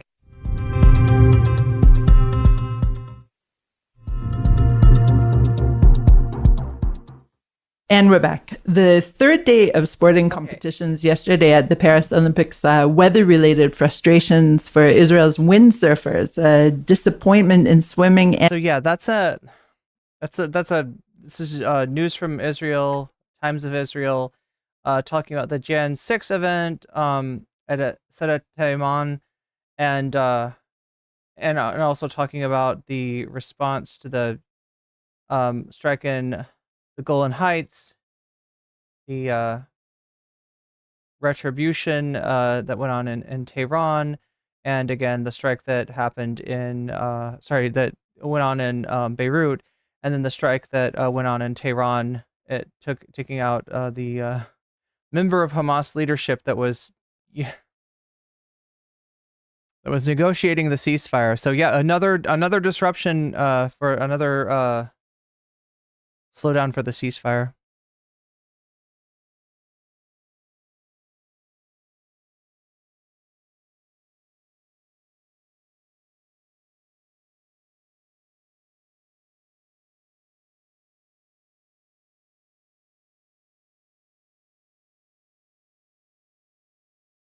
I would rather hear descriptions of military assaulting people than hear Trump talking about anything. Is Trump talking? Is Trump speaking? Is that what I'm hearing from chat? I know there's a rally.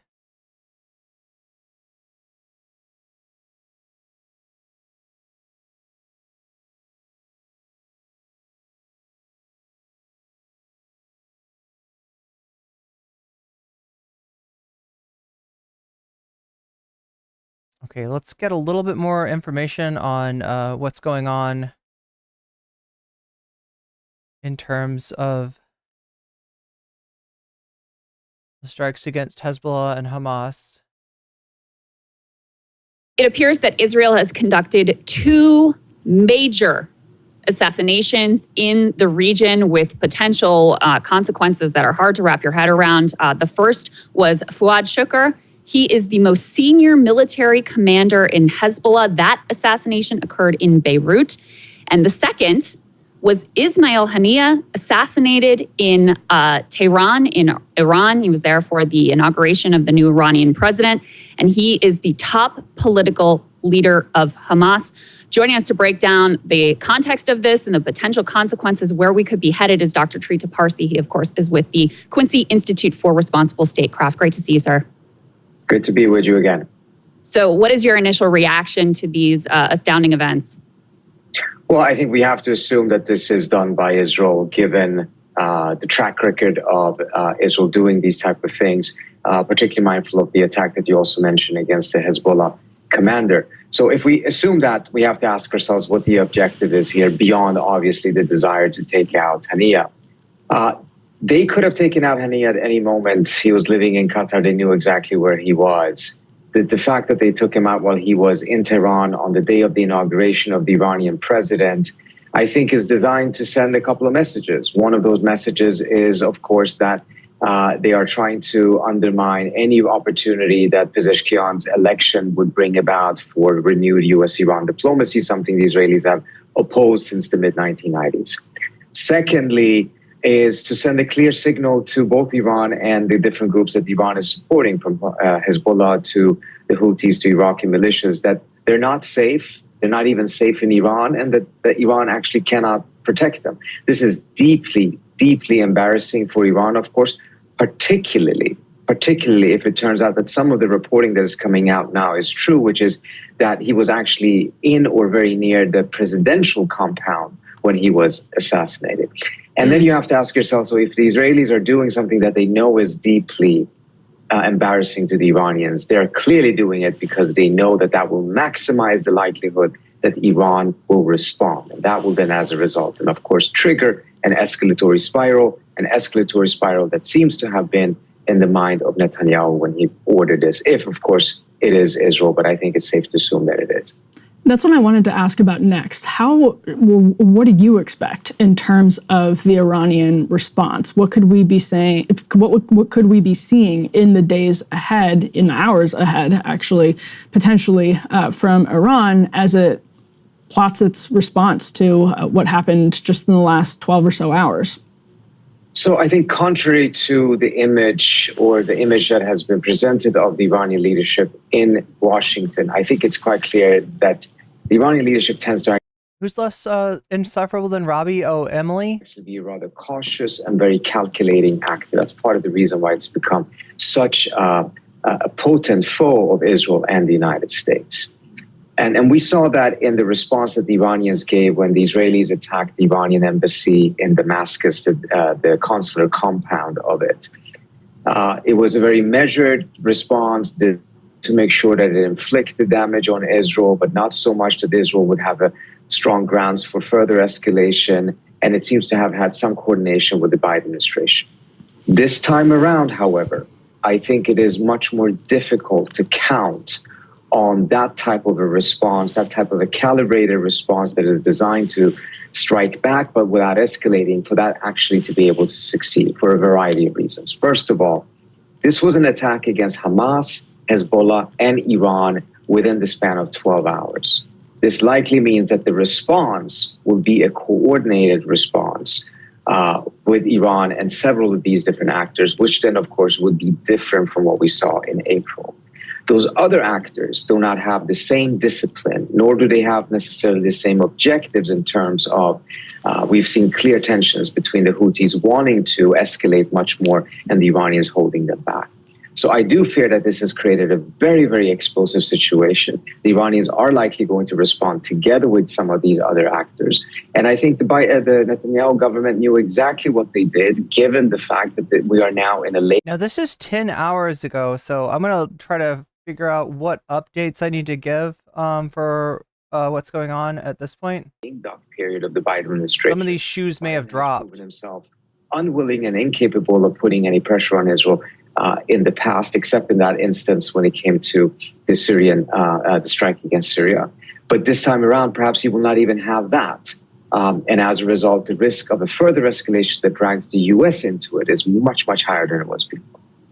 Dr. Parsi, one of the things that you wrote on Twitter and your initial reaction to these assassinations was that this may be an attempt by Bibi Netanyahu to box Kamala Harris in.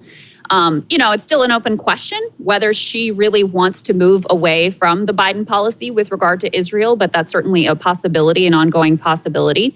And so lay out for us your logic of how this could box Kamala Harris in and why Bibi Netanyahu would want to do that. Well, first, on the issue as to whether she is moving away from Biden's policy or not, I think you're quite right. We don't know quite yet, but I think we can point to the fact that both the body language and on a rhetorical level, there is a shift, and it's a rather important shift. Any substantive shift will have to be preceded by such a rhetorical shift. Now, it doesn't mean that the rhetorical shift automatically will lead to it, but if we were to see a substantive shift, this is one of the first steps that we would see. But more importantly, how does Netanyahu perceive this? Given the fact that he will not take any chances, I assume that based on the conversation he had with Kamala Harris, what she said Sarah, thank you for the resub. That is 6 months for you. Publicly, the body language, etc., he would be quite unlikely to. I'm sorry, I read that wrong. That Harris is not going to try to shift. That is 30 months for you. 6 month.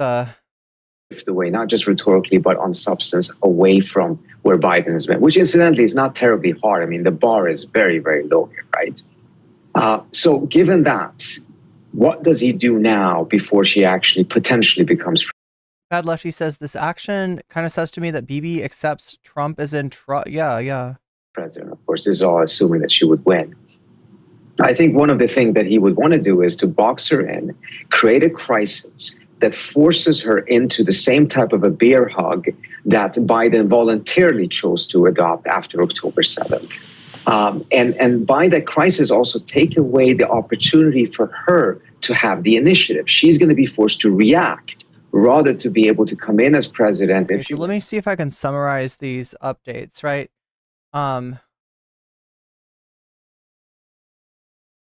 So basically, the U.S. has moved their aircraft character. Yes, the aircraft carrier USS Theodore Roosevelt into the Persian Gulf, ostensibly in anticipation of any action from Iran. They're trying to maybe it's like a threat, right? Basically, moving an aircraft character. I keep on saying it. An aircraft character, goddamn carrier. Hezbollah rejecting French mediation team's effort to de-escalate. And Medvedev getting involved, saying that the only way to achieve peace in the Middle East is a full-scale war. So yeah, this is the whole thing, right? There's if you want to think of nations, right? Understand that they've got ties, and those are diplomatic ties. And the most common form of a diplomatic tie is a mutual defense pact, a mutual defense treaty. And so bringing Iran in, like Israel getting its in over its head could bring the U.S. in. The U.S. coming in a conflict against Iran would likely bring the Russians in. And that is a recipe for worldwide disaster. Of course, with a new policy and a new initiative. She will only be able to respond to him and the crisis that he has created rather than actually being able to come in and decide, essentially sends strong signals to Israel of what she would like them to do. Instead, she's going to be responding. And there's already been some speculation about the potential for, if this is confirmed as an Israeli, which it obviously appears to be, what does that mean for how it could backfire potentially if there is a Harris administration? If there is, going forward, it does look like this is something that the U.S. and their relationship or our relationship with Iran, there's a total this is a new situation. This kind of upends the diplomacy efforts as meager as they were. So is there any chance that it backfires on Netanyahu? And there are a million different ways that could happen, but even just if there is, an escalation and the U.S. is even more or even, less, the public in the United States is even less supportive of Netanyahu's war effort, that puts politicians in a different situation too. I think you're absolutely right. And I think on a strategic level in the long run, we have seen a lot of these different stunts by Netanyahu backfiring when it comes to his long-term interests. Tactically, he may be able to gain some things, but in the long term, it has backfired. Even the attack on April 1 against the consulate of Iran in Damascus, I think backfired because it also forced Biden to finally actually put some red lines in front of Netanyahu, something that he clearly had not done when it comes to Netanyahu's slaughter in Gaza.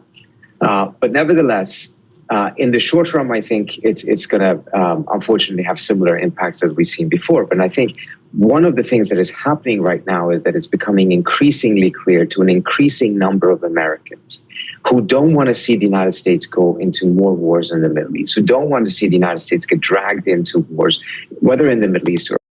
You probably explain an aircraft carrier in the Persian Gulf indicates an anticipation of a conflict with Iran, right? Movement into the Mediterranean would indicate anticipation of a conflict with Hezbollah. I believe that the U.S. has already got several aircraft carriers stationed in the Mediterranean, so that happened earlier this year.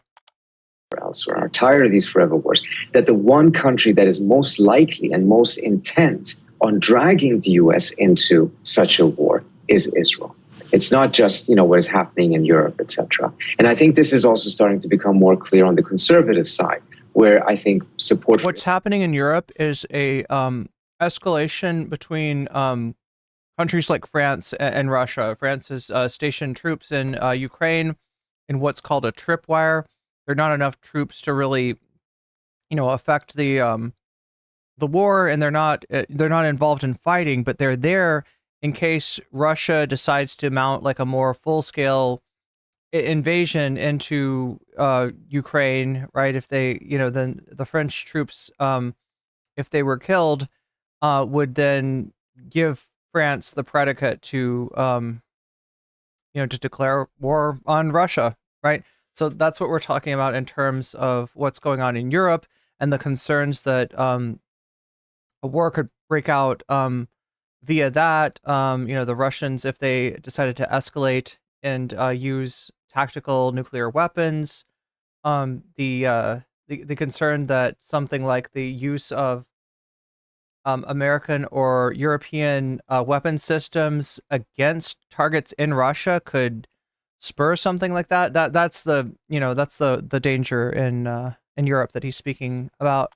Israel perhaps has been a little bit more reflexive than he has been on the Democratic side for the last 10 years. So there is a big shift amongst the American populace. And I think if this leads to a large escalation and American body bags come home from this war, then I think tactically perhaps it had helped Netanyahu. He just wants to prolong his reign as prime minister. Strategically, I think it will be very bad for Israel.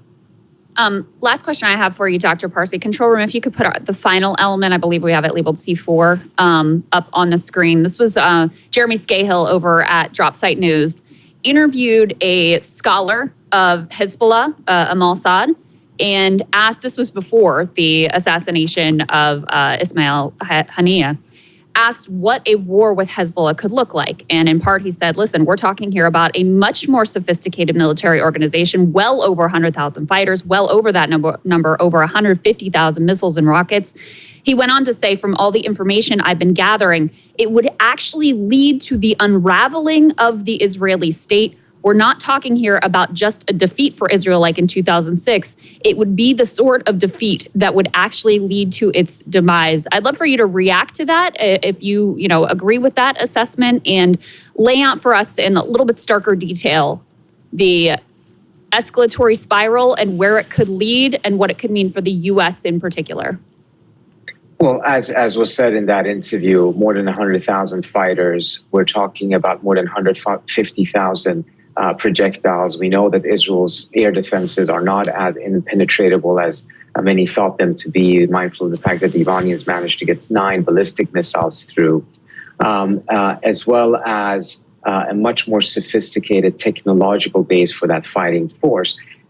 Given all of that, and particularly if it then also means that the Houthis, Iraqi militias, and others will be involved, it is no longer a question as to whether militarily where the balance ends up. It's whether a state like Israel can sustain such a conflict. And I think already seeing 10 months into the war in Gaza, in which the Israelis are not suffering militarily, but nevertheless they're failing strategically and even tactically, how that has created very, very strong ruptures within Israeli society. We've seen how the right wing there and very hardline elements have gotten more and more leeway, to the point of what we saw just in the last couple of days, in which they were attacking prisons in order to be able to release Israeli soldiers that had been arrested because of the torture that they had conducted against Palestinian prisoners, and now they have been released. Once again, they won. We've seen how that country's gone more and more in a very, very radical direction. Such a radical direction almost invites self-implosion. This is at least a part of the narrative that exists. Yeah, like I said, their inability to have anything like approaching the rule of law, their inability to even investigate soldiers who have been very clearly guilty of war crimes, it implies the implosion that he's talking about. Also, the sort of the danger of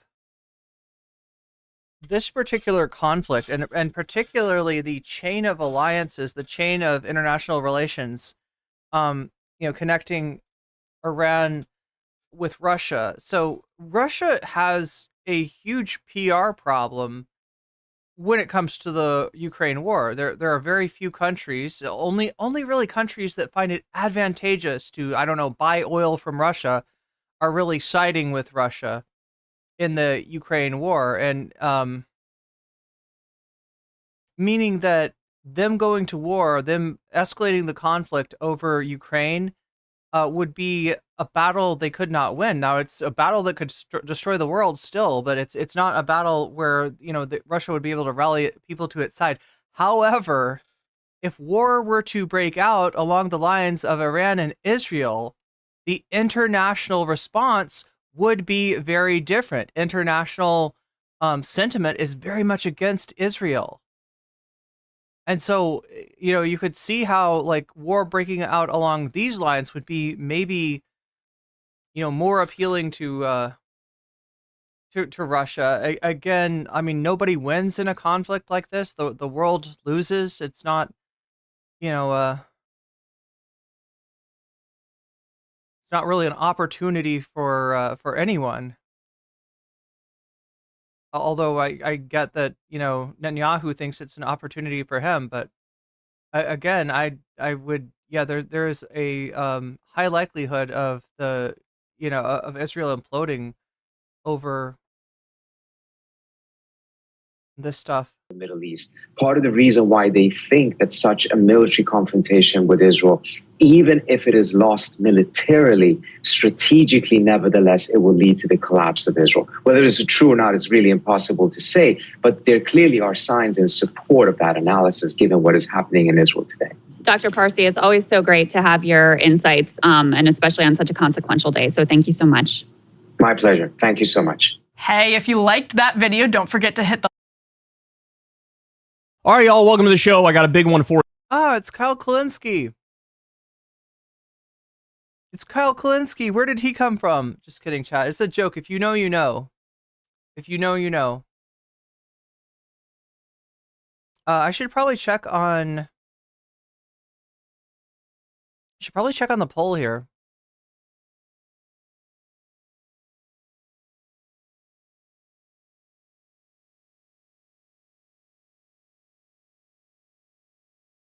All right, so Shorts is voting for Last Supper Goes Woke. Tech Bros want to matrix the poor in a close second. Tabernacle on Mr. Beast, not far behind that, and Why So Many Mormon Influencers in 4th position. Over on the full screen stream, we have Tech Bros Wanna Matrix the Poor in 1st place, with Why So Many Mormon Influencers 1 point behind it. Last Supper Goes Woke in 3rd, and Tabernacle in 4th, right? Again, this is kind of swept away by the 80%, the 80 points that are that landed in on Last Supper Goes Woke, which is what, number 3 on one poll and number 1 on the other poll. Yeah, so this is actually okay. So this isn't exactly.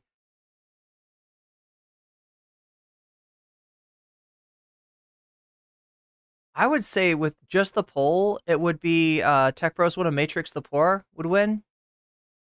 But with the donors, it's very clearly going to go towards, or it's looking like it's going towards. Let's just put it that way. It's going towards Last Supper Goes Woke, pretty strongly. And again, the rad meter for Fallout New Vegas at 58. I gotta figure out how I want that to work, right? Because I don't know if I want to make it so that like 100 points has to accrue there before I do a Fallout stream. I need to do some Fallout streams. I want to do some Fallout streams. Fallout sounds great. The topic is similar to my book. Why are there so many Mormons in the bathroom, in my bathroom out this fall? That's what was happening to me earlier. That's what I was dealing with earlier. A lot of Mormon influencers. Ruby Frank was one. I didn't realize that. Maybe I don't follow enough influencers to really know. The U.S. getting involved in this war would be bad, yeah. Yeah, and again, this is a war that it seems like, you know, it seems like Netanyahu is willing to risk the world burn. I mean, he's such a Trumpian figure.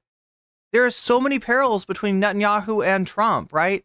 The fact that personally he is liable, you know, to get pulled into multiple court cases the second that he leaves power, and that for that reason he's doing everything he can to hold on to power. It's so similar to Trump. And the way that he holds on to power is to keep the war going, right? His approval rating, to my understanding, has actually gone up. So the likelihood, like him, you know, extending this conflict for as long as he has maybe benefited him, but again, at what cost, right? And the people, you know, Breaking Points was arguing the cost is a strategic cost to Israel, that even when, you know, tactically, the move seems sound, in the long-term strategy for Israel, Netanyahu is an existential threat, right? We're used to hearing about like how the existential, you know, Hamas, Hezbollah, the Houthis, Iran being an existential threat for Israel, but the reality, or even the demographics in Palestine being an existential threat, right? But the real existential threats were the prime ministers we met along the way, apparently. Let's see what Kyle has to say about this. So, gonna lead in just a second with the absolute insanity that we're currently witnessing in the Middle East. We got Israel attacking Beirut, the capital of Lebanon. We have one of the top Hamas political officials has been assassinated in Iran. And there's the ad break. And then, of course, I'll catch you up on the protests in Israel. Wait until you get the specifics as to what they're protesting for. It is the single most depraved thing I think I've ever heard in my life. And honestly, it's not even close. It is not even close. By a country mile, it's the most disgusting thing I've ever seen in my life. So we'll talk about that. I'll give you some updates on JD Vance. He seriously cannot stop shitting on childless women. And it's not only childless women, it's just childless people in general. So I'll give you all that. I mean, the list of comments he's made over the past like 2 or 3 years about this particular group is mind-boggling. Then we'll get to Jon Stewart torching the deranged and demented Republican attacks on Kamala. Of course, right now they're falling flat. Later on, we got some trouble in paradise over on Fox News. One of the hosts gets disgusted and fed up with his idiot Republican guest. They in a debate. We're going to focus particularly there in a different segment, but I wanted to give you guys, you know, a proper piece on it here.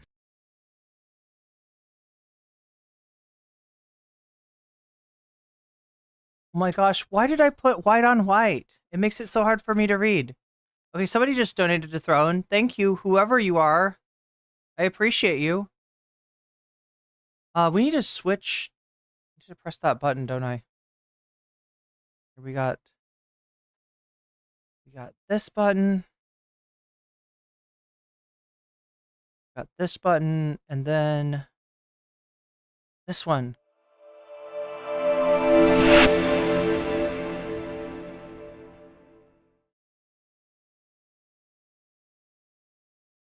So Mohammed Shahada, who's the chief of communications for Euromed Monitor, the human rights group, by the way, they've been tracking the genocide in Gaza very closely. They're one of the rare groups that actually has some people on the ground, and so they can try to get us some real numbers as to the death and destruction and devastation. Well, he came out the other day and said the following. Israeli protesters and parliament members stormed the Sidi Teiman concentration camp. Okay. Now, when you first hear that, you're going, oh, good. Some people in Israel have a conscience, and they're trying to stop the Holocaust-like conditions that they're currently putting Palestinian prisoners to, innocent Palestinian prisoners to. Okay, wrong. He says, not to break Gazan civilians systematically tortured for months, not to break free Gazan civilians systematically tortured for months, but to release 10 IDF soldiers who gang raped a Gazan detainee so severely he was hospitalized with a bleeding rectum. Excuse you? So what he's saying is, there were a bunch of angry Israelis that showed up to this concentration camp where they're systematically torturing and raping Palestinians. Thank you, Anonymous, for the $20 contribution to my rent fund over on Throne. We are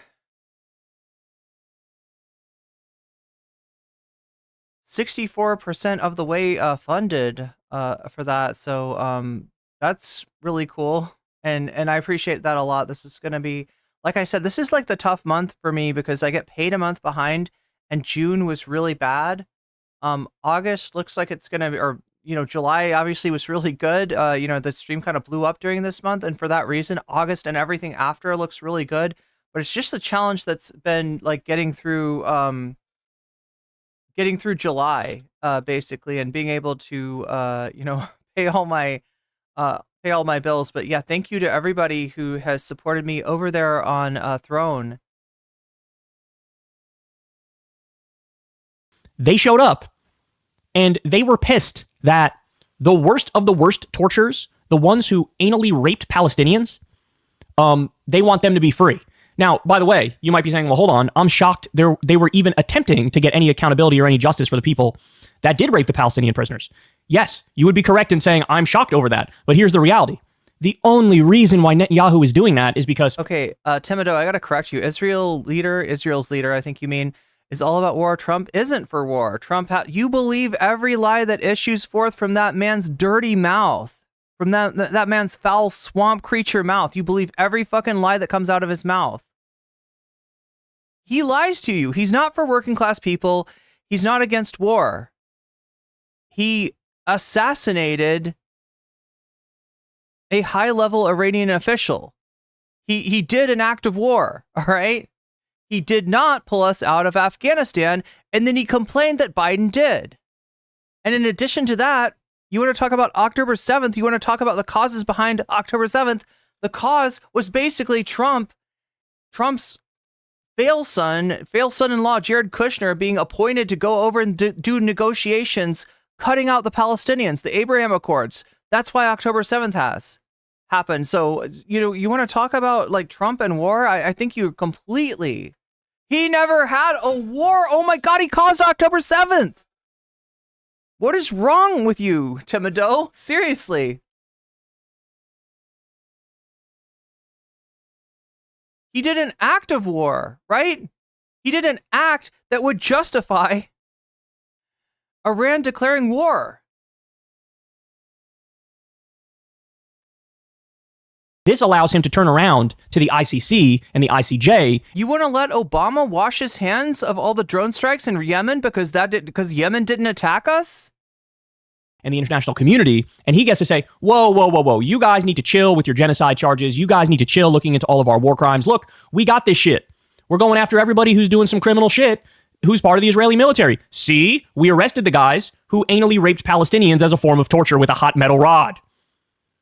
So that's what's going on here. It is totally about perception and optics and tactics and to keep the ICC and the ICJ off of their ass. No pun intended. That's what it's about. That's what it's about. But of course, this mob of savage barbarians doesn't even care about the political scenario. They don't want any accountability from the ICC or the ICJ, and they don't want any accountability for anal raping torturers who are in the IDF. Oh my God. So let's be clear. They are protesting. I am so worried that Kyle's description, his accurate description of what happened is going to get me, it's going to get me demonetized for the stream. In favor of the right to anally rape prisoners. We have a video. I mean, he's not. I should be clear. Not saying anything that's not true. Act. Although this is also a disgusting act, but it's different. We have video of them breaking into the concentration camp. Here we go.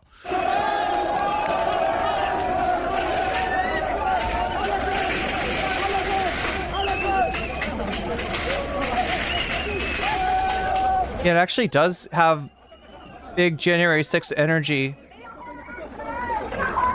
It's a lot. That's a lot. That looks a lot like Jan 6. It's far-right groups and mobs and militias. And it's also, by the way, among the protesters were Knesset members of the Israeli parliament. This is how deranged and warped and demented this society is now. I told you guys early on, remember the polls that came out early on? That was like, what was it? Only 3% or 4% of the Israeli population thought the IDF's response was too aggressive. And this was already like months into the death and destruction and devastation when the death toll was already in the thousands of innocent Palestinians. This is a peek inside that world. Israel is going through a January 6th-like moment. Armed militias are claiming to have taken over the military courts. Look at this.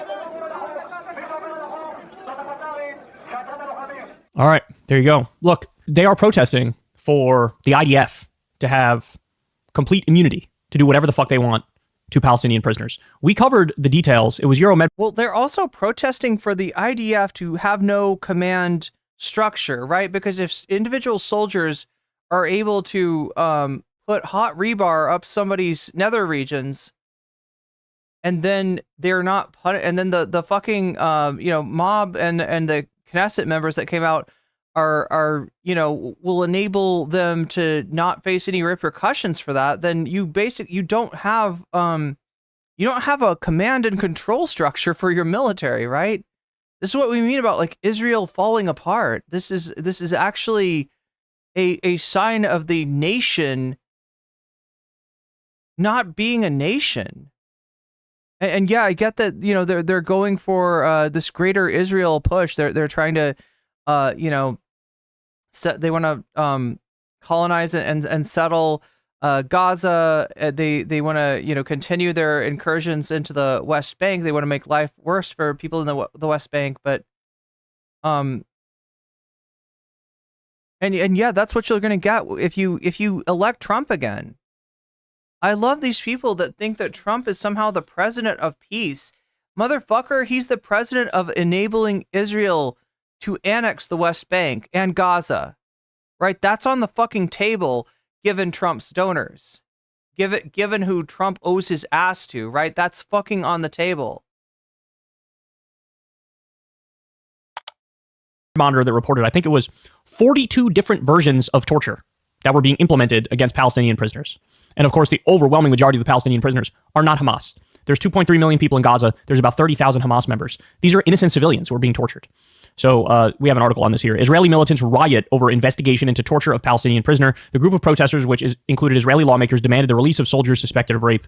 Israeli militants waged a violent riot on Monday breaking into multiple facilities to support 9 Israeli soldiers who were slated to appear in a military court for a hearing over allegations that they had raped a Palestinian man who they were imprisoning at a notorious Israeli torture camp. The groups of protesters pushed up against soldiers as they broke into the Sidi Taman camp, where many Palestinians abducted from Gaza have been tortured in recent months, and a military court in a base where the accused soldiers were being held. The Associated Press reported that several hundred protesters broke into Sidi Taman, with some wielding megaphones and calling for the reservists to be released. Videos from the scene at Sidi Taman showed protesters breaking open gates. We already saw this. They say groups of both Sidi Taman and military court clashed with soldiers and chanted shame as they rioted. Shame that there may be accountability or justice for soldiers anally raping Palestinians as a form of torture. Shame.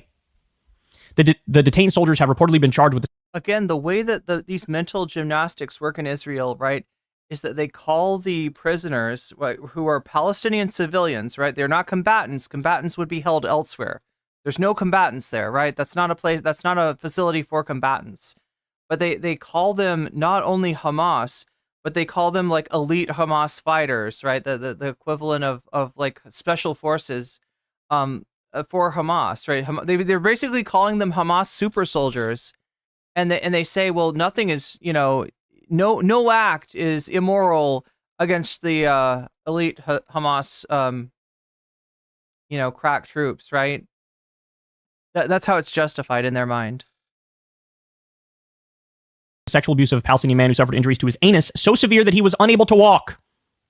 Israeli media have reported that the man was hospitalized as a result of the alleged abuse. Members of the Israeli government have also defended the soldiers, claiming it is wrong for the government to charge the reservists. Finance Minister Bezalel Smotrich condemned the arrests, calling the soldiers accused of rape heroic warriors who should be released. Guys, this is the mindset. This is the mindset. And that's Smotrich. He's in the cabinet. He's in the fucking, he's in Netanyahu's cabinet. Look, when the lesson after the Holocaust was never again, it was meant for everybody. It's supposed to be never again this kind of barbarity, if that's a word, against anybody. But apparently, among the far right in Israel, they say no. When we said never again, we meant only for Jews. When it comes to us doing it to Palestinians, we say, again, let's do it again.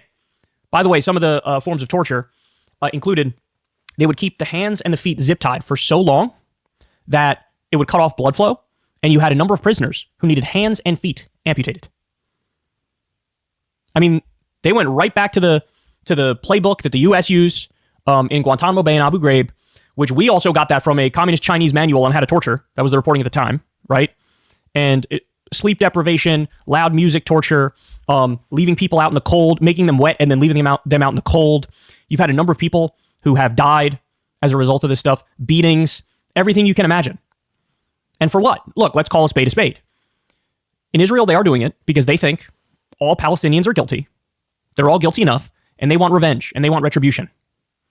And also, it's a settler colonial expansionist project where they want to take all of the West Bank, and they want to take all of Gaza, and they want to do a genocide or an ethnic cleansing and purge everybody else from the land. Greater Israel. That's what's going on here. All right, look at this. So, U.S. State Department is questioned over this. Let's listen.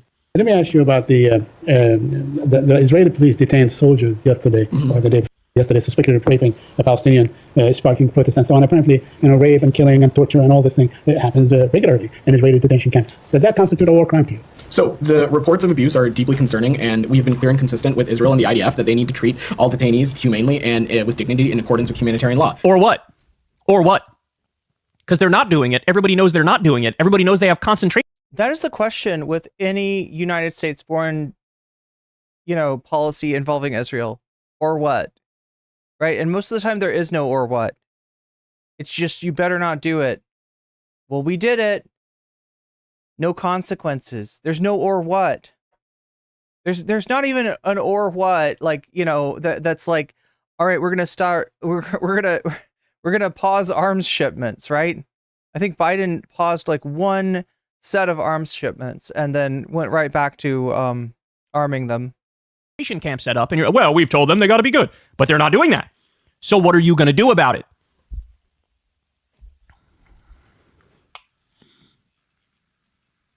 It's got to take a vape pause. The IDF is investigating it. Don't worry. As I told you, the only reason particular people were arrested is Hell had some is trying to keep the ICJ and the ICC off their ass. They're trying to keep the international community off their ass. The only way to do that is for them to say, you guys don't have to come and investigate anything. We're going to investigate it ourselves.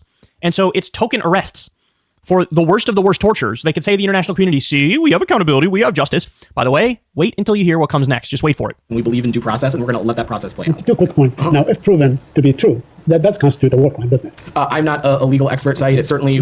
I'm not a legal expert. I'm not sure if torture, specifically anal raping with a hot metal rod torture, I'm not sure if that constitutes a war crime.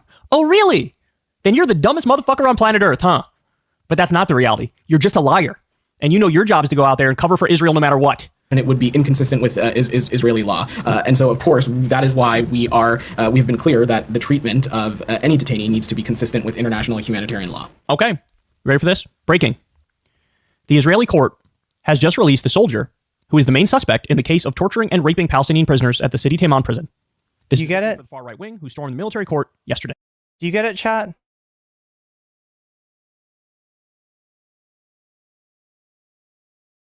That January 6th worked, right? This was as if January 6th had kept Trump in power. This was as if, like, Q Shaman and all the rest of them got pardoned, right? This is actually worse than January 6th. So they let him go. They let him go. Because apparently, anally raping Palestinians and doing 42 different kinds of torture is perfectly legal in Israel. It is perfectly legal as long as you're doing it to Palestinians, because they don't view Palestinians as human. They don't. They view them as evil. They view them as the enemy. They view your oldest grandmother and your youngest baby as equivalent to the leader of the Hamas military wing. This is how they think. Look, you got to call a spade a spade. This is a sick society. I'm sorry, but facts are facts. They have far surpassed the sort of bloodlust and extremism that permeated the United States of America post the Iraq War. You have to call a spade a spade. Because we got to the point where you had mobs protesting for the right to do anal rape torture. I can't imagine anything more depraved than that. If you told me 5 years ago we would be looking at a situation like this right now, I would have said, you're out of your mind. There's no way, bro. There's no way. Some people are going to protest for the right to do anal rape torture? Not a chance. Turns out I would have been wrong. And we are arming this and we are funding this. Bro, we are so past due to cut off the money, to cut off the weapons, to sanction the top officials in Israel, to arrest Netanyahu and Ben-Gvir and Smotrich and the top Israeli generals and commanders. We are so overdue for this. We are so overdue for every single country on earth to cut off economic ties with Israel and completely isolate them. We're so overdue for all of this. This is a joke. This is a joke. We are making a mockery of even the fucking language we use, the rhetoric we use to proclaim that we support human rights and justice and we're the world police and we're upholding international law. We're a parody of ourselves, right? All right, but guys, it gets worse. Here we go. So the other week, there was a strike in Israeli-controlled Golan Heights, okay? And it killed at least 12 and threatened to spark a wider war. So there's been debate over what was the genesis of this strike. And it was like a lot of them were kids and they were playing soccer. And you have some people saying, look, this was very clearly a misfired Iron Dome rocket, right? So in other words, the Israeli protection system malfunctioned, hit these kids in the Golan Heights. That's what some people are saying. Other people are saying, no. It was Hezbollah.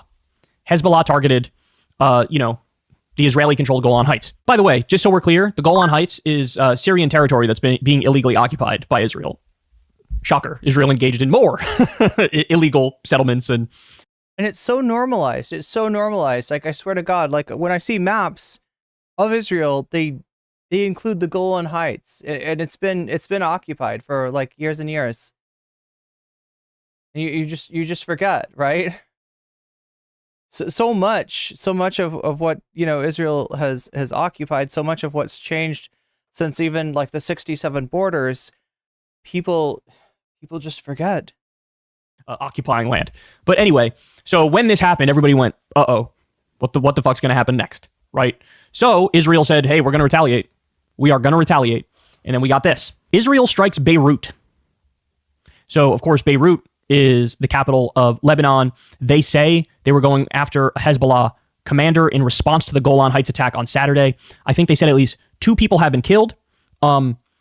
Some reports say it is the top Hezbollah commander. Other reports say it wasn't the top Hezbollah commander who were killed. That was sort of in the immediate aftermath. I think now it's gotten to the point where most outlets are reporting it indeed was the top Hezbollah commander who was killed. But either way, attacking Beirut crosses what Hezbollah says is their red line. There's been sort of tit-for-tat strikes along the border between Hezbollah and the IDF. But this goes above and beyond because, again, you're striking in Beirut, in Beirut's southern suburbs. So this is kind of a big deal, and now everybody's holding their breath because it's like, holy shit, is it going to be now the IDF versus Hezbollah? Are we going to have more of a proper war between Hezbollah and the IDF? Because, by the way, Hezbollah is... Yeah, thank you, Lena. Happy to do it. Far more superior militarily compared to Hamas. Hezbollah is far more powerful. So this would be devastating if we get to that point. But then we also get this. Jesus Christ, it doesn't stop. The truth needs to be told and the truth needs to be heard. Hamas leader Ismail Haniyeh assassinated in Tehran missile strike. So they confirmed the death, blamed it on a Zionist strike on a residence in the Iranian capital. Declares, quote, severe escalation will not go unpunished. Even the Palestinian Authority's Abbas, who's like a puppet of Israel, he condemned the act. Now, Israel has come out and said, us doing that, bro. You know what you're talking about, bro. We didn't do anything like that, bro. Wasn't us, bro. Oh, really? It wasn't you. Now, this just happened not that long ago, so we are waiting on final verification. The U.S. says that we had nothing to do with this. We had no idea it was going to happen, right? Israel says, us, bro. It wasn't even us, bro. But look, we're supposed to believe that Israel tried to target a top Hezbollah commander. Wow, saying, yeah, Trump gave that part of Syria away when he was in power, when he had the power to do it. Yeah, it's another thing that Trump did, right? You know, people that want to say that Trump is like the candidate of peace, you're so full of shit.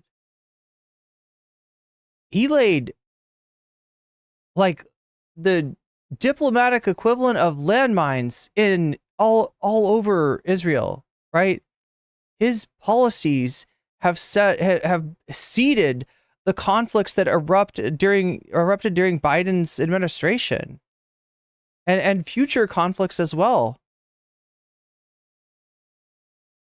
The other day in Beirut, and then a top Hamas leader gets killed in Iran, and we're supposed to believe it's not Israel. Look, let's keep it real. Occam's razor, like the default view until we have evidence proving otherwise, should be it was probably Israel that did it, right? But again, this is a big deal. Now, by the way, some people might understandably say, well, hold on now, Hamas planned October 7th, so going after Hamas leaders is perfectly justified. But this is the part that people aren't telling you. So again, Mohammed Shahada, head of Euromed Monitor, the human rights group, he says, in 2012, Israel killed a top Hamas militant, Ahmed Jabari, for advancing a permanent ceasefire proposal. Haaretz decried the assassination as, quote, Israel killed its subcontractor in Gaza. Today, Israel again killed Hamas's top politician for advancing a ceasefire and two-state solution. What? So this is the older article from 2012. Then we get this. Haniyeh says Hamas ready for negotiations on a two-state solution if Israel stops war on Gaza. So let's be clear about this, guys. This is what people aren't saying. This guy was not the head of the Al-Qassam, which is the military wing of Hamas. He was a politician. This is the political wing of Hamas. He was one of the moderating voices. He's the one who wanted to engage in ceasefire. They don't want moderating voices. They don't want a partner for peace. Israel is not a partner for peace. They've shown this time and time again. They have, sandbag negotiations time and time again. Some semblance of a two-state solution. And this is the guy that they chose to take out. In Iran, by the way, which of course is a massive provocation. And now you have the Grand Ayatollah coming out saying, well, we're forced to take revenge now. Oh my God. Oh my God. So what's the takeaway? Guys, you know what the takeaway is. Netanyahu has made crystal clear for months and months and months now. I have no interest in a ceasefire. I have no interest in a peace deal. I'm playing all of you fools. The U.S. insisting that we should get one and the other side saying, hey, we should get one.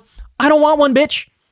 They want controlled opposition. I mean, it's not even that, right? They want somebody to be able to scapegoat. They want they want Hamas, and then they empowered Hamas, right?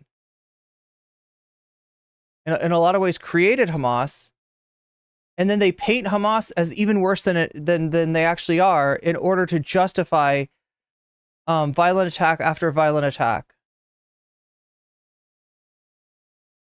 And even when you've got high Hamas officials trying to negotiate peace, that the peace was such a threat. Imagine this, okay? That diplomat, like that official that they assassinated in Tehran, right? The peace that he offered was so dangerous to Netanyahu that he had to die. What does that tell you? What does that fucking tell you? And again, this is all shit that happened because of Trump. Where we're talking about the Golan Heights, or whether we're talking about the Abraham Accords, right? This was all done under Trump's administration, much of it under the nepotistic leadership of his failed son-in-law, Jared Kushner. My political career is contingent upon the war continuing. And this is him leaning into that. So let's not get it twisted. All right, so here we go. Trita Parsi, who of course is an expert, he comes out and says, you know, what's going to be the response to this, right? Well, number one, this happening kills the ceasefire talks. Netanyahu has systematically sabotaged ceasefire talks because ending the war will likely end his political career. The signal he got from Kamala Harris was that she would not be as unforgiving as Biden has been of Netanyahu's obstinance. The assassination buys Netanyahu several weeks, if not months, in which there will be no serious expectation of a ceasefire deal. Thus, the war will continue, as will Netanyahu's reign as prime minister. Number two, this may kill renewed U.S.-Iran diplomacy. So that was another hope, right? Now you have Kamala Harris. Kamala Harris very possibly was part of more the Obama school of thought. Hey, let's revive the Iranian peace deal, the nuclear deal. And now this may kill renewed U.S.-Iran diplomacy. So that's a big deal. Number three, it may get Netanyahu the war he's been looking for. The attack has been deeply embarrassing to Tehran. It has destroyed Iran's claim that it restored deterrence vis-a-vis Israel following Israel's bombing of Iran's consulate in Damascus on April 1st. It has signaled Iran's allies that they are not safe, not even in Tehran, and that Iran cannot protect them. Iran is, as a result, very likely to retaliate. As a result, Netanyahu has likely triggered an escalatory spiral that can result in a full-scale regional war that will likely drag the U.S. into it as well. By the way, there's another possibility. Iran could just turn around and give all of its proxies a total green light now. Hey, Hezbollah, you want to start bombing in Tel Aviv? Go right ahead. Hey, various Shia groups in Iraq and Syria. They've already shown they can hit Tel Aviv. You want to get in on the fun and start attacking Israel? By all means, go right ahead. This opens the door to that. And then he also says, number four, it corners Kamala Harris. As I mentioned, Harris has signaled that she will adopt a tougher line against and probably beyond Tel Aviv. But if Netanyahu manages to start a regional war before she potentially becomes president, Netanyahu will not only have forced the U.S. into the war, but also cornered Harris and removed her ability to adopt a tougher line against Israel. Biden voluntarily and foolishly bear-hugged Biden. I think I was supposed to say bear-hugged Netanyahu. Through the assassination as consequences, Netanyahu may be able to force taking Harris to bear-hug him. There's a bunch of spelling mistakes here, but yeah, there's some. That was a Biden. That sentence is kind of Bidened up. I think you get the point. He's saying that Kamala Harris is going to have no choice but to basically continue with the line, right? And she probably will, because it takes somebody who's unique politically to stand up in a moment like this and say, hold on, Israel, you're acting as a fucking rogue state. You are way out of line, and you better get your ass back in line. I don't think she has the political will or the chops to do that, even though her position thus far on Israel and Netanyahu has been to distance herself. She's not as dumb as Netanyahu, as Biden on this. She knows Netanyahu wants Trump to win. So she views this through sort of a partisan lens. Like, oh yeah, I support Israel, but also this guy's just a Republican, right? So she's smarter about that. But again, this action from Netanyahu sort of makes it unlikely that there will be the U.S. standing up to Israel and getting them to fall back in line, which is pathetic, right? If there was ever a time where you can make a clean break with a country, it's when there's protests in the streets for the right for them to anally rape. Because that's like, you know, it's when they're the pariah of the international world, right? You know, this was like, never mind. I'm not gonna make a streamer comparison. This is just, I can't. This is a depraved, barbaric, savage, brutal, idiotic society that I want nothing to do with. So yeah, you guys know my stance on it. I think they're a rogue nation. I think they're dangerous. I think they're in the midst of basically what's akin to like a paranoid, schizophrenic, hysterical break right now, and they've gone full genocidal. The way they're acting is akin to the Nazis. This is definitely akin to the Nazis. And now they're dragging others in as well. They want an all-out war with Hezbollah and Lebanon. They want an all-out war with Iran. They want an all-out war with the other proxies. Netanyahu has bragged that we have like a 7-front war going on. But what he won't tell you is... Wow. Is, and so you know what he's counting on, right? Netanyahu is the little dog that's counting on the big dog to jump in. And that's the U.S. Who has wanted that war for the longest time, and who has provoked that war repeatedly? That party won't tell you. But I think we all know the answer as to who's responsible for all of this. Hey, y'all, do me a favor and like My God.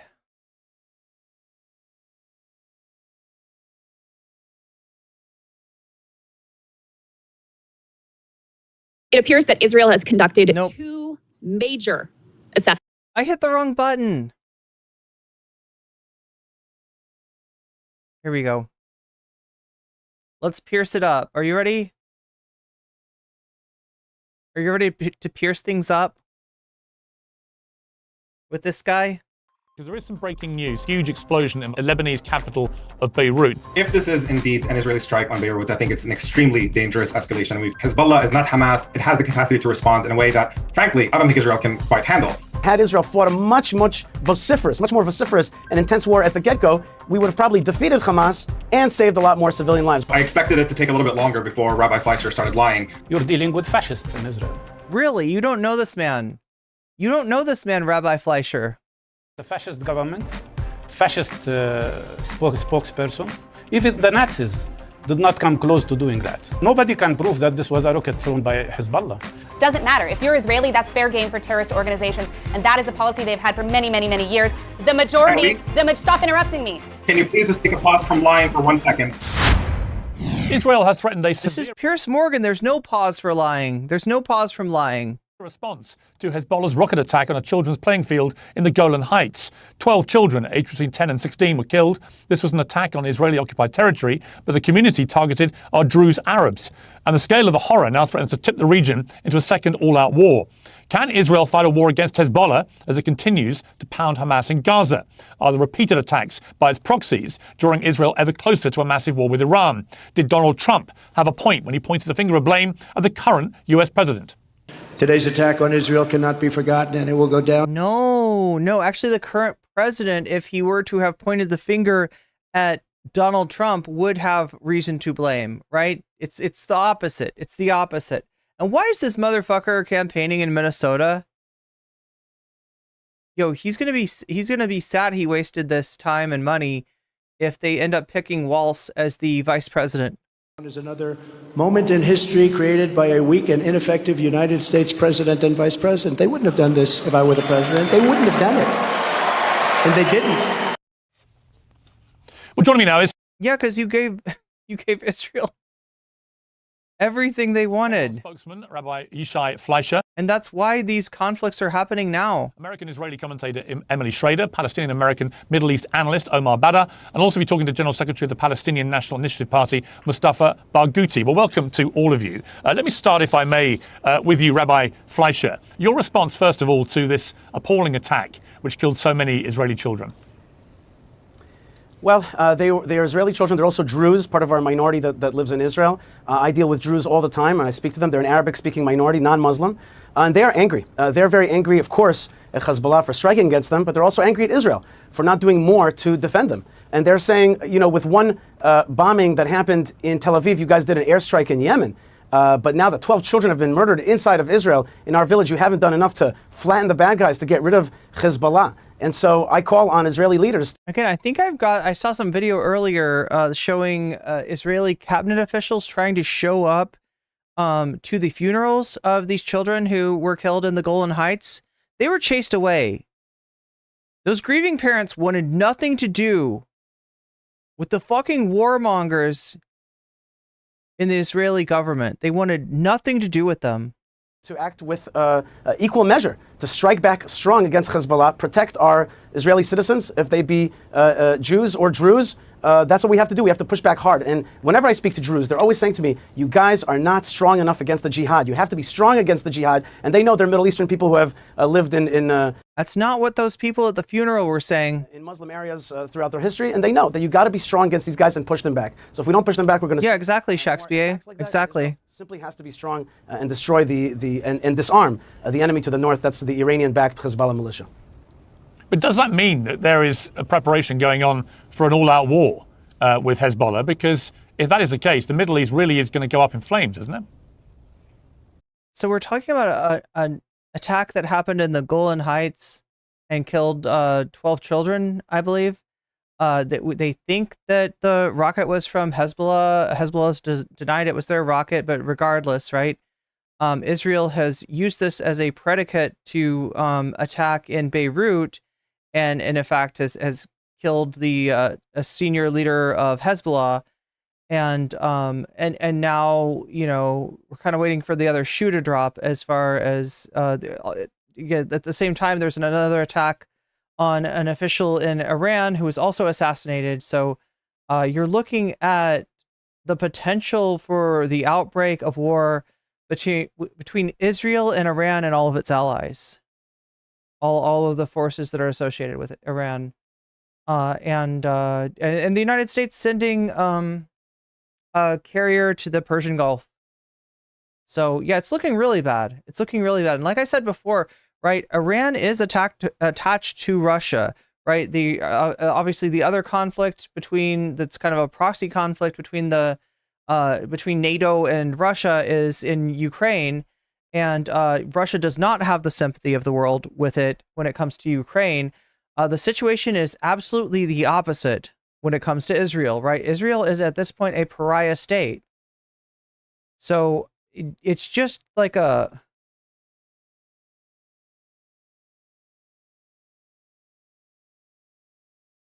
set of unfortunate events, the set of unfortunate situations. It's all kind of lined up in a really scary way.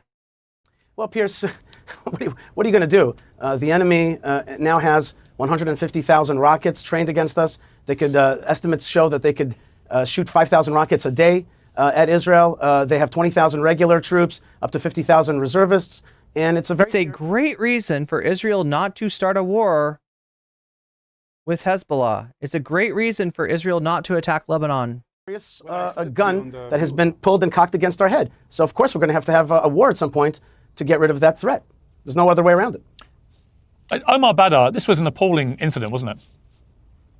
Of course it was appalling. Do you condemn? Do you condemn Omar? Do you condemn Hezbollah?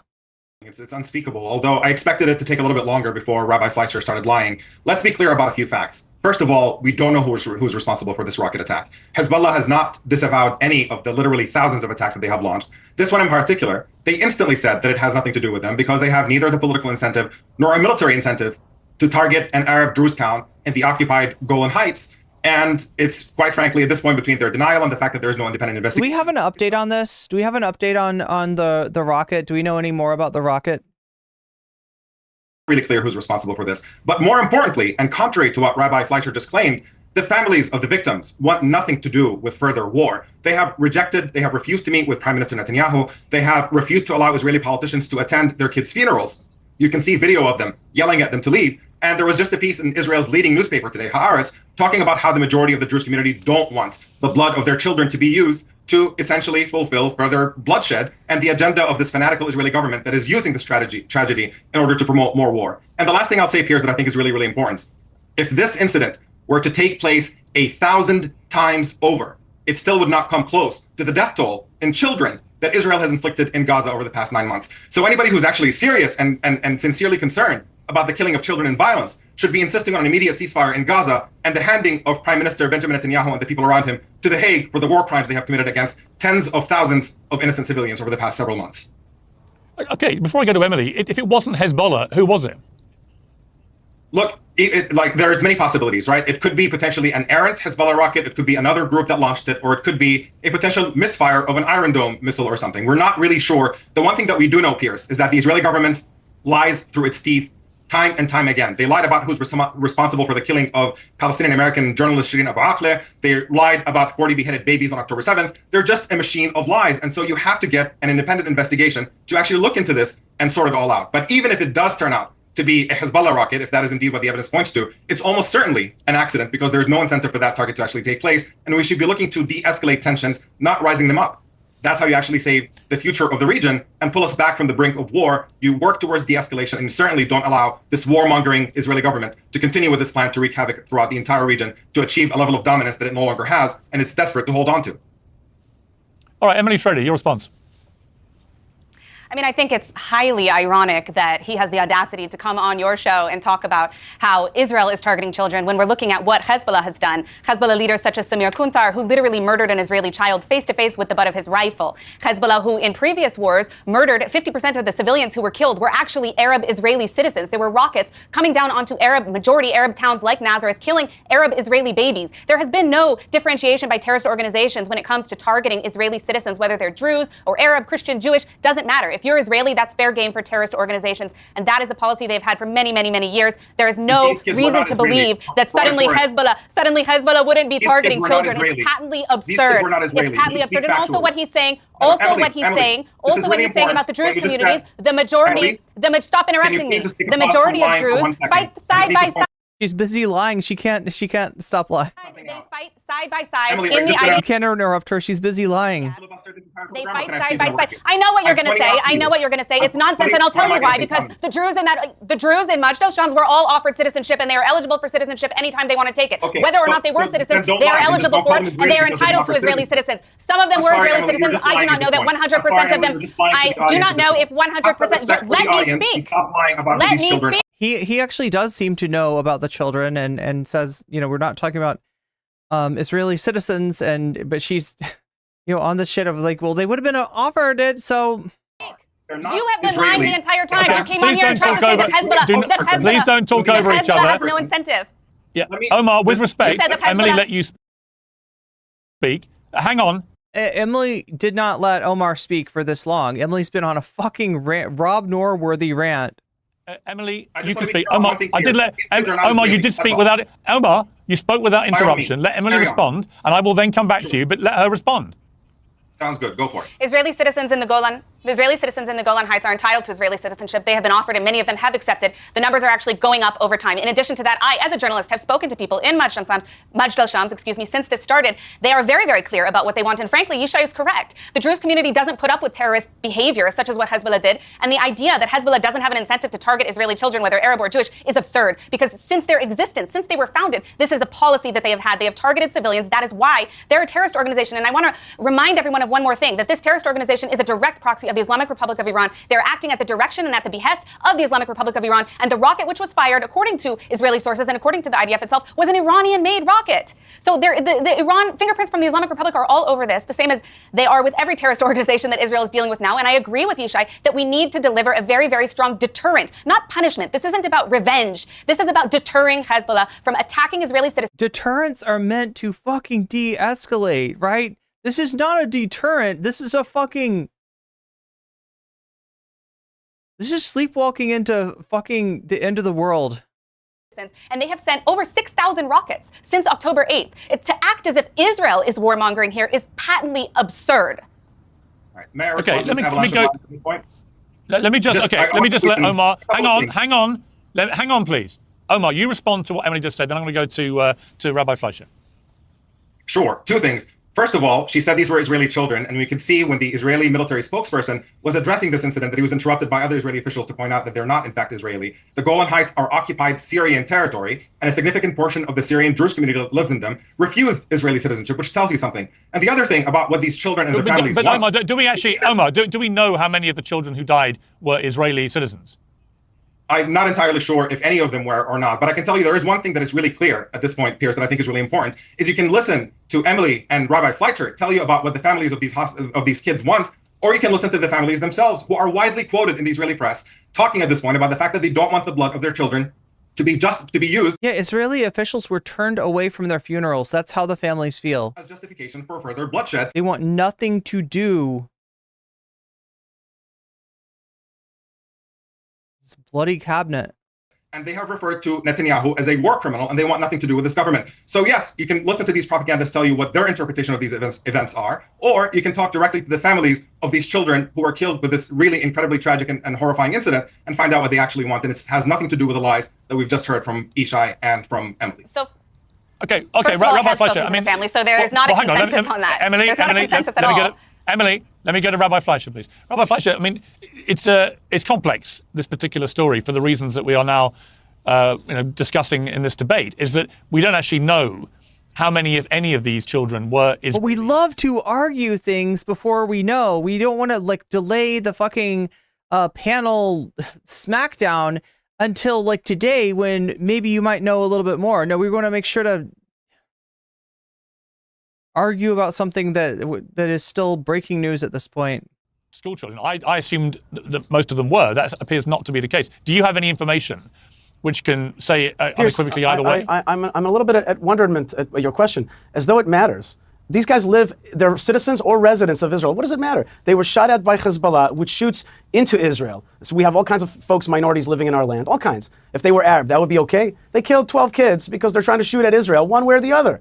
The question is, was it an intentional, was it an intentional attack, or is this something that, is this something else, right? The question, I think at this point is, when they're doing this, is this a misfire of Iron Dome or a misfire from Hezbollah, right?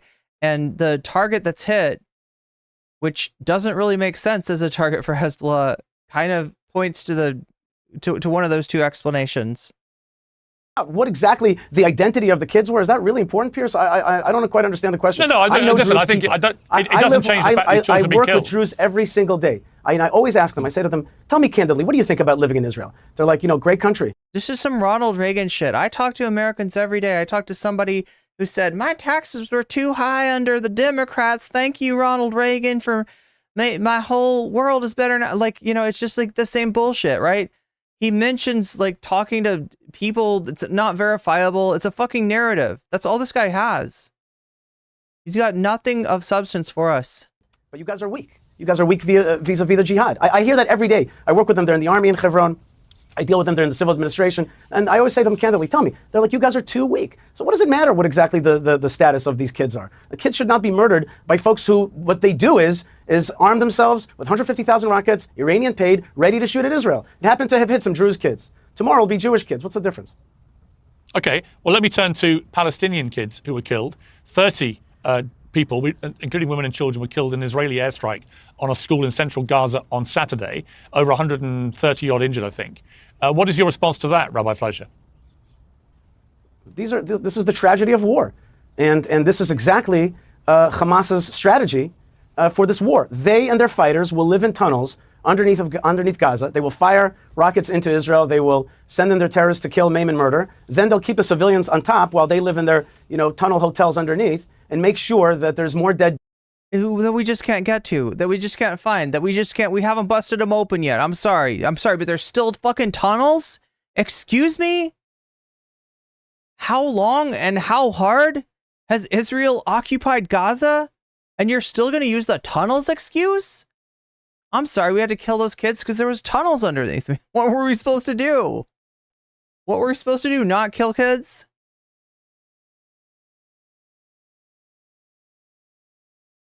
They're getting so much mileage out of these fucking tunnels.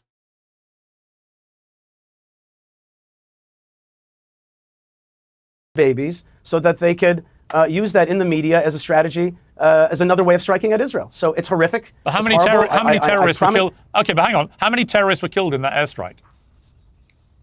Pierce, it's a war. I'm not here. I'm not an army spokesman. I'm not here to tell you exactly numbers. You're kind of getting today into these, but if Hezbollah, okay, but here's my point. If Hezbollah, I promise you, Pierce, nobody was targeting these children. Let me make my position. If Hezbollah suddenly said, yeah, we fired that rocket, which killed the 12 children, right? The 12 children who were killed after this attack in Gaza. Yes, we fired that rocket. It's war. That's what war involves. You would be incandescent with rage that the lives of so many innocent children had been destroyed, and Hezbollah's response was simply, this is war. What is the difference ideologically if they were to take that position to what Israel and you've just said about the killing of so many innocent people in Gaza? I think that's a very fair question, but I think that the answer is obvious. Israel is an ethnic minority in our region trying to survive. We are now surrounded by a proxy noose around us. Hezbollah, Hamas, the Houthis, and probably more through from Iraq. And these are all Iranian tentacles. It's a noose that's tightening around us. We're fighting for... Why do they keep saying kids? I mean, look, when we're talking about the those two incidents, right? The soccer field and the school incident, right? We're talking about the the ones killed were kids. For our survival. And the enemies are shooting into Israel to try to destroy us and try to goad us into killing more of their kids because that's part of the strategy. When they do it, they're trying to destroy Israel. When we do it, God forbid, when we try not to, we're trying to defend ourselves and to defend our ethnic minority in the region. So, but yeah, you're right. Saying it like it doesn't matter if adults are killed is we're fighting a defensive war. Wrong. They're fighting an offensive war of destruction. That's the difference. But when you say that you're fighting a defensive Pierce, if I may. war, hang on, Emily. Emily, hang on. I will come to you next. When you say you're fighting a defensive war, what the critics of the way that Israel has she just meowed executed this war will say is that yes, what happened October 7th was horrific. 1,200 people murdered, including many, many innocent women and children. Nearly 7,000 more wounded, some of them horrifically. Yes, that was a despicable terror attack, but the scale of Israel's response in Gaza alone has been unbelievably disproportionate, that you're now up to 35, 40,000 people being killed. Again on Saturday, not really reported that much because it becomes the norm that 30 people are killed by an Israeli airstrike, 100 plus more injured, many, many women and children killed and wounded. And this is going on an almost daily basis. And there seems to be no apparent plan by Israel's government for what happens at the end of this, or indeed how it ends. Pierce, let me use this opportunity then to actually criticize my government as well. I think that Israel should have fought this war much harder right at the beginning, in the first 2 weeks. We should have shut down the electricity and the water. There's not enough. Oh my God, you should have shut down the electricity and the water. There's not enough civilian casualties for this guy. I mean, this is like one of the worst guys that I see come on, Pierce. Yishai Fleischer. He's somebody that when he talked to Destiny, right? And you know how Destiny is about Palestine. You know how fucking callous he is, right? Like he actually adopted a position to the right of Destiny, right? He actually ended up criticizing Destiny for being not permissive enough of the wholesale slaughter that's going on in Gaza. And the fuel, and we should have dried out the terrorists. We should have turned off all those turbines that bring air into those tunnels. We should have fought a very hard and fast war instead of a drawn-out 10-month war where we still haven't even destroyed Hamas. And so and he keeps on talking about the tunnels, right? It's like, dude, you cannot fucking rely on the tunnels for every single excuse, right? It's like always when there's these massive war crimes that go on, they're like, oh no, but there was like tunnels underneath. Yeah, no, they put the kids on top of the tunnels to keep us from bombing them, but haha, we got them anyway. We're not going to be perturbed by kids on top of the tunnels. We're going to hit the tunnels anyway. They're just like, it's like really like a slice of land that you have controlled so long, so completely, and you're saying there's still more tunnels. A critic of that as well. I say that had Israel fought a much more vociferous and intense war at the get-go, we would have probably defeated Hamas and saved a lot more civilian lives. When you draw it out, when you let the international community send in food, which then gets taken by Hamas for their fighters, and you slow everything down and you make it into a war of attrition, more and more people die. And so I say, be much more aggressive, quick, strong, push back on the bad guys. And I agree with you 1,000%. Brutal, violent. 1,000%. I couldn't agree even more that Israel does not have an endgame strategy. As I've said on your show previously, people like myself believe that Israel should govern Gaza, re-govern Gaza. Oh my God, dude, you got bigger problems than that. All right. When we're talking about strategy, we're talking about a strategy to keep your country together because it is falling apart. The rule of law is not holding in your country, right? War criminals are being essentially let out by giant mobs. The government is giving in and letting out somebody who is credibly accused of violating innocent people, innocent Palestinians, with a freaking metal rod heated up and pushed into their nether regions, right? That's what happened today.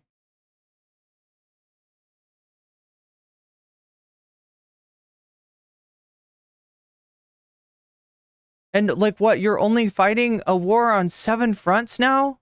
Yeah, I'd say it's going really good. I'd say that's super sustainable. Yeah, we're going to get fucking Hezbollah, Iran, like involved. Yeah, I'm sure that'll like this is actually,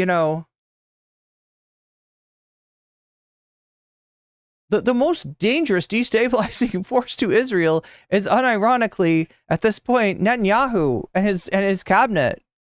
Militarily, and then slowly but surely resettle it, and of course give decent. Yeah, exactly, and that's what he said. He said they should have they should have cut off the food more completely. Palestinians who are pro-Israel, who are anti-jihad, which there are millions of them. There are millions that are sadly pro-jihad, but there are millions who are against it and want a decent life with Israel. This is our ancestral land. This is part of the mandate for Israel. And so this is the place that we should govern. I might even be in disagreement with some of my colleagues in Israel, but people like myself believe that we should be bigger, bolder, hold on to that land. And that's the end game strategy, which is to govern that place, rid it of jihad, rebuild it, give decent. People like yourself, you mean racists who live in the settlements? Those kind of people? People an opportunity for a decent life. Only Israel can ensure that. Certainly not the Palestinian Authority, certainly not Hamas or some kind of international consortium. It's not going to work. It never worked. And they're just going to rebuild the jihad if you let them. And I say destroy the jihad, govern the place, give decent people an opportunity for life again in Gaza. Let me go to the General Secretary of the Palestinian National Initiative Party, Mustafa Barghouti. Mustafa Barghouti, thank you for joining me. Your response to what you just heard from Rabbi Fleischer. Well, there are several things. I think what was described is nothing but a fascist point of view. You're dealing with fascists in Israel. It's a fascist government, fascist spokesperson who are advocating not only killing Palestinians, but also cutting off electricity and water and starving people to death. What is this? Even the Nazis did not come close to doing that. It's a horrible Holocaust that Israel is conducting in Gaza. And it's not defensive, because no army can claim it is defensive when it is occupying another people and another country. And it cannot call itself defensive when it is committing and conducting a system of apartheid against another people. And speaking about children, 16,800 Palestinian children killed by the Israeli army. That doesn't count. Aren't we equal human beings or not? 50,000 people killed, 72% of them are women and children. More than 90,000 people injured so far, many of whom will die because Israel has destroyed all hospitals, all medical facilities, all services. And they speak about defensive war. What kind of defensive war? This is an aggression, a terrible aggression. And the cause of that, I don't want to repeat what we told you on many times on your program. Before the 7th of October, there was ethnic cleansing of Palestinians for 76 years. There was occupation of Palestinian land for 57 years. There was a system of apartheid and oppression. There were 1 million people arrested in the occupied Palestinian territories. And by the way, about the Golan, nobody can prove that this was a rocket thrown by Hezbollah. And Hezbollah asked for an international investigation. Why Israel refuses that? Why Israel refuses to have an international investigation of what happened in the Golan Heights? And the Golan Heights are occupied Syrian territories. And the citizens there are Syrian citizens, not Israeli citizens. They are occupied by force. And they don't want to be Israeli citizens. They're very clear about that. And at the end of the day, let them allow an international investigation committee to check what's going on. I am so worried about the situation, not only because of the injuries and the killing on our people, but also about the fact that now Gaza Strip is totally devastated in the worst kind of man-made humanitarian crisis. More than 1.5 million people are stuck now in a very little strip with no food, no medicine, no shelter, no place to go to, and the bombardment continues. Just because Netanyahu doesn't want to stop this war, and just because Netanyahu wants to save his guts and wants to continue this war because he knows that the end of this war means the end of his political career. This is terrible. And I can see that what we see in Israel, unfortunately, is the rise of fascism. And the proof to that is what you have seen yesterday when the Israeli fascists attacked even Israeli soldiers because they wanted to investigate the cases in Sdeti Man prison, or concentration camp, I should say, where Palestinian prisoners were tortured to death. They were beaten, they were starved, they were shocked with electrical shocks, they were hanged, and some of them had their hands amputated because of the chains that were put on them, and some of them were raped. Sexual abuse and rape happened in Israeli prison, Sdeti Man, by Israeli soldiers. That's not my report, it's the Washington Post report. How could Israel live with that and still claims it is a democracy and claims that it is supporting human rights and that it is conducting a defensive war? Okay, let me go to Emily Schrader. I mean, Emily Schrader, the charge there is that Israel's become a fascist state and that it's committing torture and rape and other heinous crimes against Palestinians in prison.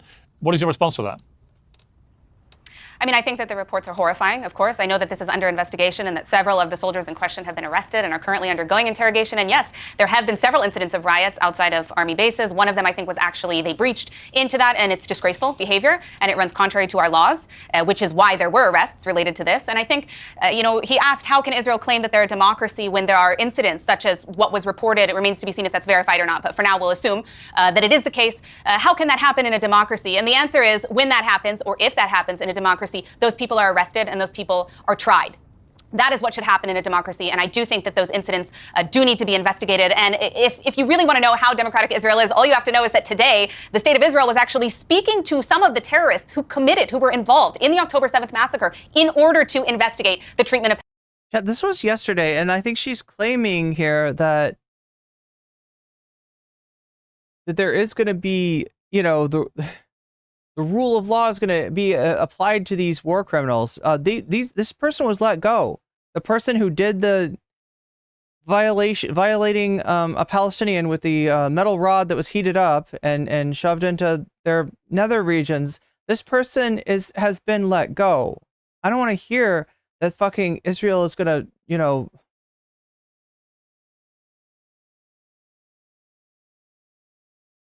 make that right. They've literally freed the...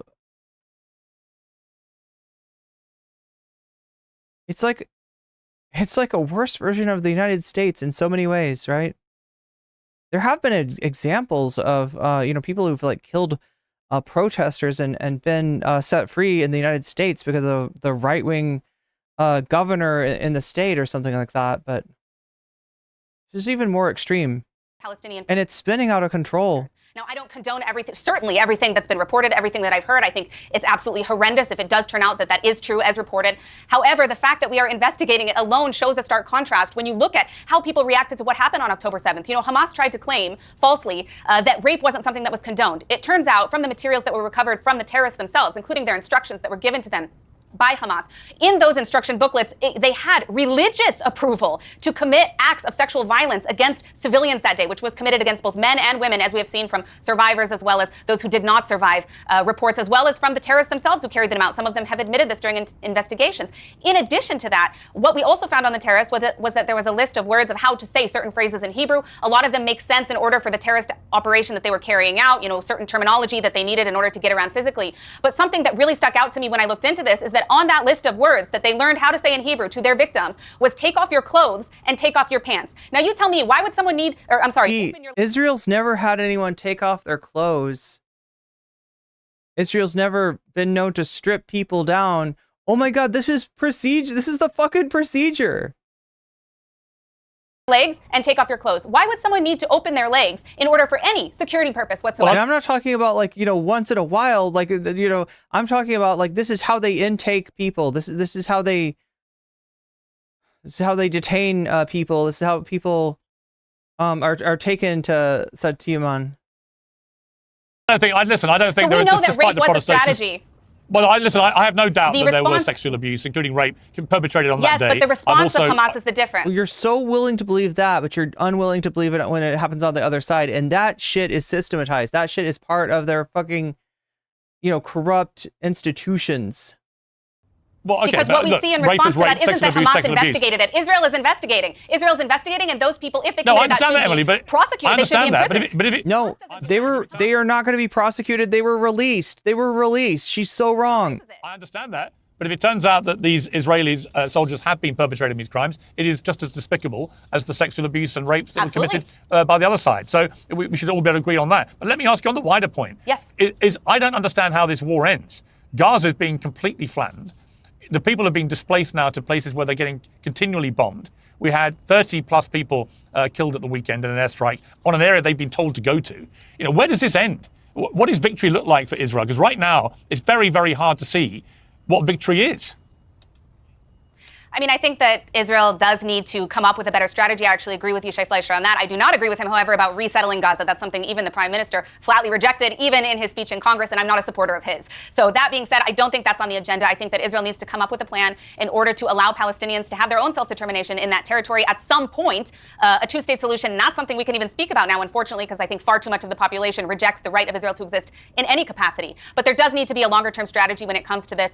I also have to mention that part of the reason this has continued to go on is because Hamas continues to hold those hostages. I mean, if you give back those hostages, you're taking away a lot of incentive. I mean, Hamas has been really demoralized. They've really been destroyed for the majority of this organization. But I do think that Israel needs to come up with a better plan for a long-term exit strategy when it comes to dealing with. She is a yapper. Well, I don't think with respect, I don't think Israel has a plan at all. That's the problem. Let me go to Omar Badar again. You were shaking your head there as you heard what Emily said. Why? Practically for 20 minutes straight. I mean, look, Rabbi Fleischer's views, I think, are quite honest and transparent. He thinks Israel is not genociding Gaza hard enough and wants them to genocide them harder, wants a war of conquest where Israel takes over whatever lands it wants that actually don't belong to Israel under international law. So none of it merits a response. I think the fascism in what he has to say is quite blatant for the audience. But when Emily engages in this kind of systematic dishonesty, I do think that it is really worth responding to. One, on the question of the torture of Palestinian prisoners. You have a situation in which every major human rights organization in the world, Amnesty International, Human Rights Watch, even Israeli human rights organizations like B'Tselem and others, say that there is systematic torture of Palestinians in Israeli dungeons, and the fact that there is no accountability, and this, for the most part, happens with complete and total impunity. In this case, there happens to be a particularly egregious case of a soldier who was of a Palestinian prisoner who was gang raped by the 9th soldiers, and when there is overwhelming evidence and there are horrific injuries that have emerged from that, there is an effort to arrest these soldiers who are involved in this. And what you end up with is riots, not just riots by random fanatics on the streets like Rabbi Fleischer and his friends and others, but by ministers in the Israeli government, where you have literally a minister sitting in the Knesset talking about how rape of Palestinian prisoners in Israeli dungeons is okay by him. This is stuff that is being said by government ministers. And this was the guy that was justifying it by saying that they are Hamas super soldiers, essentially. They are elite Hamas forces. So anything that's done to them is by the very definition, not criminal.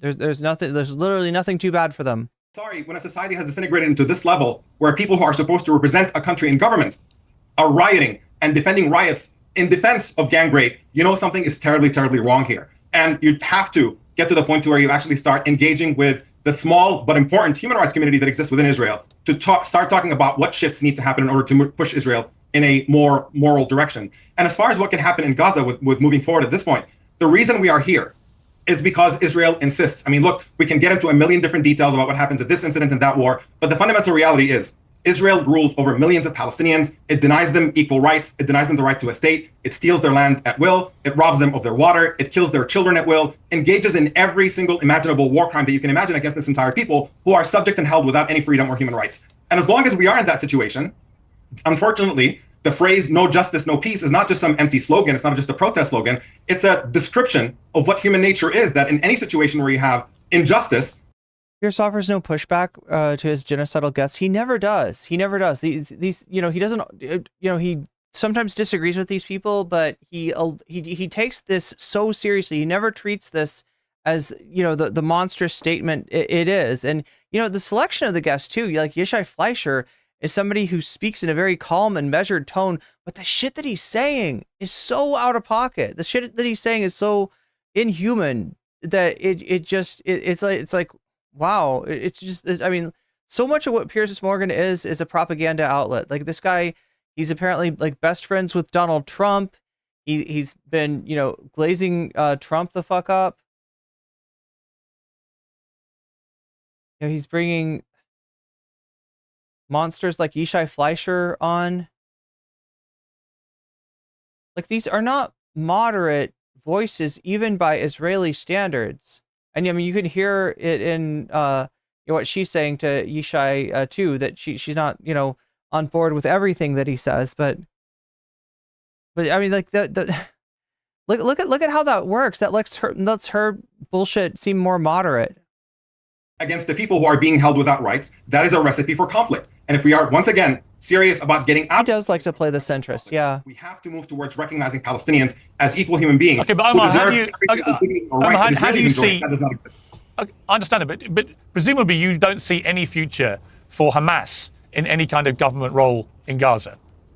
Look, in the long term, we have to move towards rejecting all forms of violence. But again, justice is a prerequisite for that. And what the problem that you have right now, Piers, is that you have a fascist, monstrous, genocidal government on one side, practicing apartheid for decades, gets to carry out wanton violence. And then we're asking the question of, should Hamas exist or not? Yes, obviously, in an ideal world, Hamas would not exist. But Hamas is a natural product of the policies that Israelis impose on Palestinians. That whenever you abuse and humiliate and deny people their freedom for this long, people are going to gravitate towards violence, and that's how groups like Hamas form in the first place. So are we just going to sloganeer about which group should exist or not exist, or are we interested in solving a problem? And if we are interested in solving it, there is no denying that our complicity in Israel's war of conquest for decades now, stealing land in the West Bank, occupying the Golan Heights, imposing a suffocating siege on the people of Gaza and denying them water and electricity and all of this, that's a recipe for more conflict. And we have to end international support for this regime until that apartheid system falls, and then we can move forward towards a better future. And that is a future in which Hamas would not exist, because people who are calling for violence on the Palestinian side would not find any support, because Palestinians would see that there is a prospect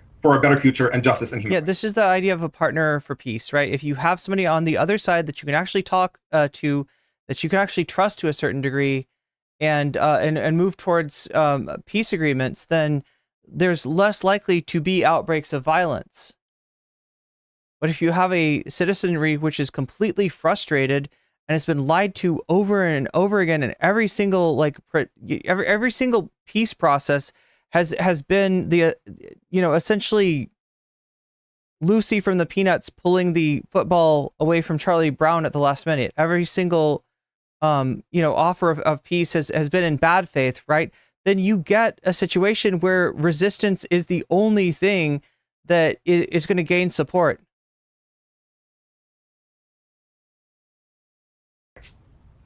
Rabbi Fleischer, my problem. Hang on, Emily. Hang on. Emily, you've said quite enough. Hang on. Let me get to Rabbi Fleischer. Rabbi Fleischer, my problem with what you said earlier when I spoke to you was that you basically outlined a situation where what you wished had happened was that very early on, after October the 7th, Israel turned off, I think you said, the water, the power, the food. And then you talked about Israel basically taking over the whole of Gaza at the end of this. That is an occupation. I mean, that is pure evidence, is it not, that Israel is an occupying country, because what you're saying is you have the ability to control the on and off switch for Palestinians to have food, to have power, to have water, and at the end of it, you want to just go in and take it over anyway. That is the purest embodiment of an occupation. Both the power levers you have to control whether they eat or have power or whatever, and secondly, your desire for just taking over the entire Gaza Strip at the end of it. So let me clarify. First thing is, let's remember that when you start wars, then the other side wars back at you. Right? They started a horrific war against us. That's what happens. You start with Israel, with the Jewish people. You try to destroy them and injure them. Expect us to fight back. There we go again. Well, I feel like Pierce has already swallowed what he's proposing here, which is the idea that this all started on October 7th. There is no prior history. There was no prior action that set this into motion, particularly not a negotiation set about that cut out the Palestinian people from the negotiation, a bypassing of the Palestinian people to negotiate with other nations in the area. With ruthlessness and with seriousness to destroy you back. That's what happens when you have a society that supports Sigma, indeed. The Hamas. That's what happens. So first thing is, remember that wars are not pretty things. If you start a war against, you're an aggressor, accept the idea that the other side is going to push back hard. You can't start a war and then be like, hey, look what you're doing to me. Hang on. Okay, Rabbi Fleischer, let me just clarify. I'm not disputing that Israel had an absolute right and duty to defend itself and was obviously going to respond with significant force. I was really pointing out that what you said was they should have turned off the power, the water, the food. It's Israel's ability to do that is part of the problem. So he's not even saying that this is, I mean, I don't know, maybe he does think it's wrong, right? But what he's saying here is not that, he's not pointing out that Rabbi Fleischer is wrong. He's saying that what Rabbi Fleischer describes in terms of Israel's ability to control the distribution of food and water into Palestine is a sign that it is an occupying nation. That is what an occupying force does. It has that control over food, over water, We are neighbors with over Gaza. electricity. We gave away Gaza and in I don't think there 2005. could be. But how can there be a future for Palestinians if, out of all this horror, Israel continues to be able to control the ability of Palestinians to eat or have power? Pierce, please. Pierce, please. Oh yeah, you're unreasonable for pointing out the obvious. Wow. Every power in the world Pierce, there's no reason to get all crazy. Come on now. controls other minorities. You have a British accent at some point. You know, England controlled a lot of the world, but there's all kinds of minorities that live in England to this very day. Every power, if it's the Turks or the Iranians or the Egyptians. Yeah, but you're not going to turn around and like re-justify England's actions in those occupations. Every power in the world has other minorities living inside of it. We have an Arab minority living within the Jewish state. The Jew. Okay, yeah, and a country is generally judged to a certain degree on how it treats the minorities within it, right? As far as like what kind of country you think that is, right? And if the answer is starves them of food and water, then that's not a very good country. Area is a tiny area within the Arab majority. There are minorities living in the Middle East, like the Kurds, like the Israelis, who are armed and defend themselves. Now we have neighbors that have attacked us. We're pushing back on those neighbors. And please be accurate about let's quote me accurately. What I said was, we're just pushing back on those neighbors. He's starving them by killing hundreds of thousands of them. Yeah, just pushing, just a little push. We just wanted to offer a little pushback. Shut up. had we fought a more ruthless war from the get-go, it would have been done in 2 weeks. We would have saved countless of civilian lives, because when you draw it out, that's when people die. When you make it fast and furious, which is the Israeli military. Like a blitz? That kind of fast and furious? Do these people not hear the historical overtones they are invoking? Fast and fucking furious? Is that really what you want to say? I mean, it is. I mean, this is who he is, right? I mean, he's trying to hide who he is, right? He doesn't want to, you know, like I said, he speaks very calm and measured and, you know, seems very affable and friendly. And it just belies this fucking monstrous mentality that is probably pretty endemic to the settlements. Doctrine, then you save a lot of lives. I wanted to see Israel destroy the terrorists and the tunnel system from the get-go quickly and not kind of be slow about it, thereby saving a lot of civilians. Now, I believe that this is our land from the get-go. Gaza is not Palestinian. It's never been Palestinian. That's a recently created narrative. Wait, when he said that, did he mean like, you know, do it fast, thereby saving a lot of civilians, as in he thinks that his fast and furious blitz into Gaza would cause less civilian casualties? Or is he saying that the one that Israel took was done slow in order to kill less civilians? I'm not sure where he's actually going here. I'm not sure what he means. It was wrestled away from Egypt. We're actually liberated away from Egypt in the 6-Day War. We took control of it. There's minorities living there. Good. They could live under Israel. Minorities live under Israel. Puerto Ricans live under America. It happens. There's such. Oh my God! You really want to evoke that one? You really want to evoke that one? You really want to evoke how minorities have lived under America? Oh my gosh, which example would you like? Would you like segregation? Would you like the you know, settlement of First Nations people? Which version of that would you like? There's so many really horrible ones. There's so many pieces of history there that should never be repeated. But he's really invoking that. And even with the Puerto Rico situation, that's not a Puerto Rico has not been treated fairly by the United States. It's the thing is minorities. I say control that area, give people a chance for life. That doesn't mean occupation. And the word occupation itself. This is Orwellian. This motherfucker is Orwellian, right? Because he's talking about give people a chance for life. It'll be great. You'll live under occupation of Israel. You'll be happy. You'll like it. It's fucking Orwellian. Like, as what's happening is hundreds of thousands of people are fucking dying, including, you know, children and babies, right? You'll live there and you'll be happy. You'll smile. Because you'll have to smile. Speaking of lies, I've been called on this program, by the way, Pierce, I've been called every name. Fascist, liar, apartheidist, every word, except there's one word that's missing from the lexicon of my interlocutors on this program, which is jihad. They make it look. You are worse than like a fucking debate, bro. You're fucking interlocutors. look like Hamas is some kind of like human rights organization fighting for liberation and equality and a two-state solution. Read the Jihad charter, the Hamas charter, that is full of the ideas that the Jewish people should be destroyed, that Israel is some kind of crusader, continuation of the Crusaders. There's a lot you could read that's Israeli that says that very much the same. In fact, the entire process of the formation of the state of Israel is like, you know, the planning, the, oh my God. Wiped away just like they took out the Crusaders in the Middle Ages. And they have all this language that's clear what their real intention is. So the people that are with me on the program, they are basically they are wolf in sheep's clothing. They dress up like liberals. They talk the stuff that Western folks. You want to talk about wolf in sheep's clothing? What kind of wool is your jacket, sir? What kind of wool is that?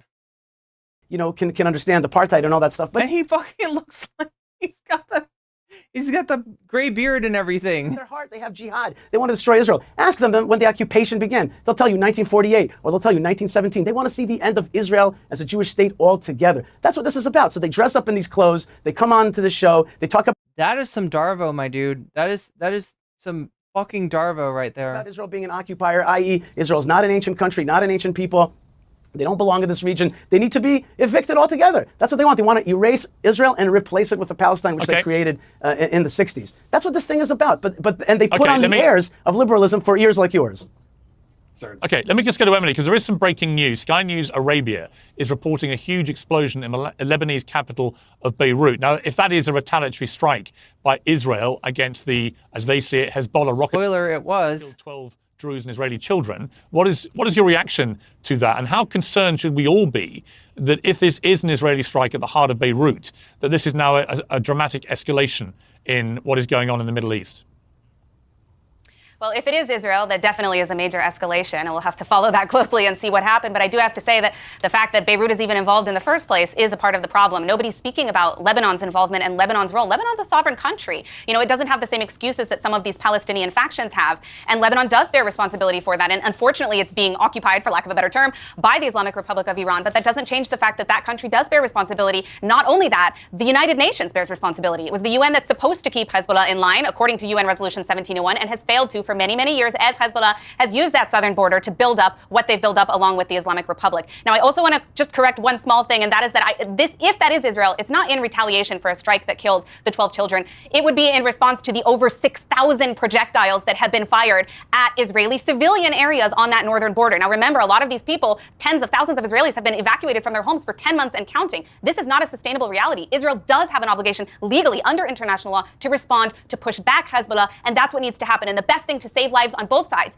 is that international actors intervene and pressure both sides, especially Hezbollah, to retreat and to stop firing at Israel. Israel didn't start this war with... What the Israel has the right to defend itself bots have in common with American hogs is this sense of, this unjustified sense of righteousness. This unjustified, unquestioning sense of righteousness. It's the same kind of thing that powers MAGA. And it is unthinking, unself-aware.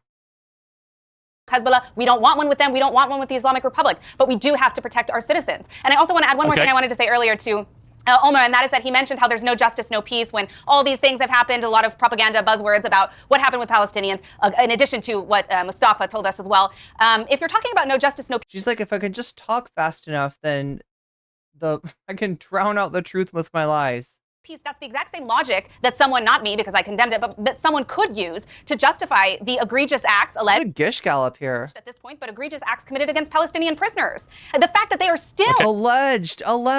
Oh my God. Still holding hostage 100 people. This is outrageous. Not only that, we know there's been sexual violence against them too. Okay. Yeah, this debate did not age well for her. I'm going to interrupt because we're running out of time. I want to go to Omar for the final word. Omar, your reaction to this explosion, which is being widely reported now in the Lebanese capital of Beirut. It is being seen as potentially Israel responding to what they say was the Hezbollah rocket attack, which killed 12 children at the weekend. What is your reaction to this?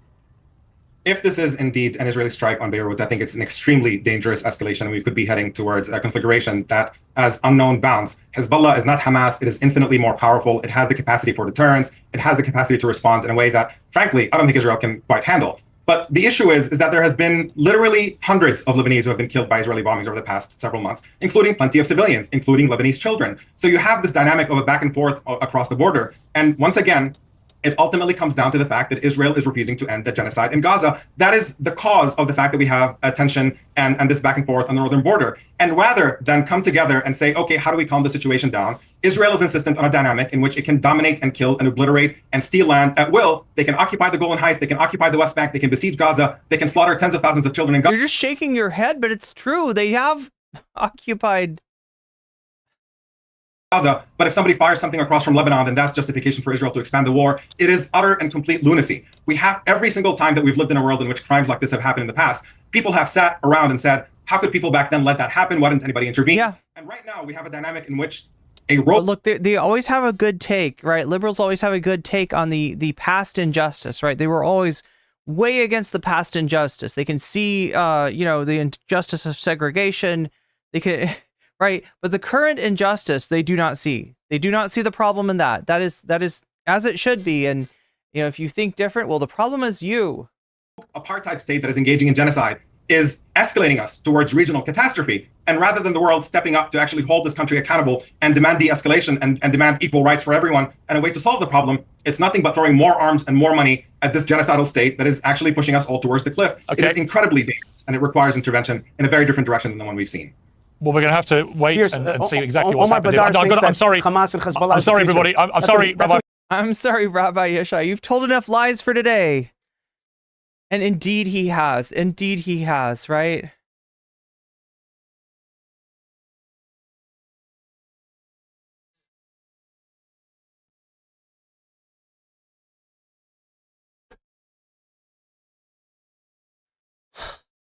I can barely take this. This is they are dismantling any talks. Yeah. And they're trying to, it seems like kind of trying to force the new, I mean, I'm getting ahead of myself, but if there is a Harris administration in the United States, kind of force Kamala into a box where she's forced to not separate herself from the Biden policy by starting a major, conflict of nations before she starts her administration. Emily doesn't care about the thousands of dead Palestinians. Yeah, these Piers Morgan debates are so. I don't know why I even watched it. I mean, it's about the topic that we're talking about, but Jesus Christ, it's just more of the same. It's just more of the same. And even when Pierce is like somewhat pushing back on a few of the things that Yishai says, it's still a very unbalanced interaction that we're seeing.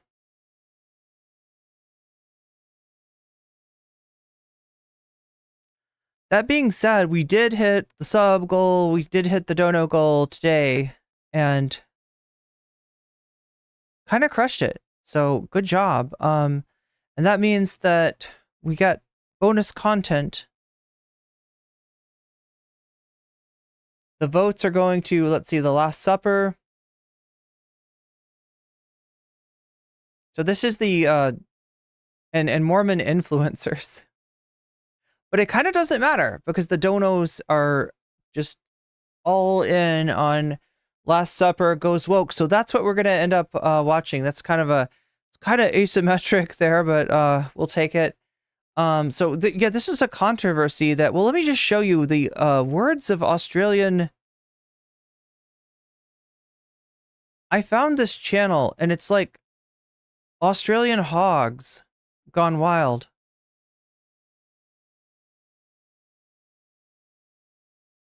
Can I find it? I just had it.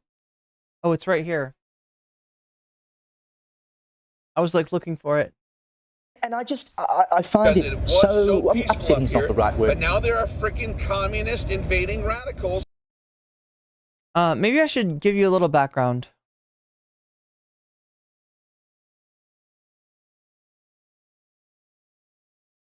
Yeah, we'll start with We'll start with this, and then I'll show you the hogs after that, all right?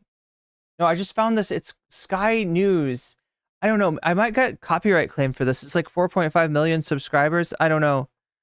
But these people are so... These are like Australian hogs. These are Australian... They're basically MAGA. They're basically the Australian version of MAGA. So I've been getting a lot of requests to talk about this. Let's talk about the Christian boycott, protest, and backlash around the Olympics. Because where we are today is that the organizers of the Olympics have now officially apologized to Christians who were offended by a performance during the opening ceremony that some alleged was a parody of the last... Okay, so look, wait, just a second. Let's go back here. I want to show you something really important. What just happened? Come on. Performance during... A lot of requests to talk about this. Let's talk about the Christian boycott, protest, and backlash around the Olympics. Because where we are... Okay, so that's the event, that's the display in Paris, right? So there's a long table, right? There's a really long table here. And there's a blue man with a beard laying on all of this. I don't know, is this like food? Is this fruit? It's like fruit and foliage. What for? I'm trying to say this word. I'm not trying to say foliage, chat. It's something similar though. It's foliage, right? Whatever it is, right? He's like laying under this like, plate, right? It's like a dinner thing, right? He's like, they raise the oh my God, what the fuck is it called at a fancy restaurant? They have the cover over your plate and then they, raise it off and then there's your food. It's like, he's like, hey baby, I'm your food. And we got this long line with a ton of people. Now count these people, or at least count some of these people. Let's count 1, 2, 3, 4, 5, 6, 7, 8, 9, 10, 11, 12, 13. I am not even halfway across the screen, and I've counted 13. Keep that number in mind, because that is going to be important. Today is that the organizers of the Olympics have now officially apologized to Christians who were offended by a performance during the opening ceremony that some alleged was a... All right, now I don't even know if we're seeing all of them here, right? But this is a famous painting called The Last Supper. This is Jesus Christ. You might know him from such gospels as Matthew, Mark, Luke, and John. Right? And these are his disciples. And there's 12 of them, and there's one of him, and that's 13 people. That's the limit of what's at this table. All right? Again. The Christian boycott, protest, and backlash around the Olympics. Because where we are... Way more than 13 people. Today is that the organizers of the Olympics have now officially apologized to Christians who were offended by a performance during the opening ceremony that some alleged was 13 people. Was a parody of the Last Supper. That important. And they're saying it's a parody of the Last Supper. What is wrong with you? Important moment in Christianity, most famously depicted in a painting by Leonardo da Vinci. With that, you can see the resemblance between the performance and the painting, with a key difference, at least according to critics, being that instead of the apostles gathered around Jesus, it was drag queens. And then on top of that, you had a singer dressed up as the Greek god of wine. So that air... Wait, why is it was drag queens when what they mean to say is there were drag queens there? There were drag queens present. And they have this allergy to between the performance and the painting, with a key difference of to fun, apparently. At least according to critics, being that instead of the apostles gathered around Jesus, it was drag queens. And then on top of that, you had a singer dressed up as the Greek god of wine. So that aired, and all of us. On top of that, you had a singer dressed up as the Greek god of wine. Yeah, look, you had Bacchus, because it's not a portrayal of the Last Supper. It's the Feast of Dionysus, okay? It is another famous painting that Americans apparently have no fucking culture and are not aware of, right? That's the painting that it refers to. If this is a painting at all, it is the Feast of Dionysus.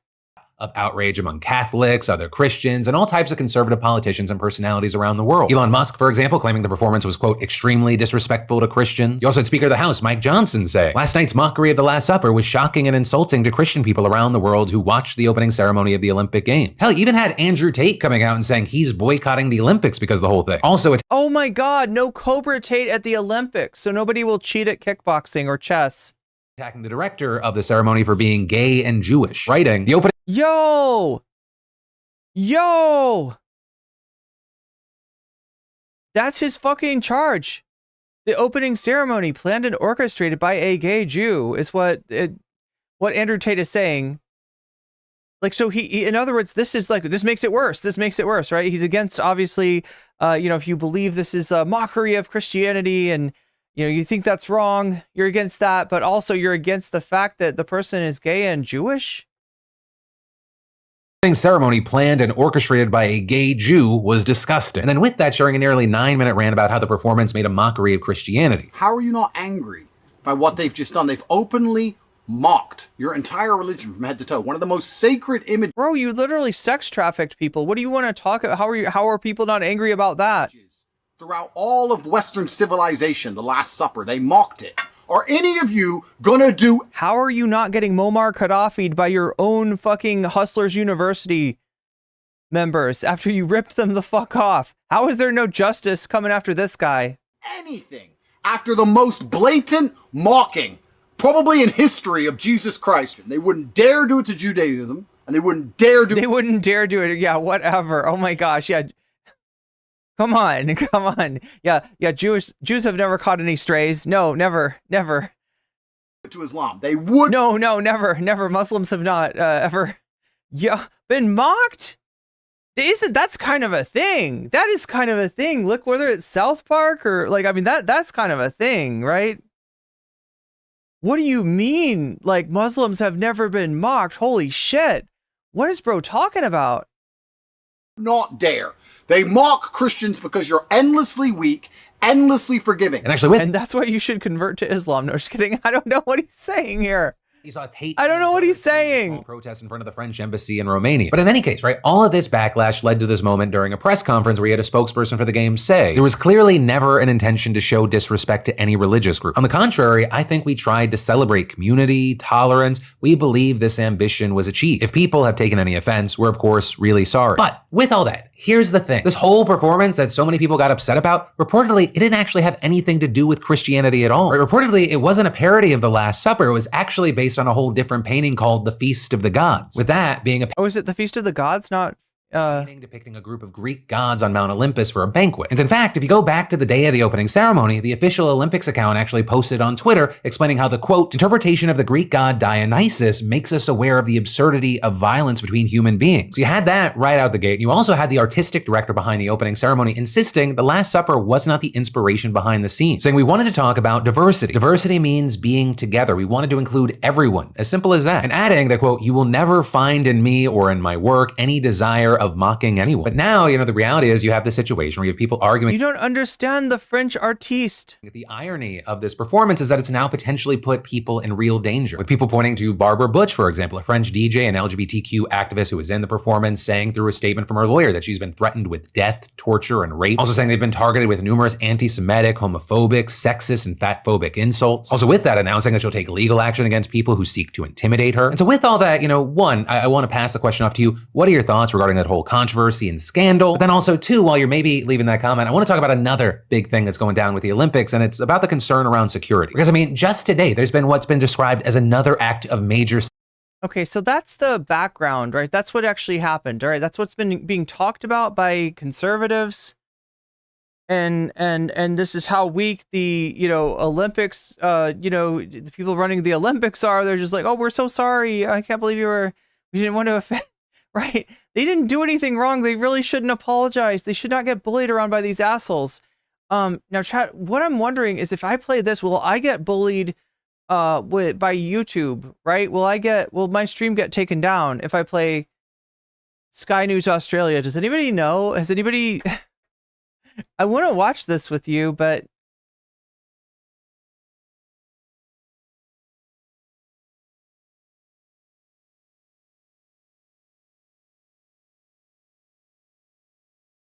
Now I'm scared. I think we should be okay.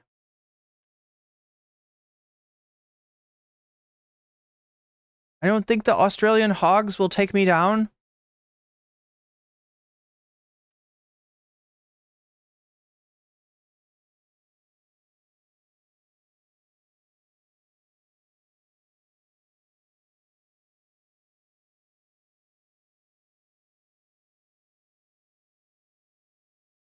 whatever the claim. So Novel Dragon, here's the thing.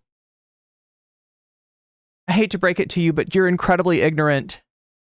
And you just showed yourself to be so to the entire chat. Now that's okay, because you're not the only person out there that's incredibly ignorant. But I want you to know that. From the bottom of my heart, I want you to know how fucking ignorant you are. And how if you look at the world through a lens of if it even fucking looks anything like something that I associate with Jesus, then it's fucking sacrilegious.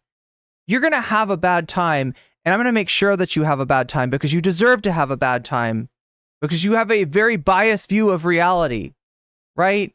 This is something older than Christianity, all right? It is not fucking Dionysus coming in and fucking gallivanting about and shaking his weenie in the face of Jesus on the fucking cross, all right?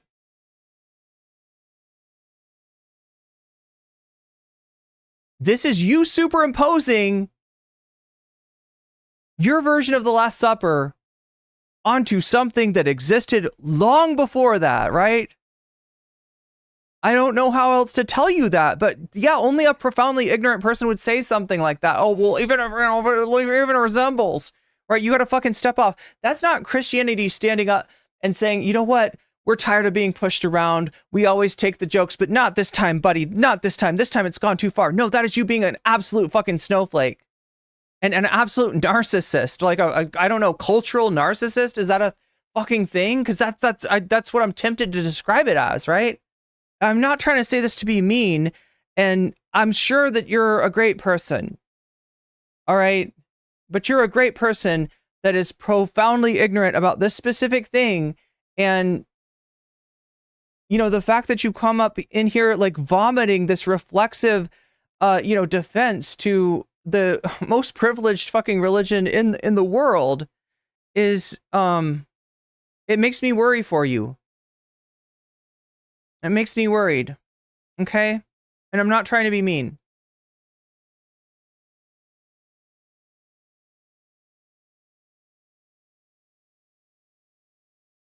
Like Christianity cannot fucking post-fact trademark the concept of people standing at a long table. That is not the only or the first time that people have stood at a long table. And this is actually a much longer table. I just showed you how many people were on that stage. There is no fucking way that was meant to fucking tweak the nose of the uptight, pearl-clutching, freak show Christian, right? That takes offense from that. There's no way. There's no fucking way. And the rest of us are not going to go spend the rest of our lives tiptoeing around to make sure we don't do anything. We like always look at things through the eyes of a really ignorant Christian that might come around and see, hey, are you guys making fun of me again? Are you making fun of me? Is this what this is? Are we making fun of Christians? No, motherfucker. Get some culture. Get some fucking culture. Read a book. Go outside. Please, okay? For your own sake. And for mine. I'm being nice, Novel Dragon. I'm not being condescending. I'm being nice. Okay, this is nice. I'm not a Christian myself, but watching the lampooning of Christianity, which should be allowed to be done, I have no qualms with that. But if you're going to do it, at least be equal opportunity about your lampooning of religion. But as Kel points out, they wouldn't do that with Islam, which kind of makes it a moot point about, I'm taking on religion. Yeah, again, they've only done it like a million times to Islam. They've only done it a billion times to Judaism, yeah. No, you're not. You're just going for an easy target. I completely agree with you. And I think that no religion or ideology should be above. I have grown up in the United States of America. I have never seen any non-Christian religion get the kind of free pass that Christianity does. I've never seen any religion be given the kind of cultural hegemony that Christianity is offered. I've never once seen that. Mockery or satire. Correct. It's the inconsistency with which that seems to be applied, because have some courage. Try it with Islam. Well, have some courage and stop getting cheap clicks off of a bullshit story. Actually cover the news and say what this image was and what this image wasn't. And it wasn't the motherfucking Lord's Supper. would happen. You'd have a fatwa slapped on your head faster than Ariana Titmus can swim the 400-meter free. You know those Muslims with their fatwas, yes. It won't happen. But is this the right place for the mockery and satire of religion to happen when you have so many athletes coming from around the world? It's a celebration of classical Western culture. As a racist, you should be thrilled with this shit. You should be elated that that is what they are doing, right? This is not woke at all, right? This is not woke. This is Greek. This is motherfucking Greek, okay? This is the ancient world come to life for you to jiggle its folds in your face as Dionysus, the jolly blue man of much abundance, of much feasting, of much revelry, of much drunkenness, and much procreation. That's what this is. This is nothing to do with Jesus, okay? This is nothing to fucking do. Somebody would have gotten kissed or something, right? You know, they'd be like, oh, look, it's the kiss of, you know, it's the kiss of betrayal. That's what's going on right here. You know, there would be more shit in there. They'd be eating crackers and grape juice or something. There would be there's nothing in there to indicate that's the fucking Last Supper. The only thing you're seeing is a long table, and you're assuming that like that every long table is a reference to Jesus. This is like, can you imagine if people did this with the poker dogs? Oh my God, I can't believe you're disrespecting the poker dogs. It's my favorite play. It's my favorite painting, and you're making fun of it again. Oh my God, you had people around a table playing cards? That's just like the poker dogs. How dare you? How dare you? My religion holds the poker dogs sacred. And for you to just make fun of them, well, I've had enough, mister. I've had enough. I've had enough of mocking and ridiculing my belief in the poker dogs. Motherfucker, I'm not letting you get away with this. You're not allowed to show somebody playing cards because it's kind of like the poker dogs. Oh my fucking God. It's supposed to be a celebration of all these different nations, all these. Yeah, Papa Smurf, but drunk and horny. People with differences coming together. Why offend such a huge population of the Olympic Village, the athletes themselves, and the people at home? Yeah, the athletes were really pissed. Shut up. For what purpose? Because they're French. Because they're French. Because they're French. They are French. Yes, that's a good point. They are French. Why don't you let them be French? Can you let the French be French? You know the French, but no, they're not fucking. There's a lot of Christians in France too. Do you not know this? It's a very Catholic nation, right? They're not making a mockery. They are referencing the fucking the Greek pantheon. People are obnoxious. They're superior. They're snobby, and you know. But one thing they're not. Though, those goddamn French. Whenever I go to Paris and ask them for directions in English, they always rush off and ignore me. How dare they? You motherfucker. One thing they are not. I don't care if some French person was mean to you on your holiday, dude. I literally don't care. Is funny. French people have a terrible sense of humor. They are useless. Yeah, show me that Australian sense of humor. You got to go north. You got to go north. Well, they offended Jesus, so I'm going to offend them. Do you want to see some Australian humor? The interesting thing about this, it's just not like it's the sort of thing that, you know, a bunch of guys at the end of a season footy trip would think would be hilarious after 30 cans of VB. But the French think it's culture because they have. It is. It's literally culture. No. It's literally culture. It's literally culture. It's not a shitpost. It's not a parody. It's not anything that you think it is. That's literally what it is.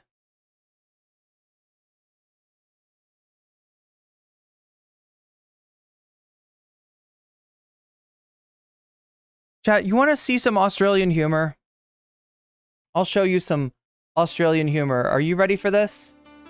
All right, this is a fucking banger. Are you ready? Down in the depths of the ocean blue, with a heart full of passion, my mission is true. I've got my khakis on and my boots laced tight. Gonna find that son of a bitch and bring justice tonight.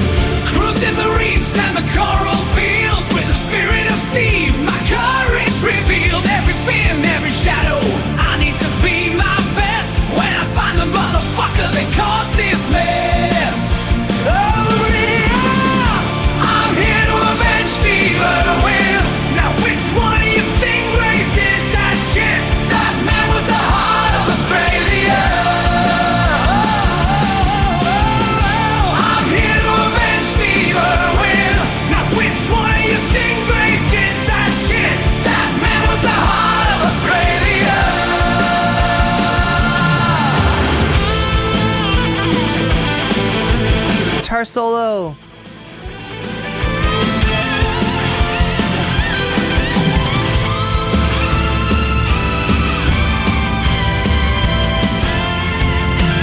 Finally, my 33-day long mission. Oh no. Is this the bridge? Made the one you're after. He's long since died. No. For years, how fucking long do stingrays live? Wiping out loads of the fuckers for little reason. So now I'm faced with quite the predicament. The original stingray has lost. What's he gonna do? If you're listening, please guide me, and then from the heavens above, I heard a voice. Bloody hell, Petey, you gotta kill them all. You can't let those cons get away with what they did. Yes, Steve, I will avenge thee. Have this, you stingray sack of shit. I'll rock Mario Rudy Poo, stingray candy ass. There's no running now. This is for Australia. This is for Steve. I'm here to avenge Steve Irwin. Now which one of you stingrays did that shit? So yeah, that's Australian humor. That's what Australian humor is like. Or maybe I'm just being callous towards Australia. Look at their track record. Napoleon, Emperor Maximilian. That's the parody. Indochina. Like the French started the Vietnam War. How do you do that? Like everyone blames the Americans. It was the bloody French. They are the biggest bunch of national basket cases. Anyway, That's why he's here, in order to even the score. Joe, you've done well. That point, but it is just so stupid, right? It is so stupid because the reason they say they did it, and again, this is beyond. I think these people secretly hate fun. I think this is what this is really about. I think some of them know that this is not a fucking anybody having a go at the Last Supper, but they just fucking love it. Moronic, even in its intention and how they try to carry it out, is because the IOC wanted to do something, celebrating, LGBTQ plus. Whatever. Now, my wife happens to work for Equality Australia. Their biggest issue at the moment is trying to get equal rights for straight and gay kids in Christian schools, right? And the Christians are scared of this, and the various churches, some are personally all fine with it, but some of them say, well, hang on a minute, we're not sure if those two values... So now I should feel bad that gay kids are not going to get equality in Christian schools in Australia because some French person came up with an art project that, even though it's clear reference to Greek shit, was taken as the Last Supper, as a parody of the Last Supper? Really? Is that how I'm supposed to feel?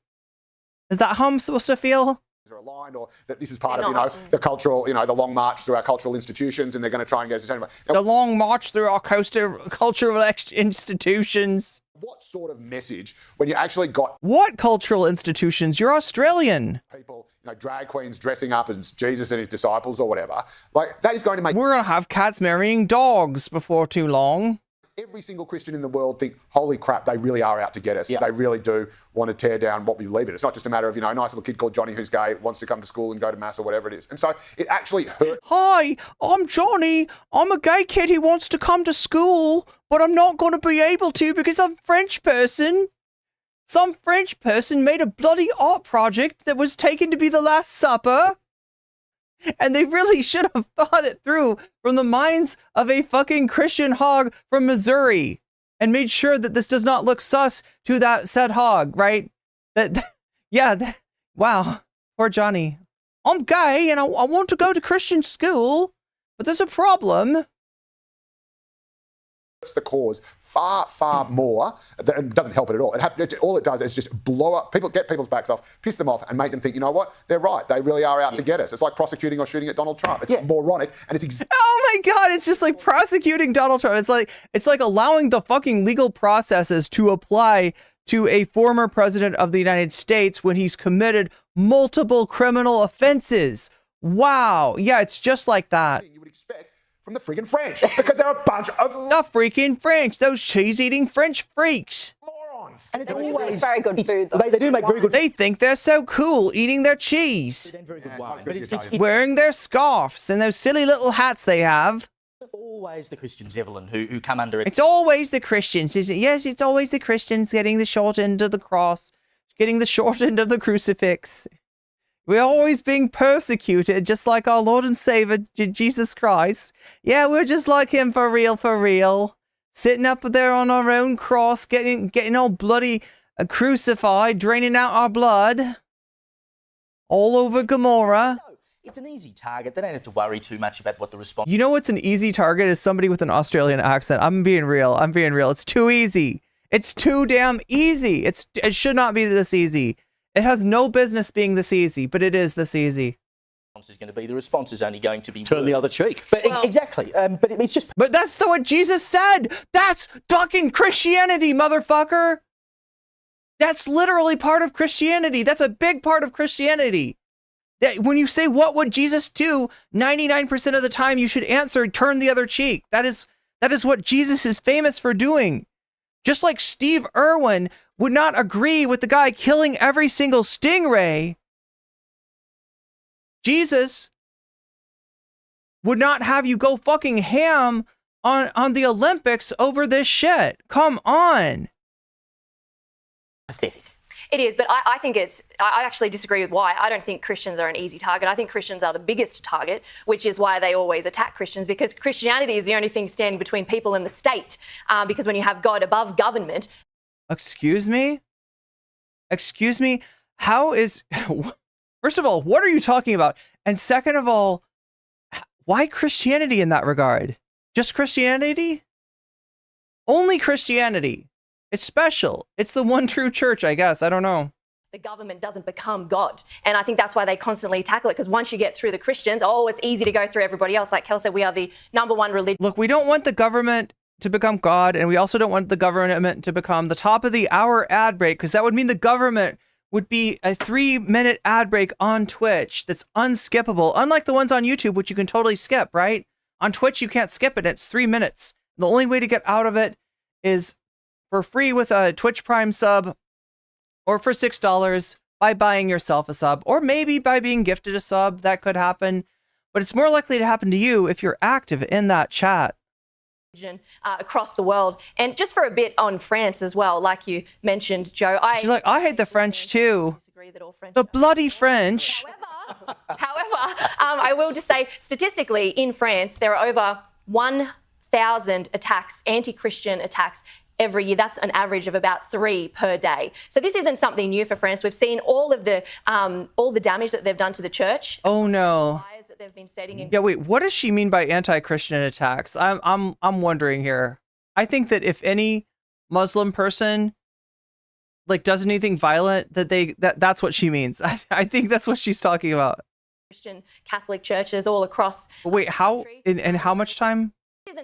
I will just say, statistically, in France, there are over 1,000 attacks, anti-Christian attacks, every year. That's an average of about 3 per day. So this is... Anytime a Christian gets attacked, right? Anytime a Christian is the victim of a crime, that's an anti-Christian attack. They were obviously done, they saw the crucifix. And they were like, don't mind if I do. Isn't something new for France. We've seen all the damage that they've done to the church across France, the fires that they've been setting in Christian Catholic churches all across the country. Not only that, France is got the highest terrorist rate in all of Europe, currently standing at, I looked at the statistics, but they're fleeting at the moment, but it's higher than any other country. They're honestly a mess. And I think the reason why is because the more that you unravel and reject Christianity, which is what built the West. Again, people are talking about immigration into France. I talked earlier about immigration into the United States and the way that people, demagogues like Donald Trump, try to benefit from people's xenophobia. And I also talked about United States foreign policy that contributes to people needing to immigrate into the United States. I also talked about our broken immigration system that does not process people, that does not offer a pathway to citizenship.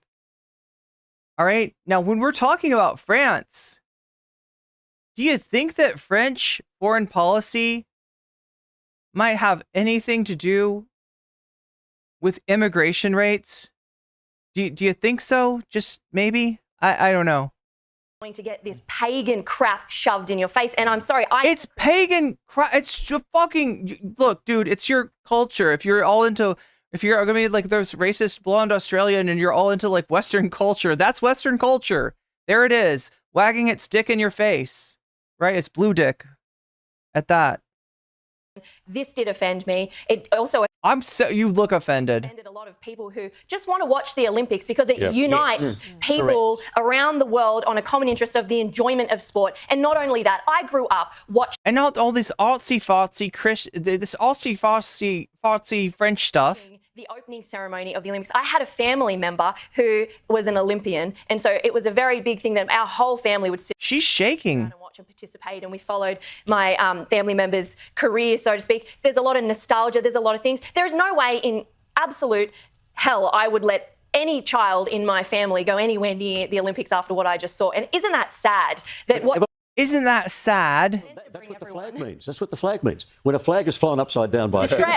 It's distress. It's honestly, isn't it emblematic? Isn't that failure just so emblematic? I don't know what they're talking about with the flag. Of what's going on at this Olympics, but like honestly, people are saying that this whole thing that happened with the opening ceremony, it wasn't about the Last Supper. I'm sorry, it's the most famous like portrait of Jesus known to mankind. You'd have to. Oh my God! So it must be. It must be. It must be. It can't be something that pre-exists Jesus. It can't possibly be something that already existed. It can't possibly be that there was another religion really fucking popular in the Mediterranean area at around the same time as Jesus. No. To be stupid and dumb to think that it's anything else. I don't believe it. They were 100% mocking God. And even if they weren't, what they did was absolute trash. Let's play. Okay, well, that's enough. See what I mean, though, chat? These Australian hogs, they're good. Look, I'll see if we can get away with watching them. And this time, like last time, it was Kyle Kalinske that snuck up on us at the end. This time, it's the Majority Report. Sneaking up. Like they always do.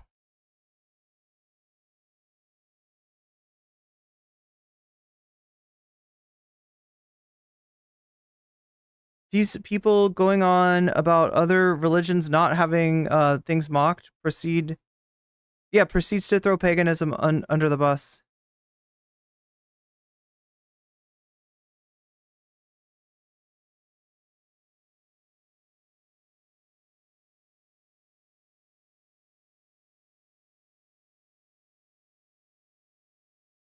Australians, yeah.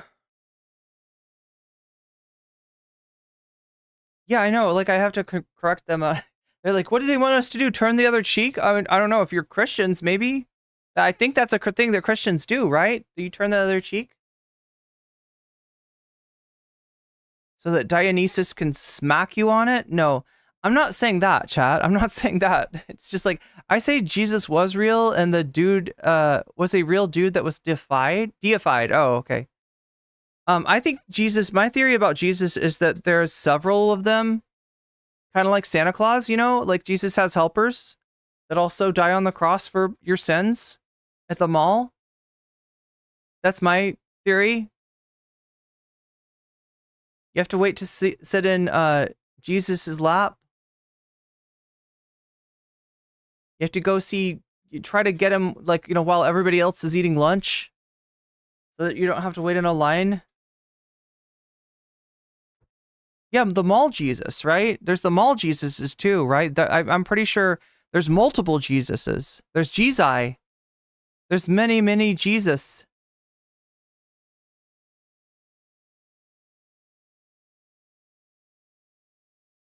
No, I don't have a problem with Christianity. It's just like the hegemonic, nature of like American evangelical Christianity. And I swear to God, it's that, and you know, Shakespeare said maybe some traditional Catholics jumping in on it. It's the usual suspects, right? It's not all Christians.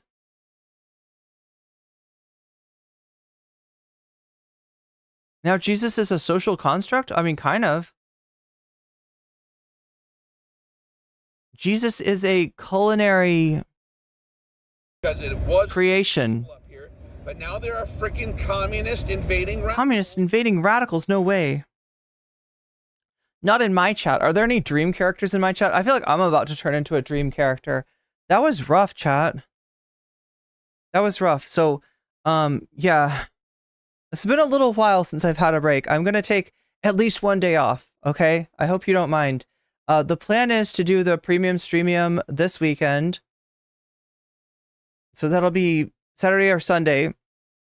We'll do the premium streamium. I want to get you out some more videos, and I feel really bad about the fact that you really haven't gotten that many videos. And you need the videos, right? I'm supposed to provide you with videos. I'm supposed to be somehow editing videos. Maybe I should do, like, maybe I can hire Ethan, chat. Do you think I should hire Ethan? Ethan, if you're out there, right? If you're out there, buddy, I would love to get some thumbnails and some edits out of you. That'd be great. Yeah, they apologized. They fucking apologized.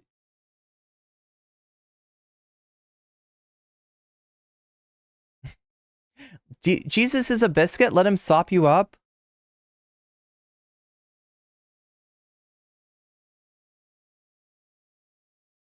Dionysus would clap that cheek. That's true.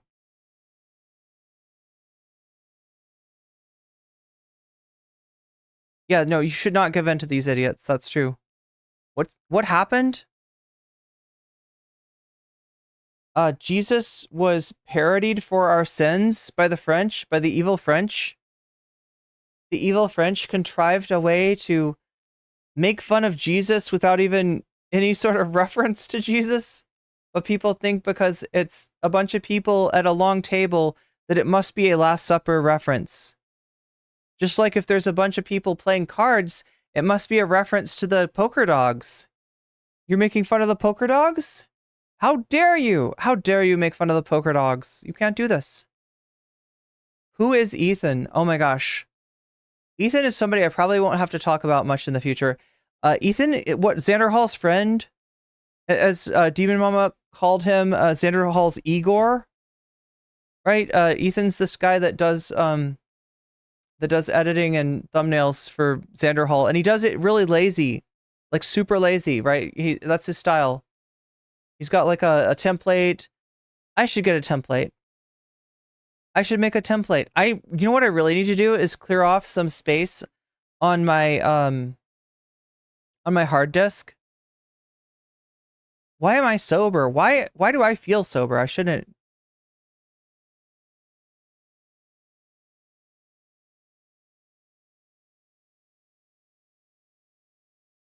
Jesus' real name was Josh.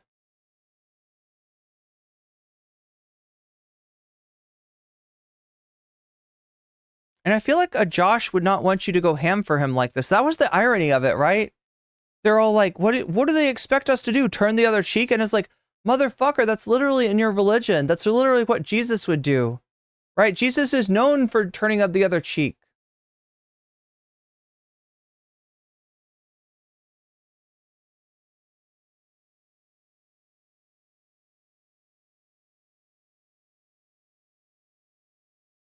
Oh my god, chat, I just realized something. Okay, so wait. I don't think I shouted out Patreons. I don't think I did that today. Shouts out to Fancy Weasel, tier Patreons, Omega Star, Jules K, Just Julie, Moe Noape, Shaxpie, Funky Monkey, and Temporal Insanity.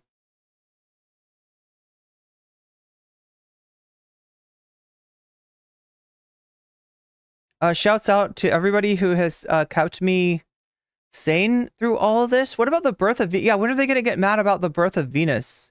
They're going to say it's like it's a picture of Mary or something. Even though literally a lot of the Christian iconography is based on other older religions.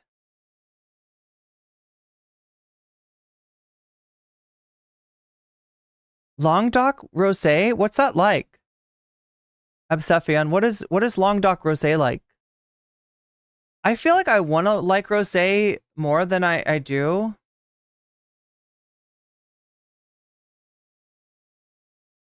Like just based on the fact that it's called rosé, I feel like it should be really yummy,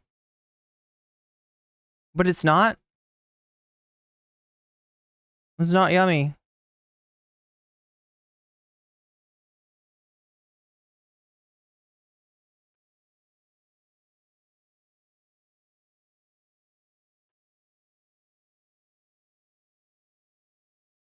Jesus didn't start crying about being mocked or having rocks thrown at him.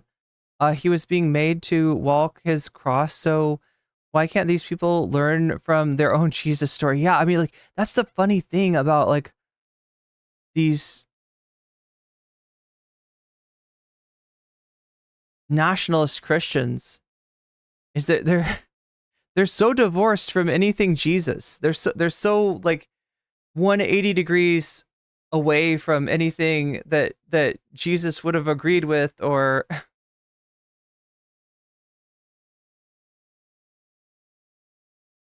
yeah, they would actually hate Jesus, and Jesus wouldn't have a good time with them either. It'd be a bad time. A bad time would be had by all.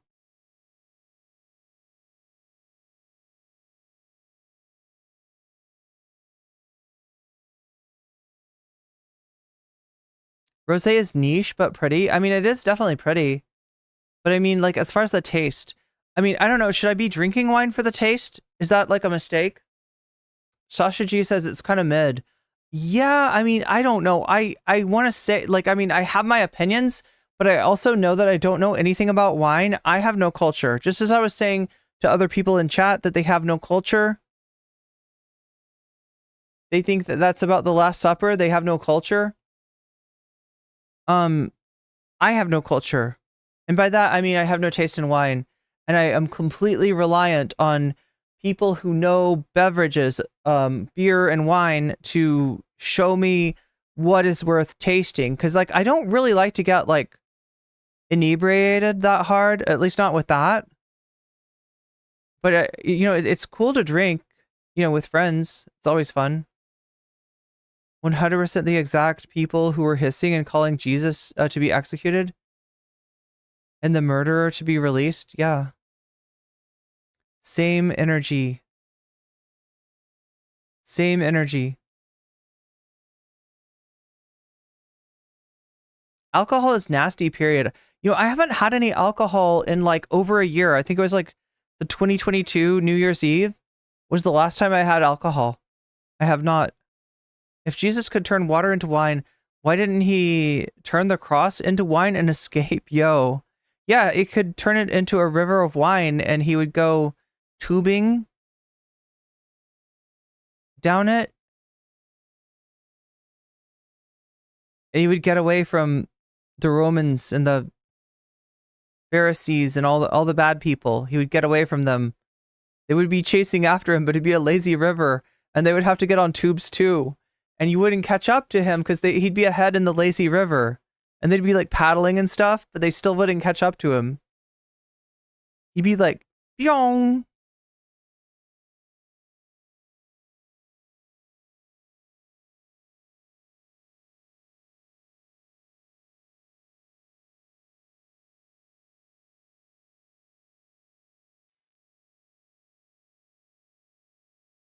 It can be fun mixing fun drinks. Yeah, that's true.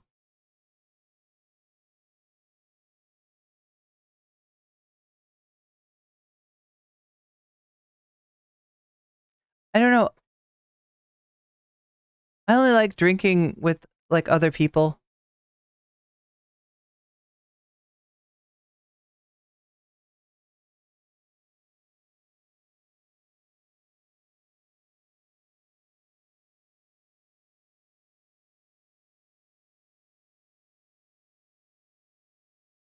So let's look at the likes today. I keep on forgetting to do this. I should talk about likes more. I really appreciate likes. Anytime you like the stream, you're making me happy, okay? And I know it doesn't seem like very much to just do one like and like number go up by 1, but it's like if we all like the like button together, then we can thumb wrestle it into submission and force the algorithm to put out my content to a bunch of other people. And they would be people just like you if you hit that like button. it'll bring, it won't just bring in people, the algorithm like literally like is like, oh, this person likes the video, okay, let's find a person just like them. So they find people that are just like you for real, and they bring them in here, and maybe they like the stream, maybe not, but there's a chance to bring other cool chatters in here every time you hit that like button.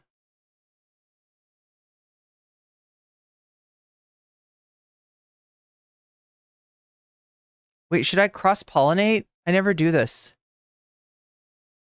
Chat, should we cross-pollinate? Look, if you've already liked the stream where you're at right now, could you do me a big favor and cross over to the other stream and like it there too? That would be super cool. How does it work on shorts? You just like hold down the screen. You just kind of like hold down your finger over and it's just like TikTok, I think. The other way is in the top right. There's like a there's like 3 little dots and you can press that and it opens up a menu and you can like the stream there. So those are the 2 ways to, are your streams on other platforms? No, I'm talking about, these are both YouTube. Other than the Twitch one. Okay, here, cross-pollinate with me, Twitch.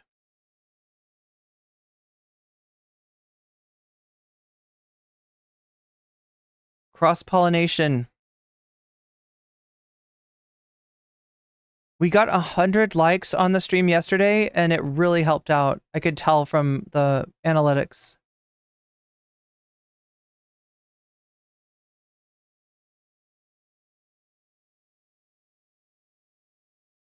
We're up to 72 on the full screen stream. Yay, old full screen stream.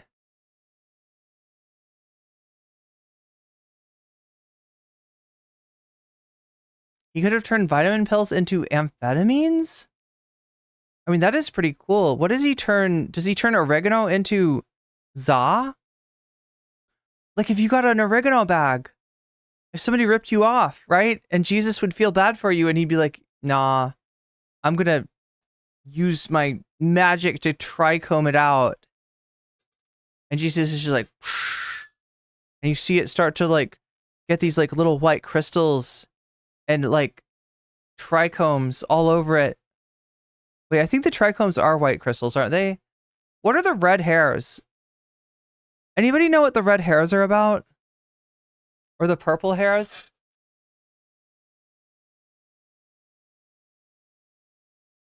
What's in the red hairs? Is that CBD? CBD. I'm sorry. I mean CBD. I mean, yeah, turning, well, no, it's still oregano, but it's just oregano with trichomes and red hairs. So it's oregano that would get you pretty faded. The red hairs are stamen? That's a lot of stamen. Oh my gosh. That's a lot of stamen.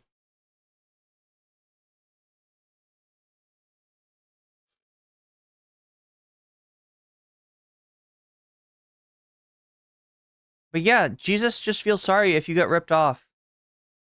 And he wants to make you whole again. Jesus is your plug. Jesus could go to the grocery store and replace all oreganos in the spices aisle. I mean, he could. He has the power. Just like you have the power to make the likes go from 72 to a number that is higher than 72. Just like you got me 61,000 views today, that's 61,000 views.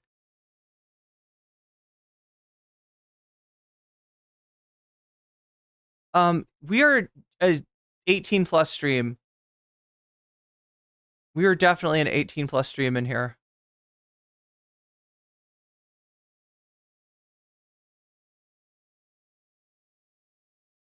Otherwise, I can't talk about Dionysus's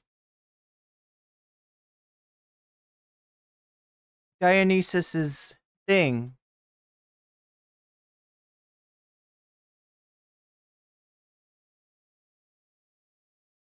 I'm definitely not trying to teach the birds and the bees in here.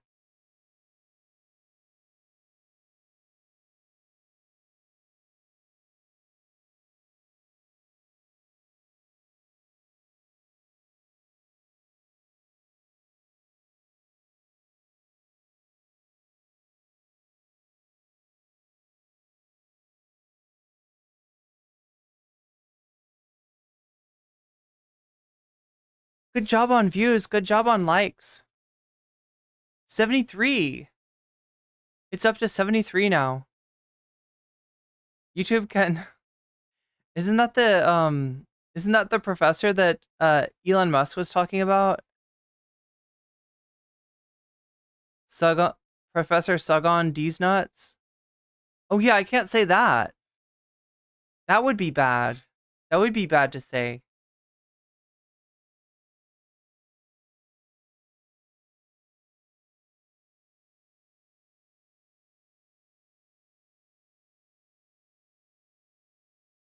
Oh my god, thank you, Good for Gabby.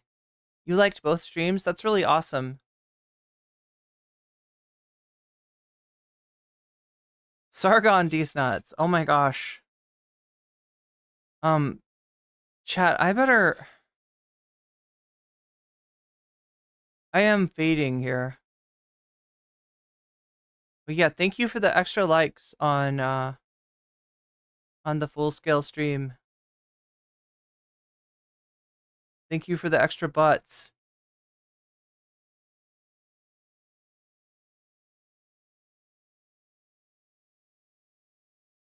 Okay, so it turns out Charlie versus Sneeko was never supposed to be a debate. Charlie made a whole video on not ever wanting to live stream with Sneeko, but to confront him on his PDF shit. Wait, he didn't know he was on live stream?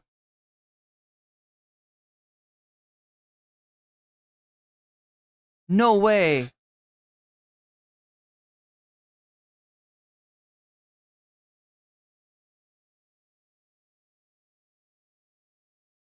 What if there was another version of Moist Critical and his name was Penguin Za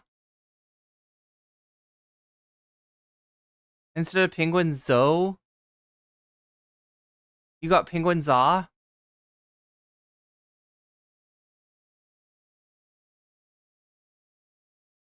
Toledo.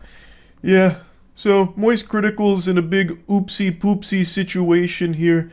It reminds me of the time in Moonfall when KC Houseman sacrifices himself and dies of cringe to become the moon. Yeah, so, being serious now, since this has become such a big issue, I've been in a lot of drama recently. I'm in hot water, and I'm biting on the fart bubbles that pop up in the bathtub here. It is a lot. So let's start with the most recent one today. My retirement. I didn't know I was retiring. That's news to me.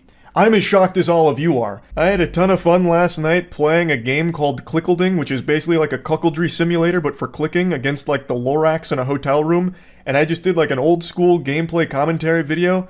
I was bubbly, full of jubilation. I posted it today only to learn that I'm just a big old fucking liar. Liar, liar, plants for hire, I suppose. Apparently, and I didn't know this until I posted the video, everyone was under the impression that I was quitting the internet. So I started scratching at the hair on my chinny chin chin, wondering, when the fuck did that happen? Was I sleepwalking? Do I have somnambulism? Is this some kind of, like, you know, Fight Club situation? Wait, is that even... Yeah. I have fucking Charles Turden here that's just making wrong announcements. It turns out the patient zero behind all of this was a post Jackson made announcing that I would be leaving the podcasts, which is something I thought about periodically for quite a few months now. Wait, is this it?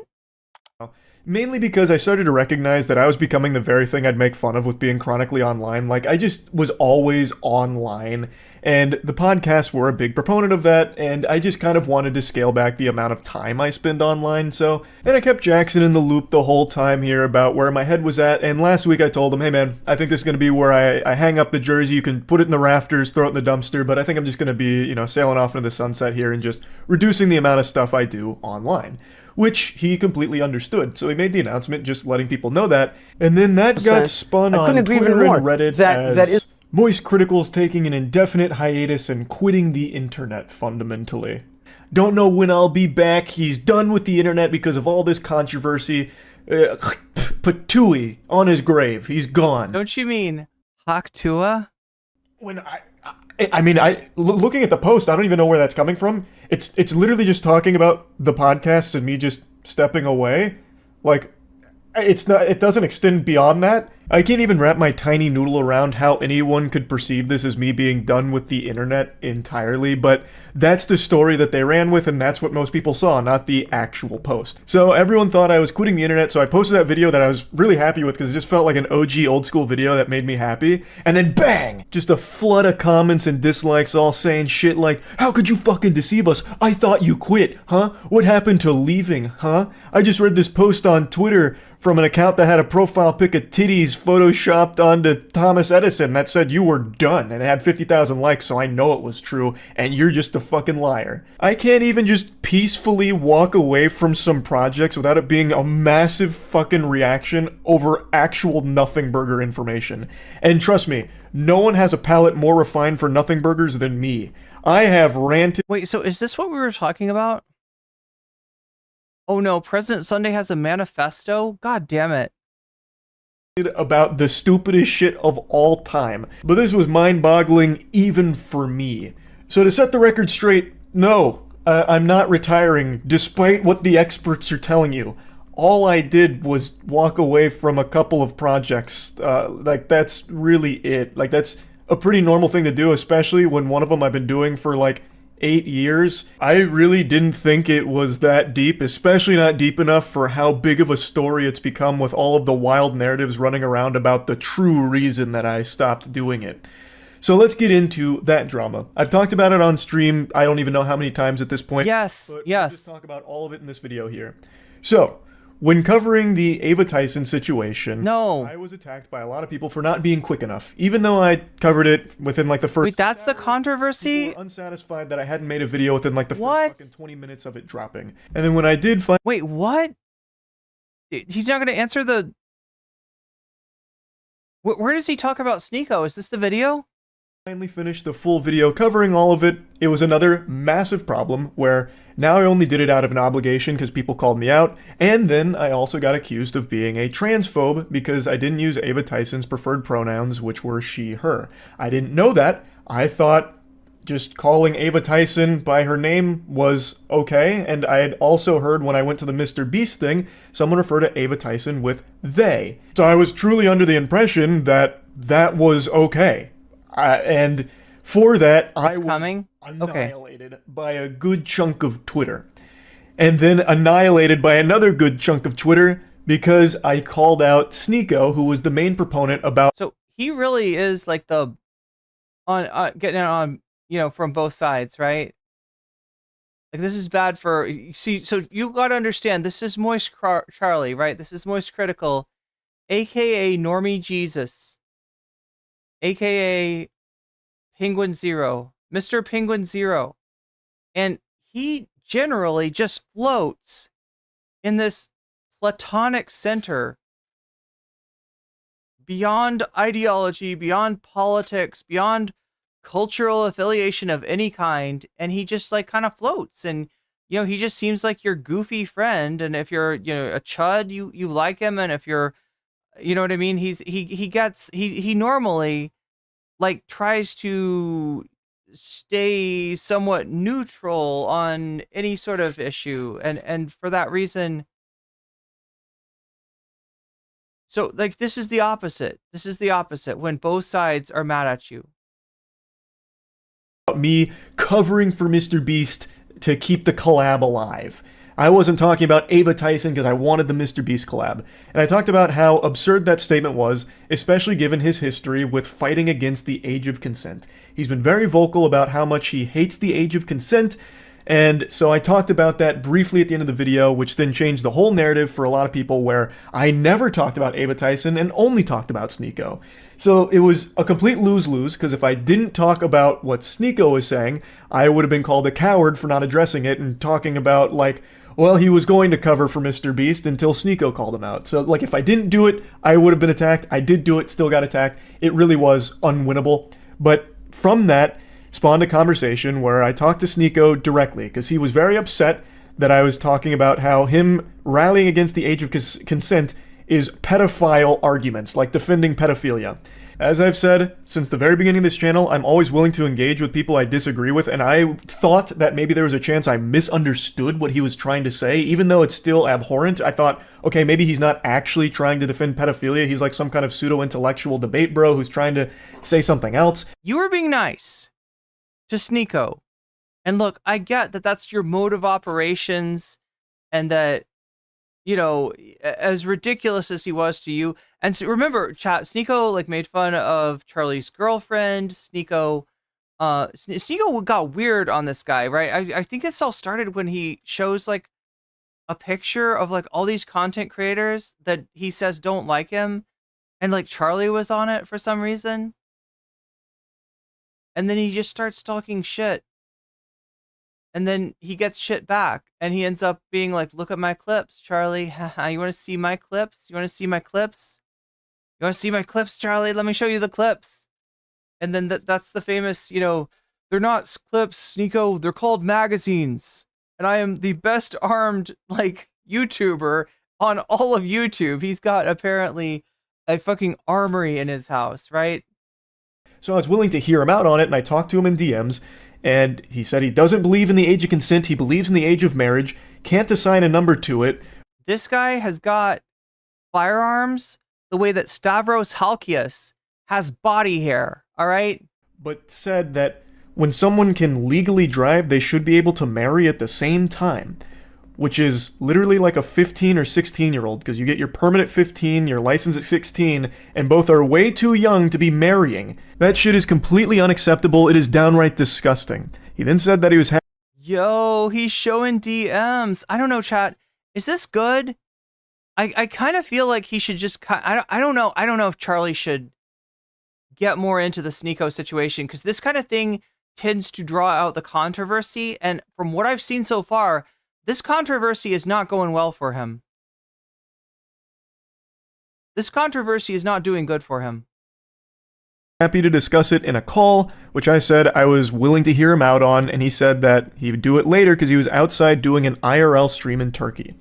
So I was willing to hear him out because, again, if this is some kind of crazy misunderstanding, I'd like to know that, because it'd be really fucking scary for someone in his position with his level of influence to be actually advocating for adults marrying and fucking children. That's a huge... I think that's kind of what he's advocating for. Huge problem. That's a big fucking problem. So if there was something that he was like trying to say but failing to do so, I was willing to at least hear it. And this is where the infamous debate came from. The debate that people are calling the debate of the century. It was not the debate of the century. Who enjoyed that? Like, Look, I'm sure the Sneeko fans were really happy, because Charlie never should have been on the same stage as Sneeko again, and for him to, like, you know, look silly in a debate with Sneeko is bad enough, right? But that's how it looked to me. They both looked silly. Like, Charlie had not thought through any of the arguments. Sneeko was just talking a bunch of bullshit and wasn't in any way morally consistent, right? The debate went bad for both those. It's not a good debate for either of them. But if you listen to the Sneeko fans, right, this is their vindication. This is like Ganon drinking the blood of Link and coming back to Hyrule. Kidding, not a single soul on the planet said that. It's actually one of the most dogshit debates I think human beings have ever had. He eventually called me on Discord. I was under the impression this was just him and I talking. I had no idea this was going to be a debate. I thought he was going to try and explain himself like, hey, no, this isn't actually what I meant. This is what I'm trying to say. I thought this was a conversation between him and I, not this kind of debate show that he was putting on for his audience. There is nothing in our DMs that indicated that's where it was going. When I joined the call, he asked if I was going to record it, to which I said, oh shit, you really did get... No, he really did get played by Sneeko. But I was also... Oh my god, seriously? He didn't know that was a debate? He didn't know the camera was...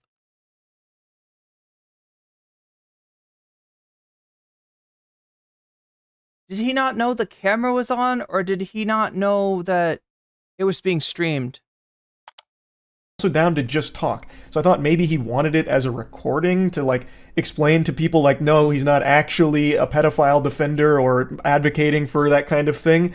So I thought that is why he asked. I didn't know it was because it was being streamed. Especially because one of his last DMs was about how he's doing an outside IRL stream and he would call me after. To me that says when he's done streaming, that's when we'll talk, not as a part of his stream. I didn't know this was a debate nor a stream until about an hour and 40 into it, roughly somewhere in that ballpark. I am not a debater. I've never claimed to be one. I never want to be a debater. I've always said that I believe conversations are the most productive because debates always devolve into what side can score the most points by explaining their thought process, even if the position is wrong. Whereas a conversation is a very different. I mean, so he understands how debate works, how debate lords work on the internet. He is aware of. He's been around. He's been around the block. But yeah, what he thought. So wait, he thought this was a nice conversation with Sneeko, where Sneeko just wanted him to be like, yeah, Sneeko, you're probably an okay guy. I don't think you're a pedophile. I disagree with you, and I think the things you said were wrong. But if you say you're not a pedophile, that's an answer I'm happy to pretend to agree with. So I didn't even know that's what this was. So obviously I was unprepared for a fucking debate. So I entered into the Thunderdome and we started talking. I made it clear that I found his statements on the age of consent and children marrying adults being fucking hideous. Absolutely revolting. And then he started arguing about, well, what is a child? We must define a child, you know. It's not actually being under 18. It's all a bunch of hooey. Chat, should I be buying this? Like, did he really not know this was going to be a debate? Like, I just don't understand going into this and then being like, oh my God, that was a debate? Seriously? Wait, did we do a debate? Oh my God, we were on stream? And I really think if you have to start arguing about, well, what... Wasn't he wondering why Sneeko had the energy he had? Yeah, it seems like a debate. Like, even if you don't realize it's a debate going into it, don't you figure it out? Don't you think you would figure it out? Sneeko is a very different person when not on camera. Technically is a child. You're already way too far gone. Like, that is so fucking weird. And in no uncertain terms, multiple times throughout the debate, Sneeko says that he is okay with people that are aged 12, 13, 14, 15, 16 marrying adults that are... Yeah. Look, he's fucked up, and he's hiding it behind the guise of being a tradcon. He's hiding it behind the guise of like, yeah, you know, people should get married. They should get married really young because the whole purpose of, you know, sex is procreation, and the sooner that we hook people up and get them in marriage is the less funny business that could happen. Like them, I don't know, figuring out what they actually want in a partner. Instead, they should just be in like whatever fucking marriage they end up at a very young age, and unable to divorce. Or older. We're talking globally. Let's just talk globally. Like, do you think it is okay for, I'm not talking about just you specifically anymore, anyone. Do you think it's okay for anyone in their 20s, an adult, to marry a 15 or 16-year-old? A 21-year-old, if there was a marriage with... Oh my God, chat, let's notice something here, all right? I don't know if this is Charlie's recording of it or what, but the aspect ratio, in fact, is like, it's not just the aspect ratio, like, this shit is massively stretched. And like, I wonder, should I have stretched my video? Should I have stretched too? Is Charlie... No, wait, because Charlie would be able to post this. It's not like this is like like Charlie doesn't have to worry about a takedown from Sneeko, so it couldn't be that. I'm wondering, why is it stretched? And the daughter consented, and it was both good on both families, and they wanted to do it. Why am I going to get involved? Why should we get the government involved? Even get back a little bit. Do you think there's not a problem with a child being with an adult? Okay. We haven't even agreed upon what a child and... Chat, that looks like an episode of Bird Brains. You keep saying that it's 18. Under 18. That's child. And I'm telling you, that's not even the definition of the word. What is the number? It needs to be a number, or else you can do the same thing. I just told you there's not a number. Do you see why that's a problem? No. If there's no defined... This guy's literally like age, ain't nothing but a number, but in like the worst way. So why can't a 12-year-old marry an 18-year-old? Because most 12-year-olds haven't gone through puberty yet. And most 12-year-olds... as you just said, it changes. What if a 12-year-old went through puberty early, the parents consent, the 18-year-old and the parents consent? Can they do it? Most likely that's not going to happen. You know why? Because Islamically, if we're not talking most likely, just say it. If the families have consented, the kid is mature, the kid is ready. Ew. The way he's saying this, if the kid is ready, the parents consent, both parties are happy. A 12-year-old being physically mature. If that's the only line that actually makes sense. Again, I don't think a 14-year-old can ever be physically mature. Mm-hmm. Even though they literally can. Even though puberty actually defines that, it's fine. I don't believe so. I was 14 once. I actually had a mustache when I was 14. Would you have looked at me and said I was physically mature enough to get married? If you were physically mature, if you were mature, yes, I would. Okay. Really? When I was 14. Yeah. If you were 14 and you were ready to go and you met another 14-year-old, yes, I would. No. We're talking adults. You keep going back to that. That is adult. I met. I told you my definition. I told you the definition. The definition. Okay. If you went through puberty, you're an adult. That's the definition of adult. So yes, if you're an adult and you had a mustache, you're ready to get married, fine. Okay. Unironically saying a 14-year-old adult, I think, would make most sensible people want to puke. There's so many instances of this, and a lot of the conversation was spent with him talking about like overseas age of consent, like talking about how Japan's age of consent was 13 for the longest time, this and that. But the whole thing was like pulling teeth, and it was fucking painful.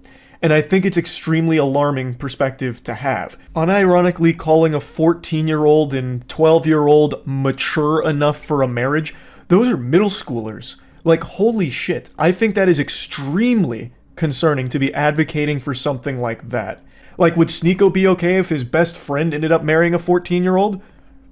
He certainly shouldn't be. No one should be okay with something like that. Like, that's fucking terrible. That is actually terrible.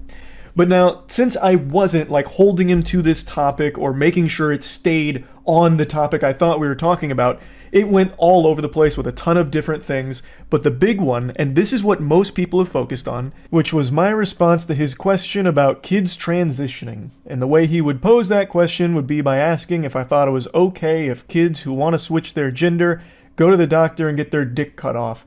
Is it okay if a 9-year-old goes to a doctor and gets their cock cut off right then and there? And when posed with that... I wish you would like phrase it in literally any other way. He must have like immunity from getting demonetized to be able to say it like that. I replied with yes. And I've talked about this on stream many, many times now, and I'll talk about it again here. I thought he was talking in hyperbole. I thought he was just exaggerating, being over the top, talking about the entire subject of transitioning. I had no idea that any living, breathing human being actually thought that that's how transitioning works, where you just go into a doctor saying, I feel like switching genders, and they lay you down on the operating table and just snip your whole fucking meat off. I didn't know that that's what he actually believed. I didn't know he was speaking literally. I thought he was just referring to the entire process of transitioning and just using this over-the-top statement to encapsulate all of it. Because you literally cannot get that surgery unless you are 18. Like, you actually have to go out of your way to be that stupid on the topic than you would just spending a couple of seconds looking it up. This makes me feel a little bit good because Charlie affirmatively, like he knows that. Like, I always assume that everybody's like that is cis is just like incredibly ignorant about this, and that if they hear that it does happen, like for 12-year-olds, then they like believe it or whatever. They just like I don't know. And he's kind of saying the opposite. He's like, I didn't know that anybody would be so fucking daft to think that, these surgeries are going on for these ages. Cause like I've told you before, whenever I did the video, when I reacted to the debate that they did, which is up now, if you want to check it out, it's up now on the channel. It's on the debates playlist, and you should see it in one of several thumbnails. But yeah, this is, I guess, encouraging. Are very rare cases where someone under 18 has had that surgery performed. That's not common. So I really didn't think that someone could be so dumb on the topic. I thought he... Yeah, what about kids not being able to have the stress of marriage to an adult and undoubtedly being less powerful in the relationship. Yeah. Speaking in hyperbole, which is my mistake. I should have been more clear instead of making an assumption that he was talking about something nuanced in an over-the-top way. I haven't hid this take, and it's not a new take from me. I've talked about this a couple times throughout the years on stream. I have no complaints if a kid gets interested in transitioning and starts talking to their family about it. So their parents start talking to doctors, okay. The kid starts talking... Can we also talk about the take industrial complex, right? Because there's a thing with content creators where people feel like they have to have a take on everything, even if they don't understand it particularly, even if it doesn't involve them, even if it maybe is not their place to say. Well, we got the take industrial complex. So, you know, you're a content creator. What's your take, right? Yeah, this is not something that I expect everyone to have a take on, especially if they're just, I mean, it sounds like Charlie's actually somewhat informed here. In transitioning and starts talking to their family about it.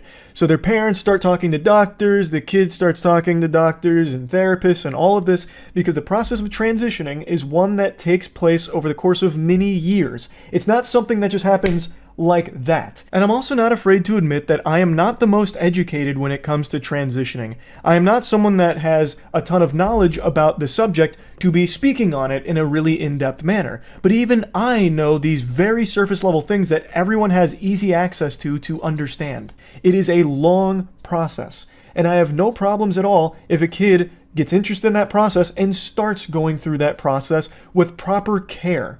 And then when they reach the age where they can consider that surgery and decide they want to do it, then that's all power to them. That's entirely up to them. They have reached that age. They can now do that surgery if they want to. That is not a surgery that's being offered to like a 9-year-old who just says, I feel like changing genders today. It's just... Thank you. God, I love that this is happening in like... That's what was actually being discussed because it's so fucking silly. Now, I'm sure there's some really fringe cases you can point to where that kind of thing did happen, but it's not common. Thus, I didn't think that's what was being referred to in the conversation. And it is, again, my mistake for not recognizing that at that moment, it was being spoken about literally. So all that shit that people keep dogpiling and spouting about me about how I want all kids to go out there and get their genitals chopped off is just fucked up. Like, it's so ridiculous.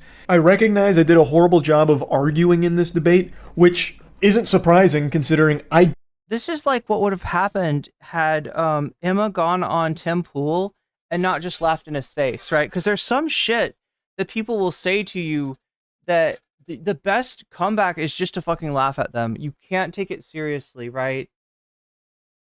But he did. He took Sneeko in good faith, and that was obviously a huge mistake. Don't debate. This is not something that's in my skill set, which of course led to some embarrassingly dog shit arguments, like the one I've seen people But the reason that I'm saying that, like, you know, you don't have to have a take about, like, you know, the question of kids, of like, you know, like trans kids seeking gender confirming care, right? Most people don't know about this unless you're a trans kid, unless you have a trans kid, unless you know a trans kid. You're just not going to be real aware about any of this stuff. And so as such, I don't expect everybody to have the take on it. But like when it becomes a hot topic, when it becomes part of the discourse, when it becomes a subject of discussion, then it's kind of like, okay, well, you know, what's your take on this, right? And most people tend to go into they're willing to have a take with very little knowledge, with very little understanding of a subject, and make some assumptions that just kind of get introduced to them, right? Like the idea of this, you know, happening with 12-year-olds or 9-year-olds or whatever, when that's not happening. That's not real. Times is when I briefly mentioned sports in this topic. It was a stupid point to... Oh god, I didn't even see the sports part. Try and make. I was getting hit by like some rebound psychic damage listening to some of the drivel brain rot that Sneeko was spouting about the age of consent. And I don't know why I thought this was like an argument to try and make, but I brought up sports in this subject, and I was going to try and elaborate on it, but didn't at all. What I was going to try and say is that when a kid gets interested in a sport, they'll talk to their parents about it, they'll research the sport, you know, go through the process of learning about it. And when it comes to transition, Oh, that's where the sport. So he's not talking about trans people in sports. He's just talking about sports. it's still It's like like an analogy. I almost said an analogy. And I know how to pronounce analogy, chat. process. I'm not where you talk Vosh. to your family about it, you learn about it. Like it wasn't a point where I was trying to say, well, changing genders is a lot like picking between baseball and soccer. Like it's not what I was trying to get at, but because I didn't elaborate on it and it really wasn't a good argument to try and make in the first place, that's one people have harped on a lot. And I get it. Like I said, I am not a debater. Like I didn't go in here expecting a debate, so I had nothing prepared. But yeah, the point of what I was trying to say with like, you don't have to have a take about this is it's like, this is standard of care, right? A patient comes in to see the doctor makes a decision on the treatment for the patient. And this is informed by various factors, including the patient's age. So it's not for you to have to worry about. It's not for you to have a take about, right? It's a question between a patient and the doctor and their parents. Not a question for just like Joe Blow to be like, well, I really think that they should, no, your opinion's not needed. All right. Same thing with the sports question. Are you a sports scientist? Right? Are you an expert on anatomy, physiology, kinesiology, these kind of fields? Is that you? Because if not, I don't particularly care what you have to say, and you don't really need to say anything. It is not up to you. Here for this inundation of outrageous. The take police strikes again. I mean, I'm trying to free you from the take industrial complex. I hope you appreciate that, okay? You can call me a take commie if you want, though. You can call me a take tanky. Questions, take tanky. Tangents. Like, there was a point where Sneeko was trying to get me to say white power. Like, the whole thing was a That sounds like a Lauren Southern debate. Fucking mess. It was, without a doubt, probably the worst debate that video has ever been cursed with. And I really regret not doing a better job here. It's not something I should have even done in the first place. I just have a tendency to really hope for the best out of people, and I was really hoping that I and most people were wrong about Sneeko's perspective on the age of consent. However, unfortunately, it doesn't appear to be the case. He was very adamant about this position, and I did a terrible job in arguing with him, and I did a terrible job of articulating my beliefs. I am supportive of the LGBTQ+, and I have been, and that's not something I've been shy about. I just wish I did a better job of expressing that. To be open and honest here, and I've talked about this a lot, I've always treated my channel kind of like a diary for myself, which is why I just talk about so much different nonsense and so many things that I know a lot of people don't give a fuck about, but some of it's fun for me to talk about, or some of it's just things I care about. So being totally honest, I used to treat the internet as an escape from my dog shit real life. Truly unhappy, really hated most of everything about myself, and the internet was my escape from it. But now it's really become that real life is the escapism for me now. Like, I love posting and creating things, but I don't like interacting with the internet around me anymore. And it's something that I started to realize a couple months ago, and I've talked about it on stream a little bit, how because I've covered so many like drama stories and everything, it's pretty much all that I ever get told about when I'm streaming, and it's become such a massive headache, and it's just constant negativity that I'm fully flooded with, like at all hours. Like I am in like this human centipede of eating someone's ass while having my ass. Yo! Things that I'm being demanded to like talk about. Yeah, this stream is definitely 18 plus. Lose, and it has been for like the last 6 or 8 months, I feel, where if I talk about something, it's a problem. Even if something is cut and dry as like Cody Ko having sex with a 17-year-old being bad, I caught a lot of shit for that too. I'm sure a lot of people probably didn't see that, but man, the amount of emails I got and a lot of the things I was seeing, even something as cut and dry as that was an issue when I talked about it. And then if I don't talk about something, or if I don't talk about something fast enough in the time that some people think is appropriate, I'm then accused of covering up for something for an ulterior evil motive. So it just really feels like a rock and a hard place where, regardless, it's just going to be a massive flood of negativity.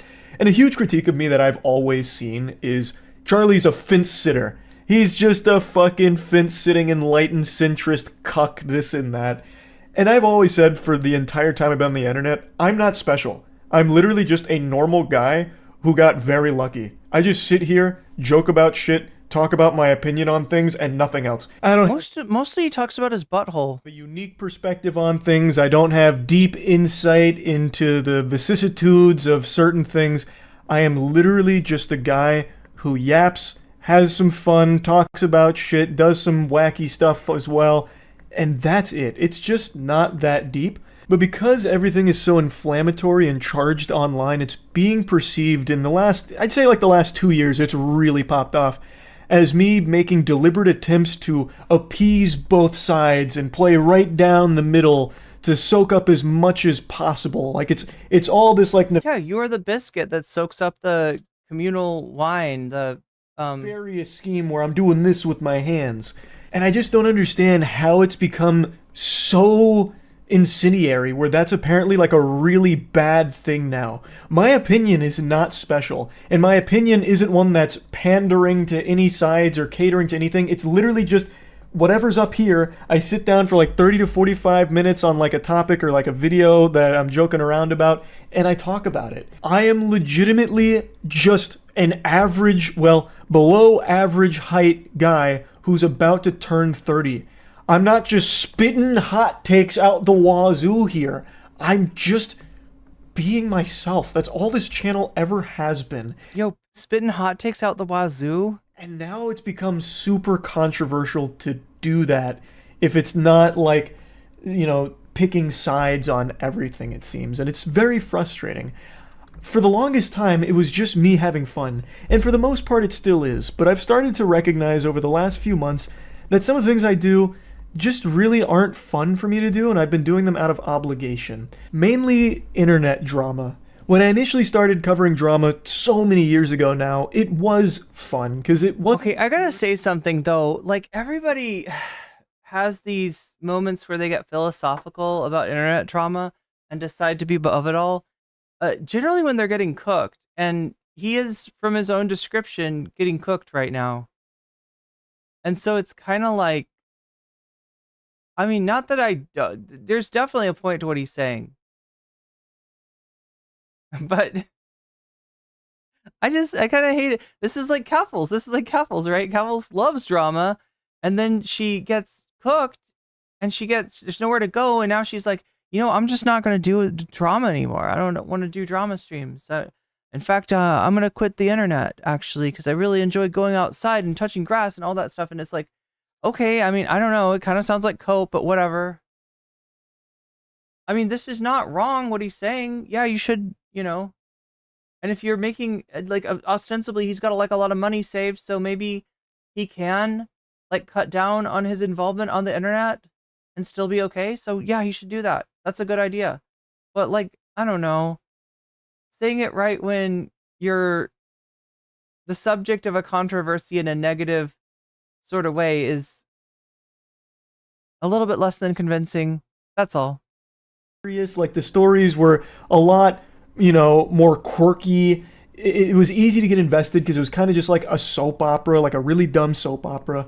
But we're at 75 likes on the full scale stream. The need to talk about these, by the way, because a lot of them are extremely serious with very... Can we get 100 by the end of the stream? But it has become draining. Is it possible? I never wanted to admit it. I've started to recognize that my mood is immediately impacted by whatever I read on Twitter in the morning. If that's some horrible stuff about a creator or what have you, it immediately affects my entire day and my whole outlook on the day. Now I know, call the wambulance, get some French cries, just fucking whining about having to talk about drama. What a stupid problem to be upset about. But I'm just trying to explain that it hasn't been as fun recently. It hasn't. And the main thing, if you've been around the channel for a while, is I've always wanted this to be fun and never feel like a job. And as hard as it is for me to admit this, a lot of this kind of stuff, it has just started to feel like less fun and more of, well, gotta do this because I'm expected to. Like, anytime I go live, most of chat is just telling me about the latest in whatever's happening in the creator space or some other, like, extremely negative thing going on. And it's like, okay, well, I'm going to have to learn all about... There is a lot of negativity. ...that once I turn stream off, so then I spend a few hours learning about these things, and it's all just really upsetting stuff. Like, it's not happy. It's all very sad, bad stuff. And it's been making me not happy. So I definitely think I'll be slowing down on covering internet-related drama or like drama in general. I'll still talk about like really wacky stories and shit like that, but I definitely think I'm gonna be pumping the brakes on like the kind of drama I have been covering recently. And instead, I'm gonna go back to focusing on the content that I'm most happy with. Like, if you ask me what content I'm most proud of throughout my entire time on this platform for the last like 17, 18... I think it's content where he talks about his butthole. Years. That's what he truly loves. None of it would be drama coverage. It'd be all butthole coverage. Things like Skynut. It'd be things like shooting a potato at a tennis racket to see if you can make french fries in midair by frying them in hot oil. It's shit like that.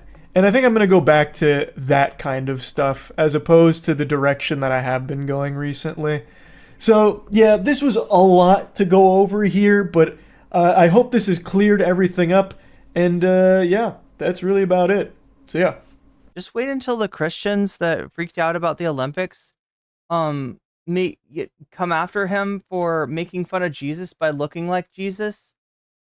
They'll be like, your room is just like a famous painting of Jesus. You're making fun of our Lord and Savior. How dare you? You've got a poster that says God slap. Are you making fun of God? You're making fun of God and Jesus.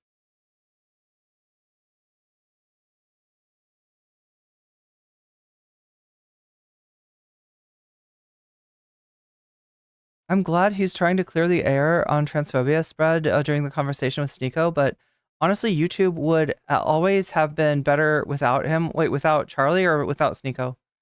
The thing that, okay, so the thing that, like, I wonder, okay, I don't know.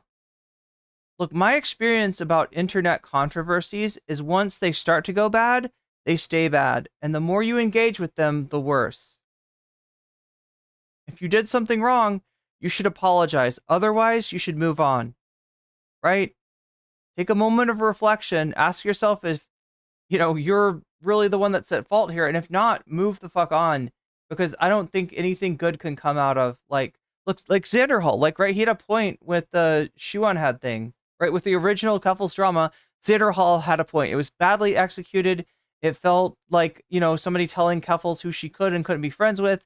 People didn't like that. So there was just no point after that, right? Once it started to go bad, I mean, I guess hypothetically, right, he thought, if he could get the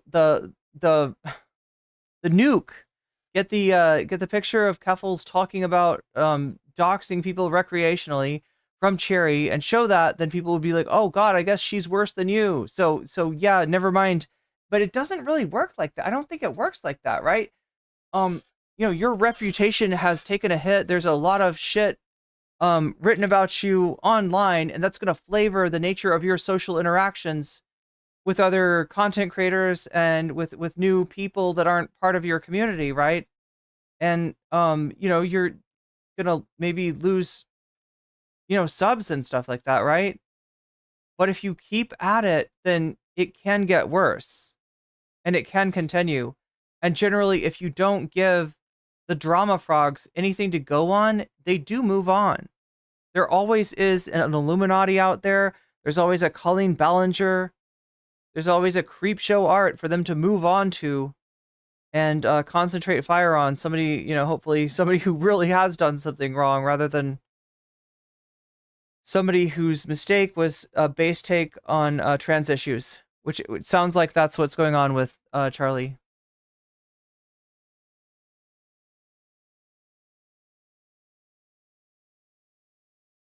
The drama situation. Yeah, this is the moist critical situation, which is apparently crazy. I don't know. I don't know if he can straighten this out. I mean, he has Normie Jesus. He could maybe come back from the dead. I don't know.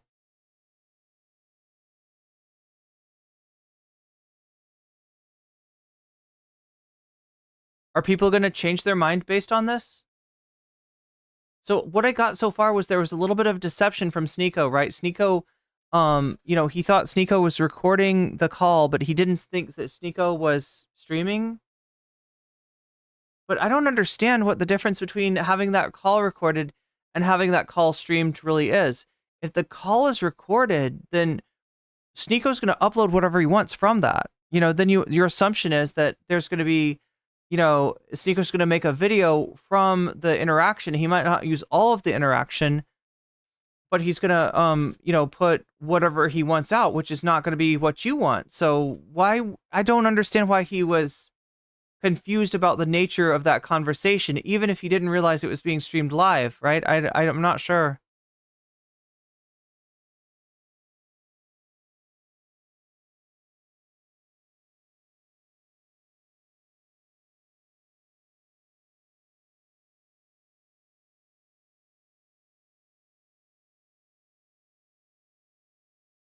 Yeah, it's almost like Shorts really likes to talk about politics. That's the feeling I get. We got 76 likes on the full scale stream. And 133 on the short stream. This is a pretty good day as far as views overall go. We do seem to be growing, especially on shorts. Although finding quality chatters, right? That's not as easy as you might think. There's a lot more mixed quality amongst the shorts chatters, I gotta say. There are some cool people here, though. There are definitely some cool people. And obviously there's some people that think I'm cool too because I keep on getting those subs. Do you know that we've gotten over 1,000 subs in the last month?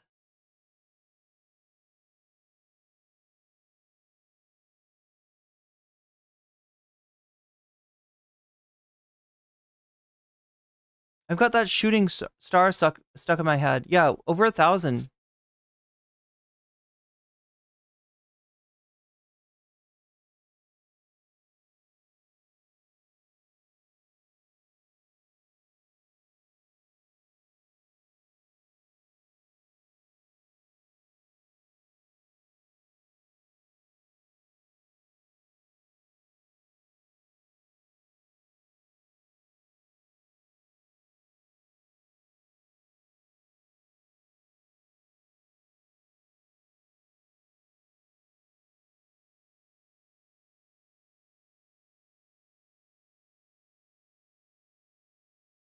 Mods, I feel like we might have to deal with the Sneeko bots a little bit longer. I just put out a video. of the debate. So if you haven't seen it yet, it's on the channel now. You want to see my thoughts on the debate. I streamed like 5 hours of it, but then I cut it down to like 2 hours because, nobody's got time for that. Nobody's got time for the 5 hours. And I didn't even, their video was actually 2.5 hours. I got through about 1 hour of it and it took me 5 hours. It took me like 5 hours, but yeah, I think 1 hour is the intro, maybe is something like that. No, I feel like there was more. I feel like I could have kicked out like a 5 hour long video, but instead I was nice. And for a video, I kicked out the first 2 hours or so. If people really like it, I'll put out more of it. Other than that, you should be getting videos about Xanderhal and Demon Mama. I'll try to turn that into, some content for you. So look forward to that. Thank you, mods, for protecting us all. Because seriously, like, Shorts is wild. Shorts is so wild. I mean, like I said, there's some really good people here, for sure. I've definitely found some really good people here on Shorts. And then I've found some other people that I would not classify as really good.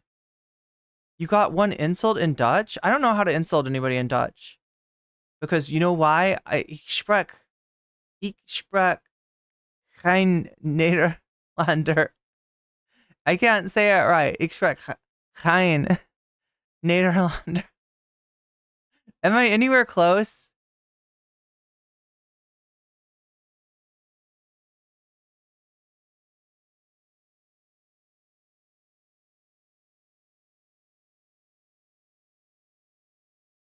But yeah, I'm gonna rest well. I'm gonna see you again probably on Friday or Saturday. And we'll do the premium and streamium this weekend.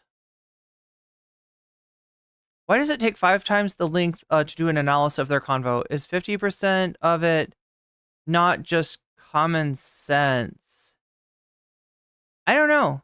I guess I just have a lot to say. I've never figured that out, Brandon. You tell me. You tell me if I'm like, I don't think I'm like repeating myself or anything like that.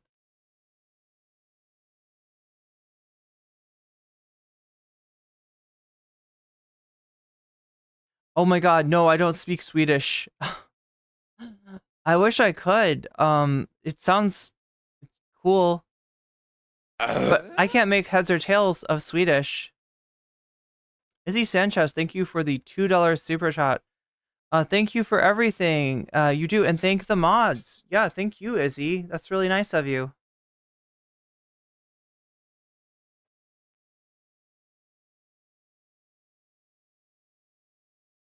Yeah, I'm gonna try to get some rest and get some videos out to you because I've got so much content and I'm just not pushing it out. And even when I don't have an editor, I should be acting as my own attorney, my own ace attorney. Wait, what's the dude's name? Ace Phoenix Wright, ace attorney at law or something.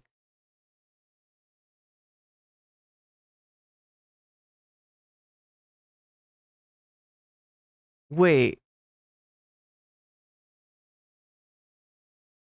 Is Deutsch what I think it is? Is that German?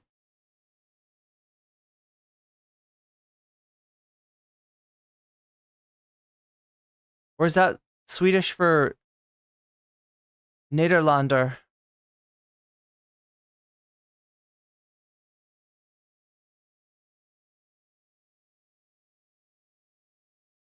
You're an unlikely viewer, but you're otherwise stoked? That's awesome.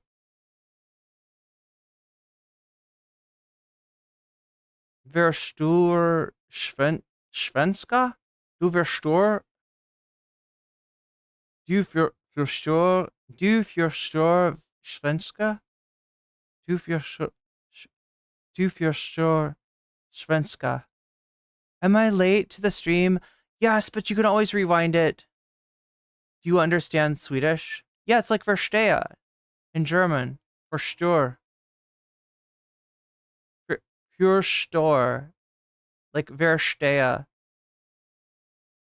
Svenska.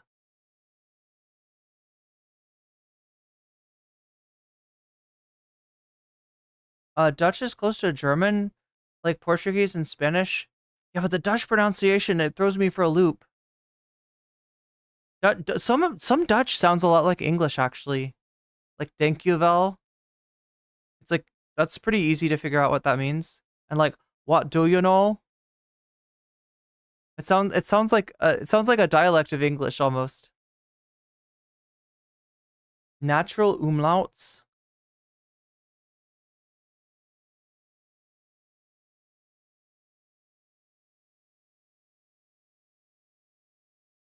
Naturally. Naturally.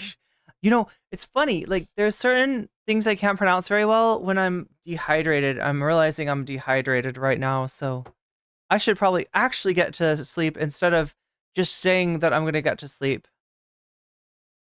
Deutsch or Deutsch? Yeah, Deutsch is like the is actual in German. It's like Deutsch.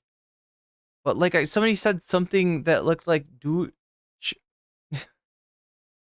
And I assumed that it was a reference to German. I will watch Charlie when he's playing Magic and Commander. I'm sure. Oh, when he's playing video games?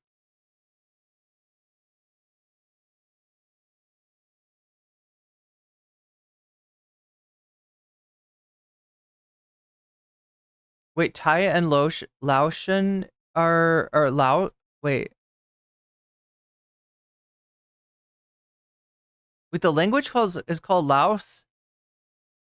I always thought it was like Laotian. My Dutch ancestors were among the first in New Amsterdam. Then they went to Kentucky for some reason.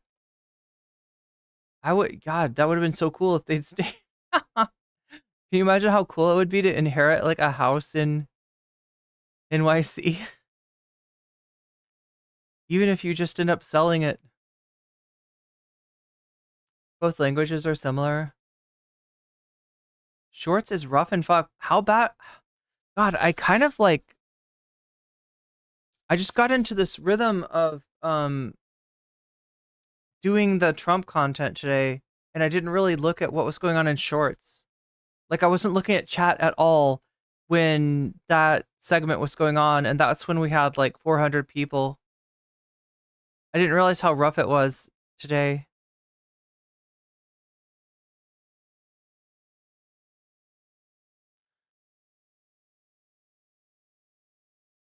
Wait, so Laotian is the nationality. He was able to understand Thai with no problem. All I know from Thai is like Sawadee ka. Sawadee ka. Am I saying it right? No, like there's like intonation too, right? Vestra Yurtaland. Vestra Yurtaland. Western Yurtaland.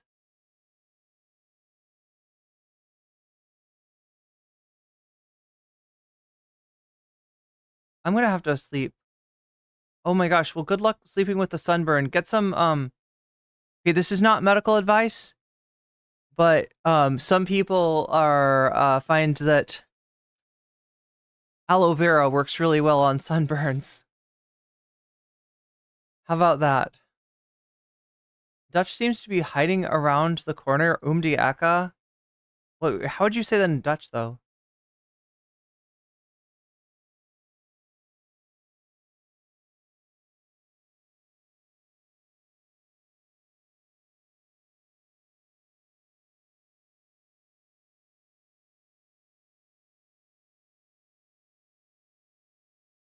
Dutch is closer to English, but Frisian is the closest to English.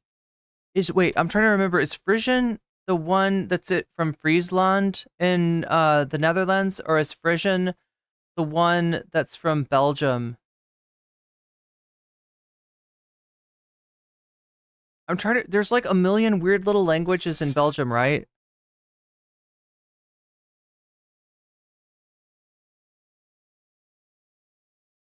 Like, what's the Flanders one?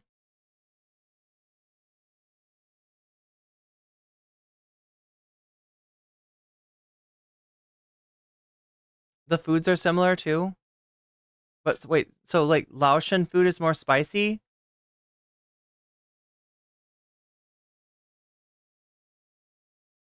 Flemish, thank you. I couldn't remember. No, like Frisian with a S.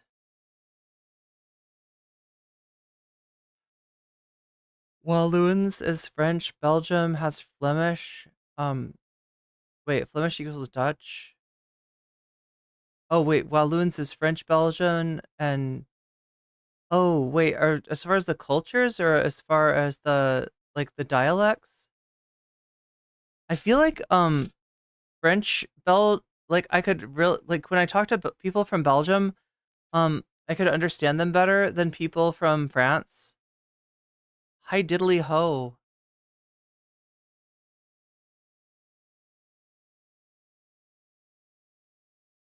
You could speak a little bit of Mixolydian. Oh my god, I used to remember which one that was.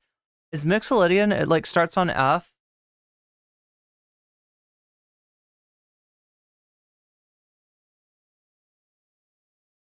Oh, like the culture is Walloons.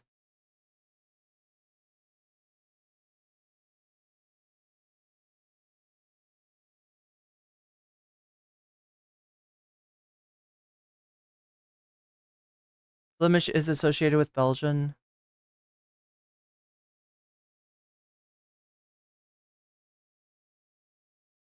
Yeah, aloe vera is very useful.